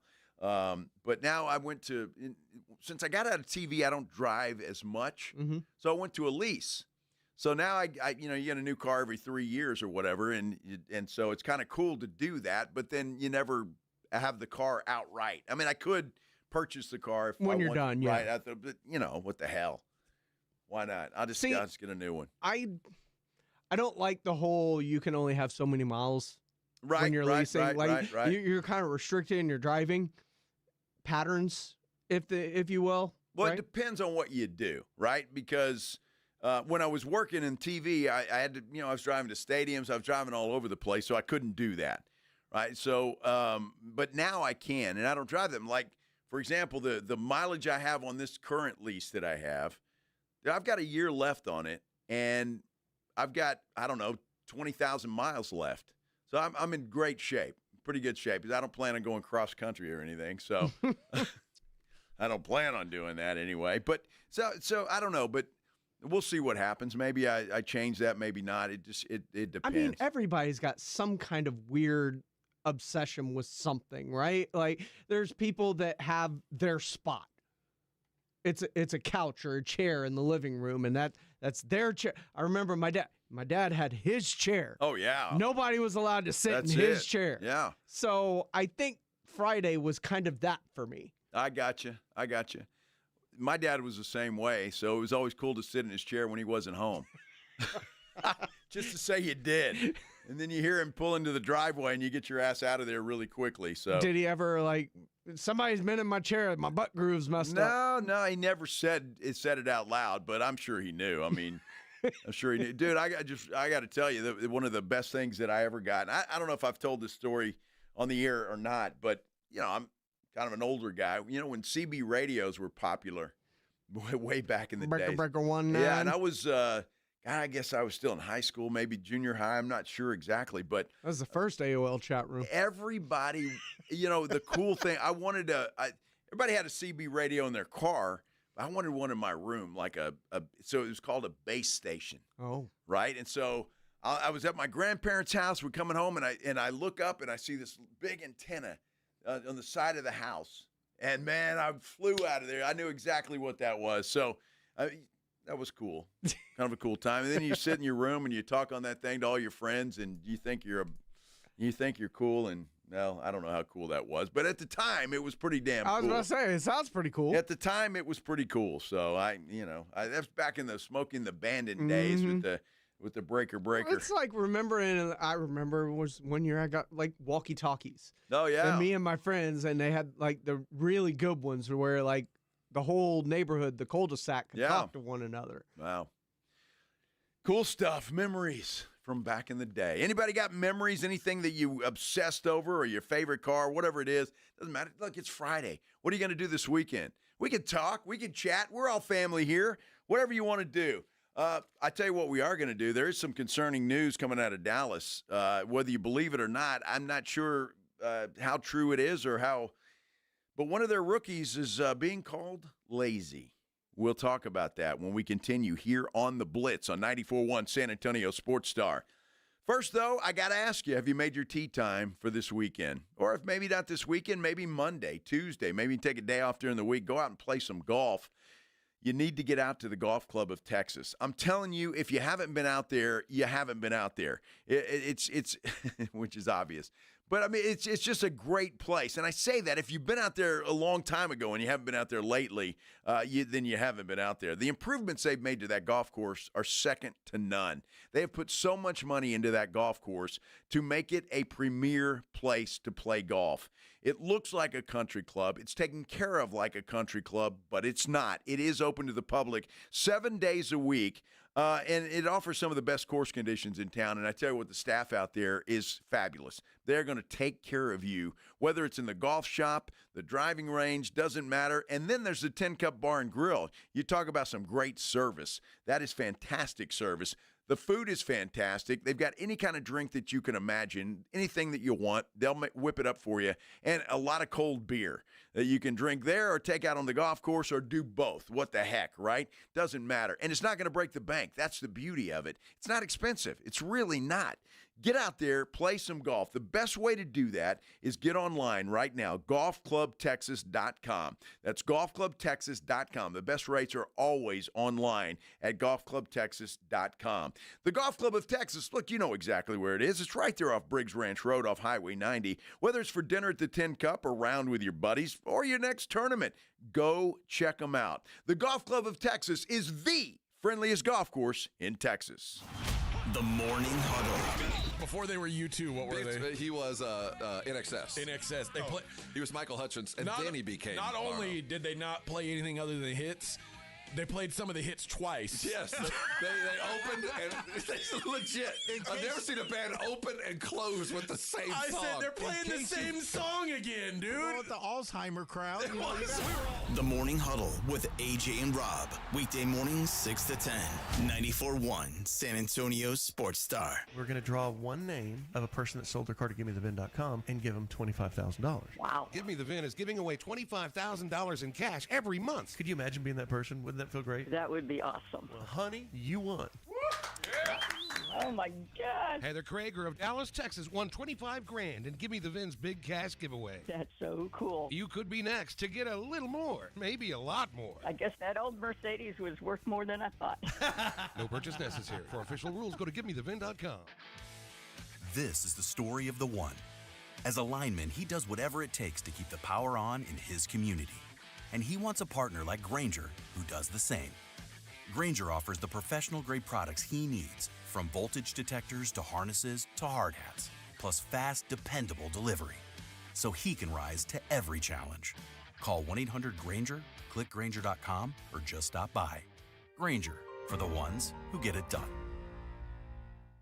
Hi, my name's Jason Thompson. I'm an attorney and have been representing people injured in auto and commercial truck collisions right here in San Antonio, my hometown, since 1994. Getting into a collision can be a life-altering event. Your health and recovery is the only thing that really matters, and anyone that's ever been injured in a traffic collision will tell you that. How do you get the insurance company to pay?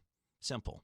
Call me. As your attorney, my job is to get you through this. The decisions you make immediately after a collision are the most important decisions you can make. If you call me as soon as you can after a collision, I will help you make the right decisions for you and your family. Remember, I do not charge for a consultation. Growing up on the southwest side of San Antonio, when Loop 410 was the edge of town, I know how overwhelming it could be to face a giant insurance company all on your own. Just keep it simple. Call me. My number is 210-900-0400. That's 900-0400. Or go to my website at lawyerforus.com. Need assistance with door and window projects? The Home Depot can help. From inspiration and materials to ordering and installation, our free Millwork virtual apron service can get you moving and doing. Plus, we speak Spanish too. Our associates can help you tackle complex jobs without you leaving the job site, saving you time and money. Call us at 1-833-HD-APRON or visit homedepot.com/MVA. The Home Depot, how doers get more done. Still getting around to that fix on your car? You got this. On eBay, you'll find millions of parts guaranteed to fit. Doesn't matter if it's a major engine repair or your first time swapping your windshield wipers. eBay has that part you need, ready to click perfectly into place for changes big and small, loud or quiet. Find all the parts you need at prices you'll love, guaranteed to fit every time. But you already know that. eBay. Things, people, love. Eligible items only. Exclusions apply. Are you ready for the all-new Hot Wheels Monster Trucks Live Glow and Fire? Come watch your favorite Hot Wheels Monster Trucks fly, crash, and smash. Thanks to Good to Grow, kids' ticket prices half off. Coming July 26th and 27th to Frost Bank Center in San Antonio. Get tickets now at Ticketmaster.com. Mike Rowe here with a quick question. Is your concrete sinking? Whether it's your driveway, sidewalk, or patio, those uneven surfaces are not just ugly, they're dangerous. That's where Groundworks comes in. They use state-of-the-art concrete lifting solutions to prevent tripping hazards, and they're the best at what they do. Schedule your free inspection at groundworks.com/row. Groundworks is the official foundation repair company of Texas Athletics. Licensed in all states where work is performed. See website for details. The Lion and Rose at the Dominion, your daily happy hour spot from 3 till 7 p.m. 250 drafts, wine, wells, and bites from just $5. Big screens, bold flavors, and a patio made for post-game hangs. Lion and Rose at 23330 West I-10.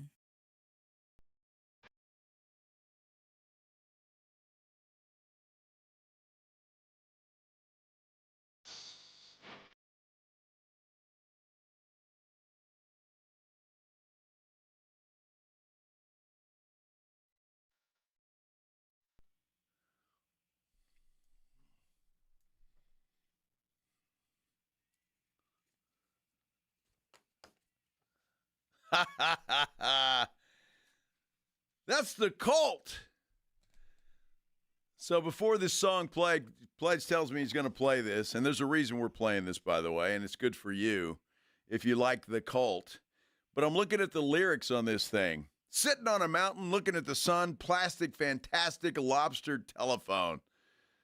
Now, if that doesn't tell you that songs are written after, I don't know, some psychedelics or something going on the there. The name of the song didn't give it away? Yeah, Aphrodisiac Jacket. Very cool. The Colt. They're coming to San Antonio. In fact, they're going to have a special guest with them, Patriarchy. October 21st at the Majestic Theater. You got a shot to win a pair of tickets to go see them. Now, if you don't win your tickets, you can always get them at livenation.com. So why don't we go to the phone lines, 210-656-3776, 656-ESPN.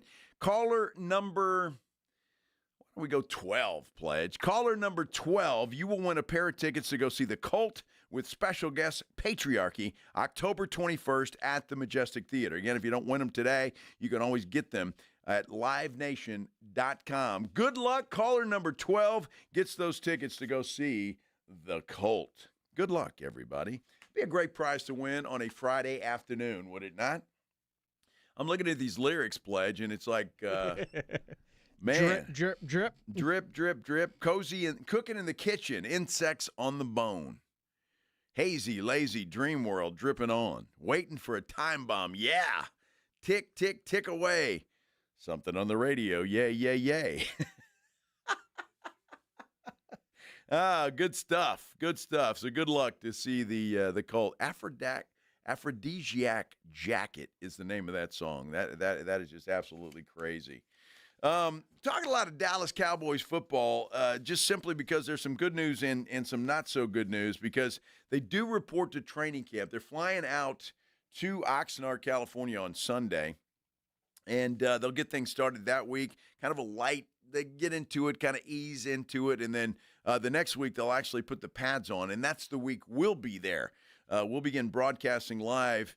We fly out a week from Saturday, and so we starting that Monday. I believe it's the 28th.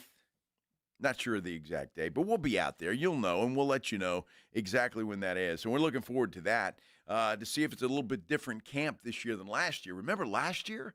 Man, it was just like it was almost dead. There weren't as many fans, and that was a big story that was going on. Of course, the C.D. Lamb thing was going on too. He was a holdout. And this year, well, we've got Micah Parsons. So I don't think he's going to be a holdout. He's going to be there, but he may not be doing anything, depending on what happens between now and then with his contract situation. There was some good news, though. The Cowboys signed rookie Donovan Izaraku today to a 4-year deal, and he was the last guy remaining rookie-wise to get his deal done. So the Cowboys are going to have all rookies signed before camp gets underway, and that's good news. You want to have those guys there. You don't want to have them missing any time. And we talked about the Cincinnati Bengals with the Aggie, Shamar Stewart, who is back in Aggie land right now, and he's been just kind of working out there, staying in shape. But really kind of a stupid thing. You know, a clause in his contract that if he does anything wrong, I guess, that I guess it's protecting Cincinnati, but at the same time, it's kind of weird because everything becomes null and void, and there's no guarantees, and it's just kind of weird. The Bengals could use a guy like Shamar Stewart, so it's unfortunate that they're going through that. The Cowboys, speaking of rookies, though, and this is where it's difficult because Jaden Blue, the former Texas Longhorn, drafted by the Cowboys. I think he could be a big help, especially on third downs, just out of the backfield, that kind of stuff. The guy's quick, he's slick, he can get away from you and make you miss. There is a podcast called Locked On Cowboys, and if that sounds familiar, well, we've got a Locked On Spurs here. There's a Locked On any professional team, just about all of them. It's just a franchise that does podcasts, and they cover the particular team, whatever it happens to be. Well, they got on today, and they were talking about DeMarvion Overshown as one of the potential best linebackers in the NFL. Now, he's had injury issues, obviously, but if you'll remember last year, DeMarvion Overshown, this guy was special. He was playing extremely well. And I would venture to say at that time, and Micah might have been hurt at this time. I can't recall the time frame, but DeMarvion Overshown was the stud on that defense at that time. He was playing well, and then, of course, he had the really bad injury. So when he comes back, who knows? But they were talking about him as being potentially one of the best. There was a guest on this podcast, and he was a former Dallas Cowboy assistant coach back in the early 2000s. Now he is an NFL analyst. You mean good old Glenn Stretch Smith? Glenn Stretch Smith. That's the guy. He was on, and he was talking about Jaden Blue. DeMarvion Overshown, and then Jaden Blue. So Stretch there had a message for DeMarvion. I'm hoping he's setting the tone for his former teammate at the University of Texas, because that's really the guy I'm worried about. I'm already hearing some rumblings out of the building about the running back that they drafted and him being, kind of just borderline lazy. Not in the building, doing his off-season workouts. So maybe he's saying, hey, one Longhorn to the other Longhorn, get your ass in here and let's get going a little bit, because I think that's a firm message that needs to be sent. He sounds like a coach, doesn't he? Yeah, get your ass up and get to work. I like that. He sounds like a coach. But, of course, he's talking about DeMarvion talking to Jaden Blue, Longhorn to Longhorn, and getting him up there. So he says that he's borderline lazy, or that's what he's hearing. He's not making that accusation, but he says that's what he's hearing, which is a horrible label to be put on any athlete. No athlete wants to be called lazy. Now, Jaden Blue, in his defense, went on Instagram and said it was all BS, that's not true, and he's not lazy, and whatever. Now, we'll see. It's exactly what a lazy person would say. Well, exactly. What do you expect him to say? Yeah, I'm taking a nap. Leave me alone. So we'll see with our own eyes what Jaden Blue is all about, and the Cowboys will too. But if coaches are indeed telling him this, because, look, Stretch here didn't just come on his podcast and say, you know what, I don't like Jaden Blue, and I'm going to make something up about this guy. If he says he has sources, then I would imagine somebody told him. Now, if it's Cowboys coaches or not, somebody told him this. I hope they were reliable enough, in his mind anyway, to go on the air and say this, and obviously they were. That's a problem for a guy like Jaden Blue. Now, if you heard our interview with R.J. Ochoa from Blogging the Boys, he doesn't think it was that great of a pickup, the draft pick. I disagree. I don't think he can be an every down back. I think he's too small for that. But out of the backfield and in certain situations, I think he can help the Cowboys offense, depending on how Brian Schottenheimer wants to use him. So that all remains to be seen. But I hope this is not true of Jaden Blue. Look, he was a good player for the Longhorns. He was a good player. And the guy's speedy as hell. And not only that, he's slippery. He's one of those guys that's just tough to bring down because it's hard to grab him. And some of those guys are special. So I think third down back, that kind of stuff, maybe in the slot occasionally, I think they're going to be able to find ways to use Jaden Blue and to help their offense. So I hope this label that Stretch here has put on Jaden Blue doesn't stick. It's really sad, and you guys know this. If you follow sports, maybe you don't, but you get a lazy moniker on you. I don't care what you do for a living, but especially an athlete. Somebody says you're lazy, that's an insult. If somebody calls me lazy, that's an insult. I don't like it, and I don't think anybody likes that. And especially it goes double or triple for a professional athlete to be called lazy. So hopefully that's not true. And, Jaden, or if it is true or has been true in the past, then maybe this is a wake-up call for old Jaden Blue, and he'll pick things up. But we'll see. And fortunately for us, we'll get to see with our own eyes as they start training camp next week. I am looking so forward to that. I cannot tell you how forward I'm looking to it. Did that make any sense at all? I'm not sure that it did. If you've got a comment about that or anything, right, we've been talking a lot about the Spurs and what they're going to do. Are they going to re-sign De'Aaron Fox? They're going to give him the big contract extension. I hope that they do. But a lot of people have been asking the questions. A lot of things have been written about it. And one of the dumbest things that has been written about it is, if the Spurs knew that they were going to get Dylan Harper with the number 2 pick, would they have made the trade for De'Aaron Fox? By the way, if they knew they were going to get De'Aaron Harper, why wouldn't they use that for other things, like knowing about Wemby's injury? Or yes. You could use this power so much more effectively than just knowing you were going to land Dylan Harper. I guess it's just one of those things, Pledge, that, it's that time of year we just need stuff to write about and stuff to talk about. Because to me, it's a dumb question because, no, they didn't know. And they did what they did at the time thinking it was the best thing they could do for this team. And it was. And it was, absolutely. To maybe make a playoff push at the time. But then, of course, Wemby gets his blood clot and, the rest of the story. So they're back in the lottery, fortunately, because I don't think they wanted to be back in the lottery. Honestly, they were hoping maybe Fox, Wemby together, everybody together, maybe that would be enough to get them a push to at least get them to play in and maybe, who knows, play their way into the playoffs. Didn't work out that way. They get in the lottery, they get lucky, and they go Dylan Harper. And it's amazing to me because I want to see, and here's something I want to watch for, Pledge, honestly. Cooper Flagg, saw him. He's a special talent. There's no question about it. But again, before the draft, and we talked about this a lot, before the draft, we were talking that they're 1A, 1B. It was very, very close between these two guys. Mm-hmm. And those the so-called experts were saying that.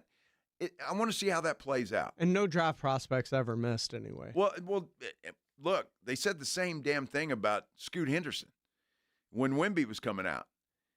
They were in the same draft class. Everybody's out. If it weren't for Wemby, Scoot Henderson would be the number 1 pick. Greg Oden was, he was the next big man of the future. Well, Zion Williamson. And when Zion plays, he's fantastic. I was about to say.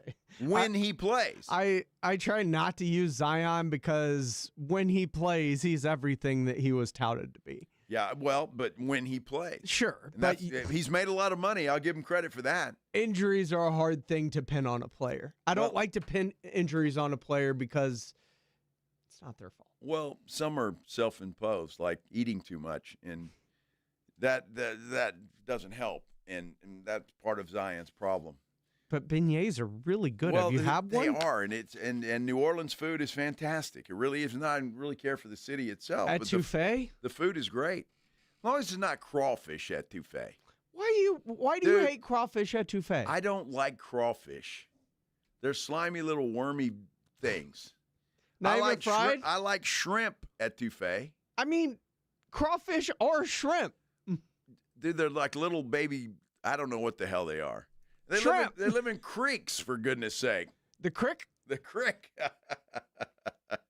If you like crawfish, more power to you. I see people eating crawfish at places, in different places, and it's like, not a crawfish. I'm not a seafood guy, necessarily. Oh, I love seafood. I love shrimp, fried fish, catfish. I love that. But Have you had fried crawfish? No. It's delicious. And I'm not going to go to a restaurant and order, give me the halibut. Give me the... Oh, it's a really good fish. Well, that's great. I hope you enjoy that, Pledge. I do. Well, good. I'm going to order a steak. Salmon's rich. I'm going to order a steak. Give me a steak. Can I have both? Sure. Surf and turf. Why not? I don't know if you have both, a steak and a steak of fish. A steak of fish. Well, don't they call that like a fish steak? They call it a fish steak. I don't know what the hell it's called. I know they make tuna steaks. What am I, a food critic all of a sudden? I have a hard enough time with sports, for goodness sake. We know. So happy you guys are joining us on Friday. We really appreciate you spending part of your day with us. It is a Friday. Hope you're having a good one. We are. Pledge and I, we're having a great time. We're going to wrap this puppy up when we return. I don't know what the hell we're going to talk about, but we'll find something, and you know it'll be good. So don't go anywhere, okay? This is the Blitz on 94.1, San Antonio Sports Star. It's the Morning Huddle with A.J. Hoffman and Rob Thompson. Monday on the Morning Huddle, the Spurs are back from Vegas. How did they wrap up out in the desert? They head off to vacation. Has Micah gotten paid yet? It's all football all the time. The season begins Monday. Get here early. Party starts at 6. It's the Morning Huddle with A.J. Hoffman and Rob Thompson. Mornings 6 to 10 on 94.1 San Antonio Sports Star. George gets justice. The accident wasn't your fault, but now you're facing pain, bills, and uncertainty. You don't have to do it alone. At George Salinas Injury Lawyers, they listen, explain your options, and fight for what you deserve. No upfront costs, no stress, just real help when you need it. If you've been injured, it's time to get George. Call George Salinas Injury Lawyers at 210-225-0909 or visit getgeorge.com. George gets justice. GetGeorge.com. South Texas summer is no joke. With temperatures in the triple digits, your roof takes a beating. Call Stevens Roofing and Solar at 210-785-0994. They're local, family-owned, and ready to help. Get a free, no-obligation roof inspection from a team that knows South Texas weather. Whether it's commercial or residential, a small repair, or a whole new roof, get peace of mind with Stevens Roofing. Call 210-785-0994 today. Stevens Roofing has you covered.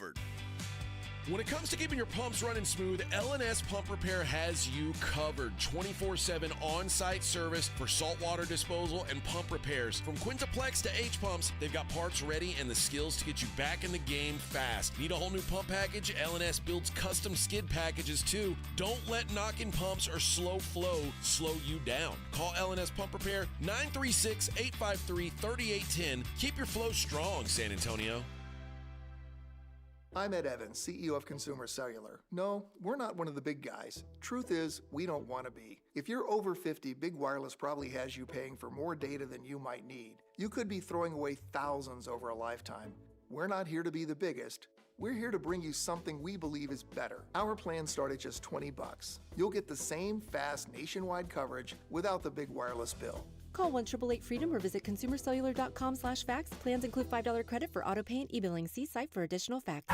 School's out, summer's in, and that vacation countdown is officially on. But what about your four-legged MVP? Bluebonnet Pumpkin Biscuit in Selma has your furry family member covered. Daycare, boarding, grooming, and training, they've got it all. They're built for your pet's health, happiness, and tail-wagging good times. If you're in the military, your teacher, or your first responder, they've got barking good exclusive discounts. So go ahead, book that trip, hit the beach, crush your summer plans. Bluebonnet Pumpkin Biscuit has your pet in good hands. Because home away from home isn't just for humans. Bluebonnet Pumpkin Biscuits in Selma. If you need to hire, it seems like the whole process can be exhausting. You search resumes, wait for the right candidates to apply, set up initial interviews. It's a lot of time and work. Well, what if you could meet with qualified candidates for your job the very next day? Now you can with Zip Intro from ZipRecruiter. And right now, you can try it for free at ZipRecruiter.com/radio. Zip Intro is super easy to use. You simply pick a time, and it does all the work of finding and scheduling qualified candidates for you. Then you can choose who you want to talk to and meet with great people on back-to-back video calls as soon as the next day. Best of all, you save time and energy. Try Zip Intro for free right now at this exclusive web address, ZipRecruiter.com/radio. Zip Intro. Post jobs today, talk to qualified candidates tomorrow. Once again, go to ZipRecruiter.com/radio to try it for free. That's ZipRecruiter.com/radio. 94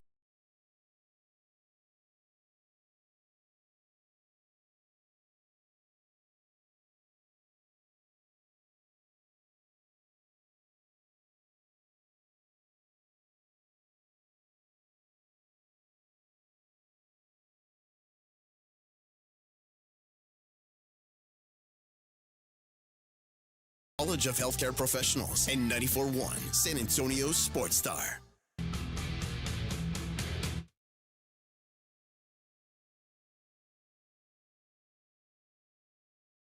Man, they finna fire my goofy, stupid ass, man. Oh, my goodness. That was funny stuff. That's a FedEx guy who drove his truck into a ditch. And the reason he did so, well, Pledge, just play the thing. Damn, man. I'm on my motherfucking phone and watch some porn and I look up, I'm in a motherfucking ditch. Man, look at this.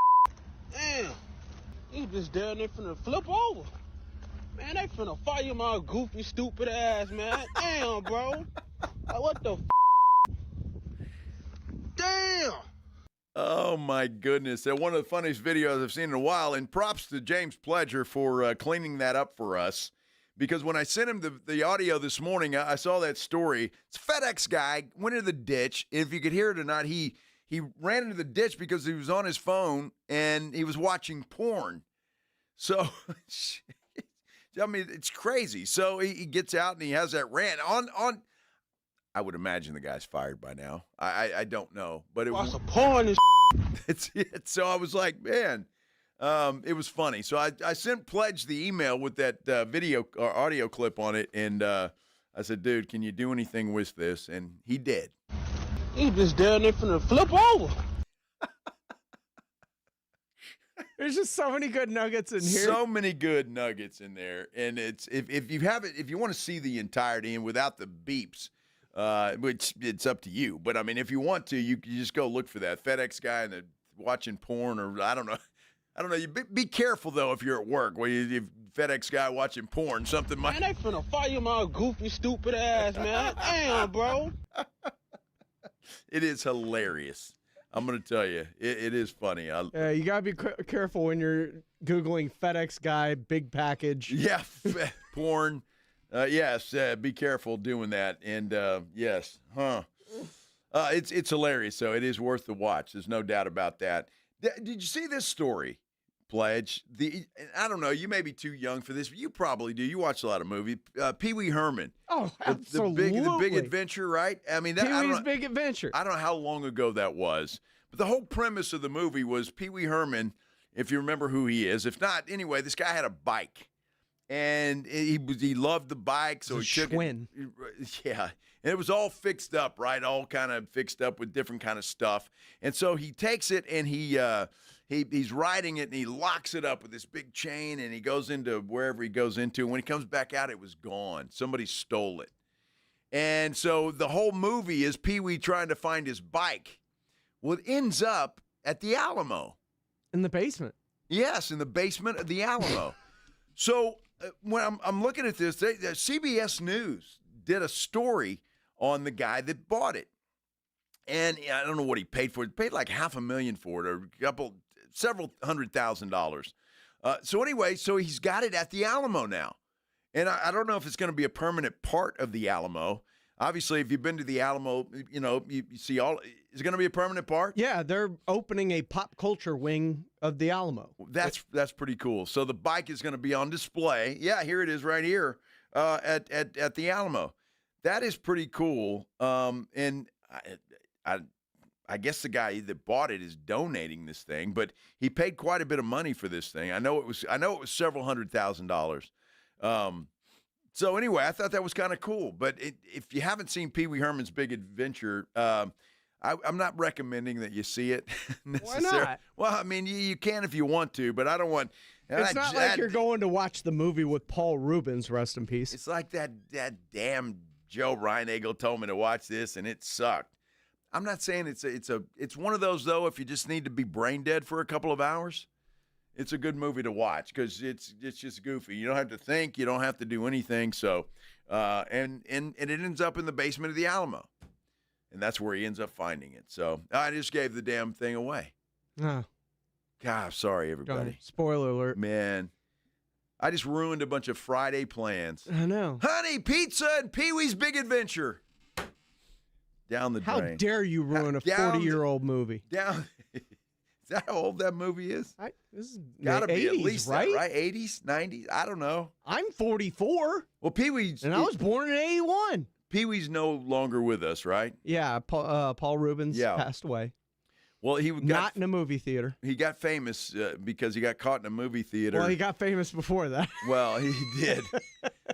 But he got infamous. There it is. He got caught in a movie theater pleasuring himself. And, yeah, that was a big story, too. So, yeah. What was he doing at the movie theater? He was having a good time with himself. Watch a porn and Yeah, maybe. It was a porn movie. It sure was. He was in an adult movie theater. That's right. And I quite frankly, honestly, I can say that I've never been to an adult movie theater. So I don't know. Is that what people do there? I would have. You're not watching it for the plot. Well, I don't know, Pledge. Sometimes the storylines are pretty good. Have you seen past 5 minutes into the storyline? Well, what are you implying, Pledge? What are you implying? I saw Boogie Nights, all right? I mean, you know, Dirk Diggler was that detective on the roof, and I mean, come on. Talk about a package. It wasn't real, okay? Dude, don't even get me started. My wife, that's her which one? Her secret pleasure or whatever is Mark Wahlberg. Oh, Maggie? Yeah. Yes, Maggie. She thinks Mark Wahlberg is all that. And I'm like, come on. We even bought Wahlberg pickles. Did you know the Wahlberg brothers make? Yes. Have you seen those? Well, they make more than pickles. They make burgers. Oh, they do. Yeah. Oh. Well, I guess when we were at the grocery store, they had Wahlburger. They have a burger chain called Wahlburgers. Oh. There's not one in San Antonio. I don't think so. I don't think so either. Well, just so you know, I mean, so that's one of her guilty pleasures, Mark Wahlberg. So anytime this goofy dude comes out on a movie, you know, we got to watch it. So she likes Mark Wahlberg's pickle? Well, in Boogie Nights, yeah. I mean, the reminder, that's not real. You know, I mean, hey, look over here. She even brought some home? Well, they're little gherkins. She keeps them in the fridge? They're gherkins. Boogie Nights, please. That was a damn good movie, though. You know, I'm a Wahlberg fan, honestly. I like that guy. Like the rock star, that movie was excellent. That was a good one. I was a fan of him in that Sniper movie. Yo, yeah, that was a true story. Not the American Sniper one, not the one with Bradley Cooper. I'm talking about I think the movie was called Sniper. Well, it was real, right? It was based on a true story? I don't know if that the one was. I don't remember. I think you're thinking of the Bradley Cooper one. That dude's been in a lot of stuff. No, he was in one, though. I know which one you're talking about. It was another military type. He was the last survivor or something. Survivor. Lone Survivor, that's it. That's the one I'm thinking of. That was a damn good movie, too. But that's based on a true story. So I like the guy. He's good. He's good. We're talking earlier, Shooter. Pledge. That was the name of the Sniper movie, Shooter. We're talking earlier about me walking in from the parking lot today and seeing a Target full of bird poo. Speaking of snipers. Yes, and just to give you a glimpse, if you weren't with us, well, in our back parking lot, there are a bunch of trees that kind of line the radio station. And I was told when I first got here that you don't park your car under those trees because if you do, you're going to come out and there's going to be a lot of bird poo on there. And so I don't. But as I'm walking in, really the first time I've noticed this, I'm thinking about the show. You know, Minix is not here, so I'm thinking about the show, what I'm going to do. And I'm kind of walking with my head down. And I guarantee there's a circle of bird poo. So this must be their favorite place to poo. And it's right by the sidewalk as you're walking in the door. Is there a favorite place to poo, or are we walking through their bathroom? Well, perhaps. I don't know. But it doesn't matter. There was a bunch of poo there. So when I walked through there, I kind of looked up, and well, don't do that, because if you look up and then boom, right in the face. Oh, my eye. Yeah, so I'm wondering, and I asked the question earlier, it's like, is this... This segment's gone full circle. I've always heard it was good luck. if a bird poos on you, that it's good luck. And so I had it happen to me one time, and nothing good happened to me. It was a seagull at the beach. Well, I was at the beach, so I didn't have a shirt on and pooed on my shoulder, and you just kind of wipe it off and go get another beer. And so I didn't think anything of it, but I'm thinking, maybe I should want one of these birds to poo on me because I hear it's good luck. Well, you had a caller. Verify this. Am I right? I do. Actually, got a message from Anthony. He remembered one time he was rushing to work, and as soon as he was about to get into his car, a bird pooed on his shoulder. He posted on Facebook how his day just went to poop. And everyone was commenting, telling him it was actually good luck. And lo and behold, he went to H-E-B later that day and found a $100 bill in the parking lot. You see that? Now, that's what I've heard. Now, I can't say that it's happened to me, but I just wonder if that's happened to anybody else. I've always heard that's good. It's always good if it rains on your wedding day, right? I mean, I've heard that. Although it's kind of crappy at the time, it's supposed to be good luck. So there you go. We've got one story that verifies that poo on you is good luck. Yeah, well, this show kind of went to the poo. Yo, we've had a great time today, Pledge and I. We really have. We appreciate you hanging with us and dealing with our nonsense today. It's been a fun day, and we really appreciate you guys hanging out with us and being here. Pledge, you got a show tonight? I do. Okay. Pledge, Extra Innings with Pledge is coming up here at 6 o'clock. Don't forget to join the fellas, Rob and AJ, on the Morning Huddle Monday morning, bright and early at 6 a.m. That's when they'll get you started. Minix will be back on Monday as well, and we're going to get ready for training camp in Oxnard. It will be a week. Cowboys will already be there, so we'll have all the latest for you out of Oxnard, California. The Texans, I believe, report on Tuesday. Correct. So that will be kicking up as well. So it's going to be a fun week next week as we get football season officially underway. I cannot wait. Again, really appreciate you guys hanging with us. We do. We appreciate you very much. Hope you all have a very, very good weekend. Stay out of trouble, will you? But have fun. Good night, everybody. Man, they finna fire my goofy, stupid ass, man. Damn, bro.